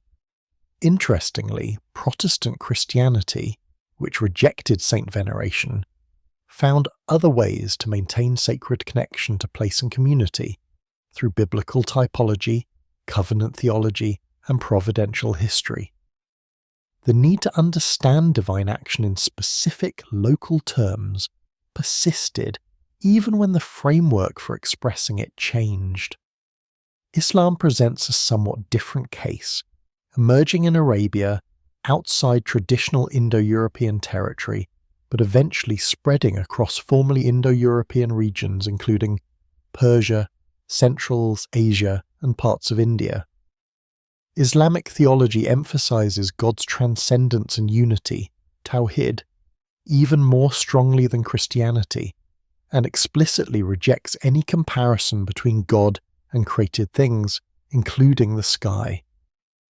Yet even in Islam, heaven, Jannah, is the dwelling place of God and the destination of the faithful, while prayers are directed upward and God is understood to be above his creation, though not spatially in a literal sense. The conceptual association between the divine and the celestial remains, even as Islamic theology carefully distinguishes God from his creation. When Islam spread into formerly Zoroastrian Persia, into Hindu India, into Christian Byzantine territories, it encountered peoples with various forms of sky god worship in their backgrounds. The radical monotheism of Islam was genuinely foreign to these traditions in its rejection of all deities besides Allah. Yet, the concept of a supreme deity dwelling in heaven, while alien to polytheistic frameworks, was not entirely unfamiliar to peoples whose traditions included sky gods. The conversion process in all these cases was complex, involving force in some instances, intellectual persuasion in others, political convenience in still others, and doubtless sincere spiritual conviction in many cases. The question of whether conceptual continuities with existing religious frameworks eased or complicated conversion is difficult to answer and probably varied by context. What we can observe historically is that both Christianity and Islam, as they spread across formerly Indo-European territories, used language that showed traces of the old religious concepts. The words for God, the imagery of heaven, the paternal language, these had been shaped by millennia of Indo-European religious thought. The new religions repurposed these linguistic and conceptual tools for radically different theological ends. This process was not unique to the replacement of Indo-European religions by monotheism. Similar processes occurred when Buddhism spread from India across Asia, when Christianity spread among non-Indo-European peoples, when Islam spread into sub-Saharan Africa. Religions entering new cultural contexts inevitably encounter existing conceptual frameworks and must either work with them, against them, or some combination. The philosophical reconciliation between monotheistic theology and pagan philosophical traditions also shows interesting developments. Christian and Islamic philosophers engaged extensively with Greek philosophy, particularly Platonism and Aristotelianism. In doing so, they grappled with concepts that had themselves been shaped by Greek religious thought, including Zeus-related concepts of cosmic order, divine intelligence, and transcendent principles. The medieval synthesis of Christian theology with Aristotelian philosophy, particularly in the work of Thomas Aquinas, represents an intellectual encounter between biblical monotheism and philosophical traditions rooted in Greek polytheistic culture. Aquinas' conception of God incorporates Aristotelian concepts of pure actuality, unmoved mover, and supreme intelligence, concepts that Aristotle himself had developed partly by philosophical reflection on Zeus and divine nature. Similar processes occurred in Islamic philosophy, where thinkers like Avicenna and Averroes engaged with Greek philosophical traditions, attempting to reconcile them with Quranic theology. The concept of God as necessary being, as ultimate cause, as supreme intelligence, these philosophical conceptions emerge from dialogue between monotheistic revelation and philosophical traditions that had polytheistic origins. The point is not that monotheistic theology is somehow secretly pagan, which would be absurd, but rather that intellectual and cultural history shows complex continuities even across radical discontinuities. The replacement of one religious system by another is never total. Language persists, concepts are transformed and repurposed, questions posed in one framework continue to be asked in another. The phenomenon of baptizing pagan practices, transforming them into Christian forms, also shows this complex interplay. Sacred groves became sites for churches, pagan festivals became Christian holy days. In some cases, pagan gods were demoted to saints or demons. These transformations allowed continuity of practice, even as the theological interpretation changed radically. For our specific focus on the Sky Father, the most interesting continuity may be the persistence of the sky itself as a primary symbol for the divine realm. Across the religious transformation from Indo-European polytheism to Christianity and Islam, the sky retained its symbolic significance. Heaven above remains the conceptual location of the divine, even when sophisticated theology insists that God is not literally located in physical space. This persistent symbolism suggests something about human cognition and experience. The sky is the most universal and obvious natural feature, visible to all, dominating the visual field, unchanging in its basic nature, even as clouds and weather vary. To associate divinity with the sky is nearly inevitable for any culture that hasn't explicitly decided to do otherwise. That both paganism and monotheism made this association, albeit in different theological frameworks, reflects this underlying cognitive and experiential reality. The transformation from polytheistic to monotheistic frameworks required radical reconceptualization of divinity, from many gods to one, from gods within the cosmos to God beyond it, from gods with personalities and limitations to God who is transcendent and unlimited. Yet even this radical reconceptualization occurred through language and concepts shaped by the older tradition. The new could not be expressed except through transformation of the old. For modern observers, This historical parallel between pre-Christian sky-father concepts and Christian Islamic theology is fascinating, but must be approached carefully. It is too easy either to overstate the continuity, reducing Christianity to paganism in new clothing, or to completely dismiss any connections, insisting on absolute discontinuity. The historical truth is more complex.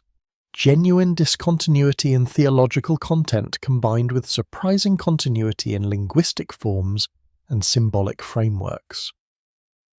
Understanding these patterns matters for comprehending how religious traditions actually change, not through simple replacement, but through complex processes of transformation, where new ideas are expressed through inherited symbolic systems, where radical breaks coexist with subtle continuities, where revolutionary theology still speaks the language shaped by the tradition it replaces. The reconstruction of Dyeus and Proto-Indo-European religion more broadly represents one of the great achievements of modern scholarship, bringing together multiple disciplines: linguistics, archaeology, genetics, comparative mythology, anthropology, to recover information about peoples who left no written records. This interdisciplinary project reveals not only what we know about the ancient past, but also how we know it, demonstrating the power of careful systematic analysis to peer into prehistory. The archaeological evidence for Indo-European expansions comes from multiple sources. Kurgan burials, distinctive mound burials that first appeared on the Pontic-Caspian steppe and then spread across Eurasia, provide one line of evidence. These burials show consistent patterns, bodies typically oriented east-west, often accompanied by ochre, red pigment, grave goods including weapons and ornaments, and in some cases sacrificed horses. The spread of this burial tradition across Europe and Asia during the Bronze Age matches the timing and geography predicted by linguistic analysis of Indo-European language spread. Settlement patterns provide another line of evidence. Archaeologists can track the appearance of new types of settlements, new architectural styles, new pottery traditions across prehistoric Europe and Asia.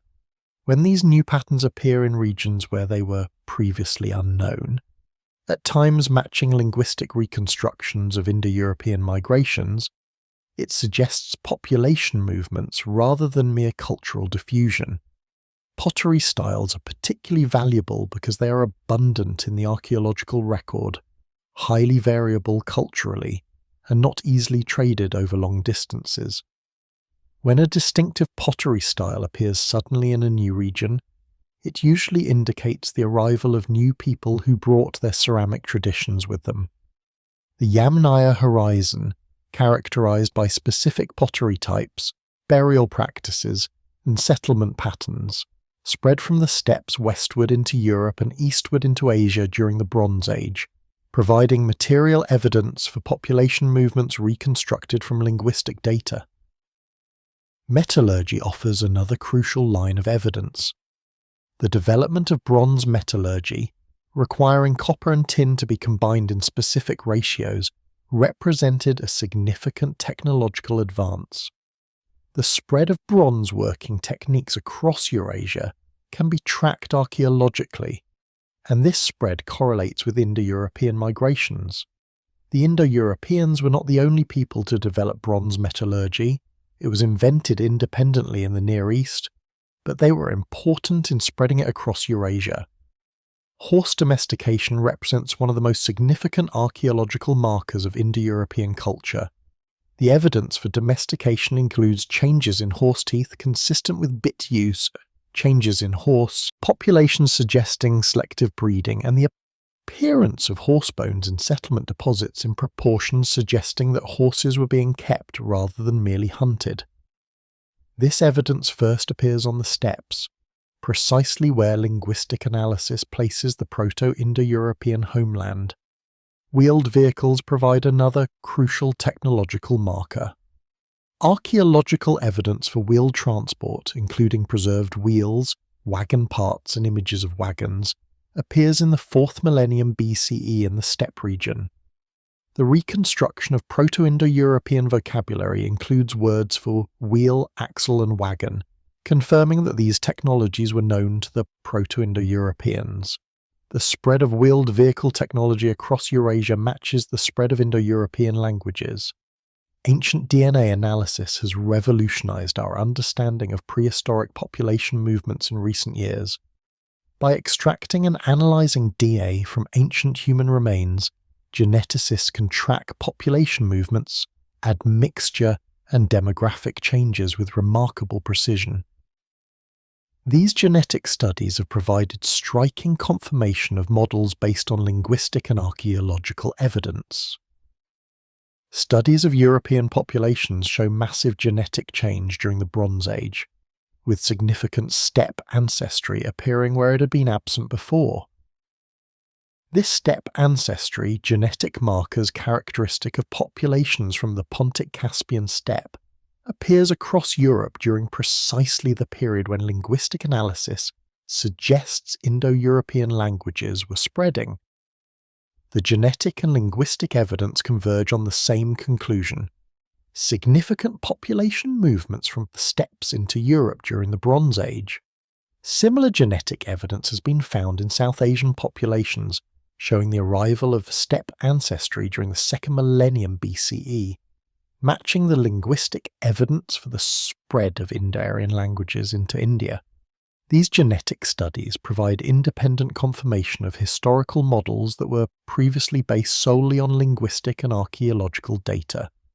The convergence of evidence from multiple independent methodologies — linguistics, archaeology, genetics, comparative mythology — gives us confidence that we are recovering genuine historical information rather than constructing elaborate but baseless theories.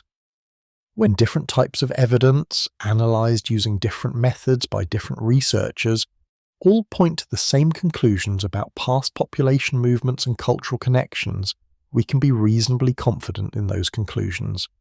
Yet the archaeological evidence also reveals the limitations of our knowledge. We can track population movements, technological spread, and broad cultural patterns, but we cannot directly access beliefs, myths, prayers, or religious practices from pre-literate societies. We can see that people buried their dead in kurgans, but we cannot know what prayers were said at the funeral, or what beliefs about the afterlife motivated the burial practices. This is where comparative mythology becomes crucial. By systematically comparing mythological traditions across Indo-European cultures, scholars can identify patterns that are too consistent to be coincidental, pointing to shared inheritance from the common Indo-European period. The method has limitations. Myths change rapidly, narrative details are culturally specific, but basic patterns like the Sky Father paired with Earth Mother, the storm god as Dragon Slayer, the divine twins associated with horses, appear consistently enough to suggest common origin. Georges Dumézil's work on Indo-European ideology, while controversial in some details, established the basic principle. Comparative analysis of myths, social structures, and religious concepts across Indo-European cultures reveals deep patterns that must reflect common inheritance.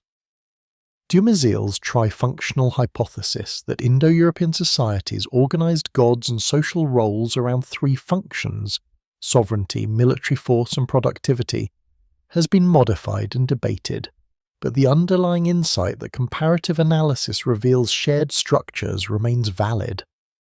For Dyeus specifically, the convergence of evidence is particularly strong. The linguistic evidence, the systematic correspondence of names across multiple Indo-European branches, is unambiguous. The mythological evidence, the consistent association with sky, fatherhood, and oaths, is compelling. The fact that this god shows the same basic pattern across cultures that have been separated for thousands of years strongly suggests common origin rather than independent invention or later borrowing. Modern excavations continue to refine our understanding.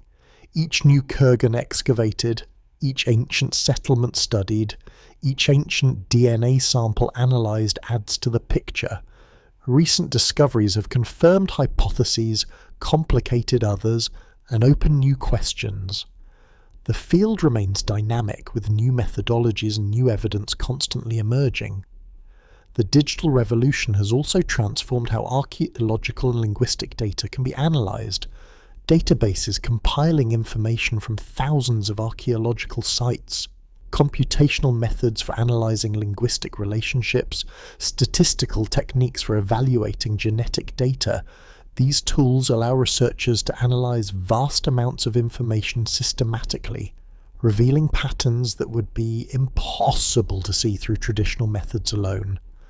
The reconstruction of proto-languages and proto-cultures is fundamentally probabilistic.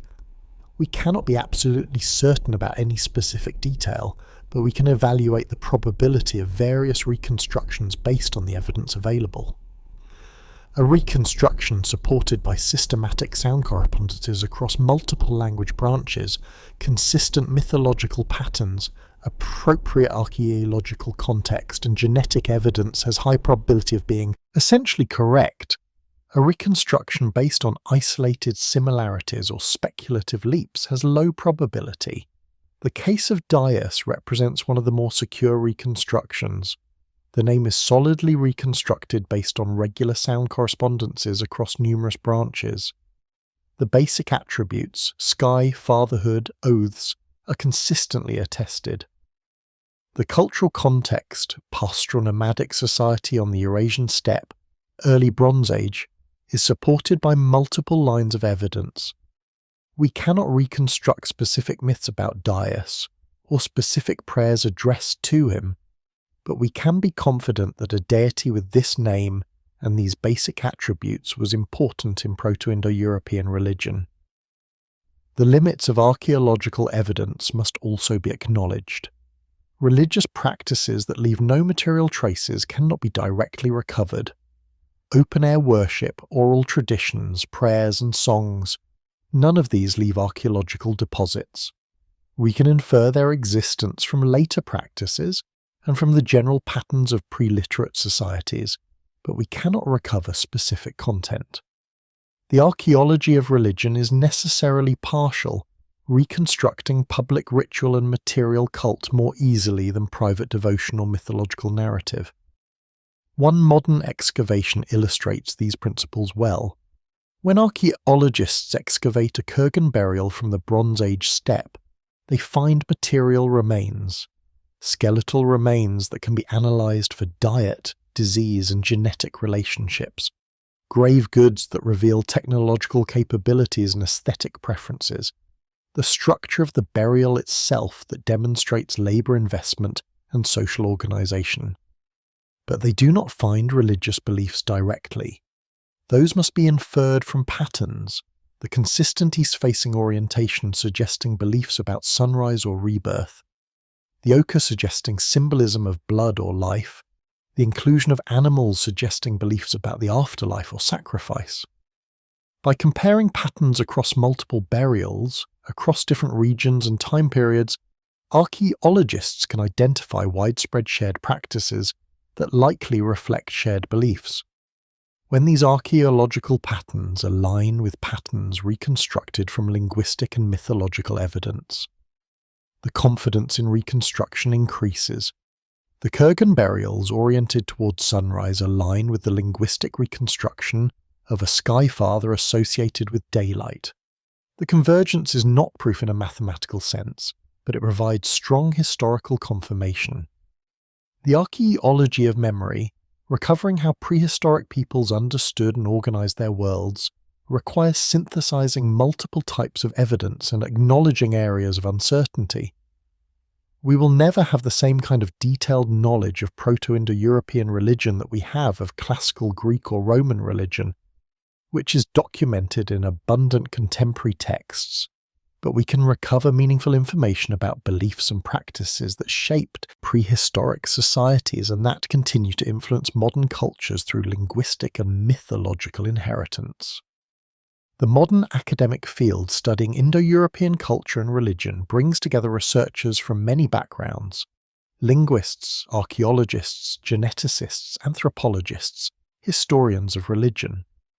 This interdisciplinary collaboration has been essential to achieving the reconstructions we now have.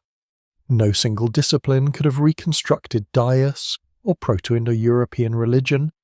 It required synthesizing insights from multiple fields. This collaborative reconstruction continues to evolve.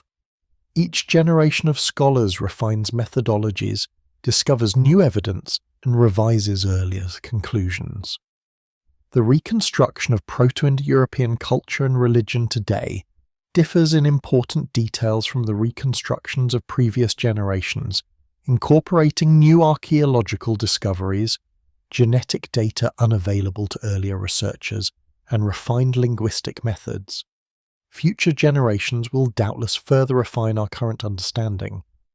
Yet the basic outline, Indo-European peoples originating on the Eurasian steppe, spreading across much of Europe and Asia during the Bronze Age, carrying with them languages descended from a common ancestor, and religious traditions rooted in common origins, including worship of a sky-father deity named something like Dyeus, seems firmly established. The details may be refined, specific reconstructions may be revised, but the general framework is supported by too much converging evidence from too many sources to be fundamentally overturned. The archaeology of memory thus reveals both the possibilities and limitations of recovering the past. We can know much more about prehistory than might seem possible, using rigorous methods to extract information from fragmentary evidence.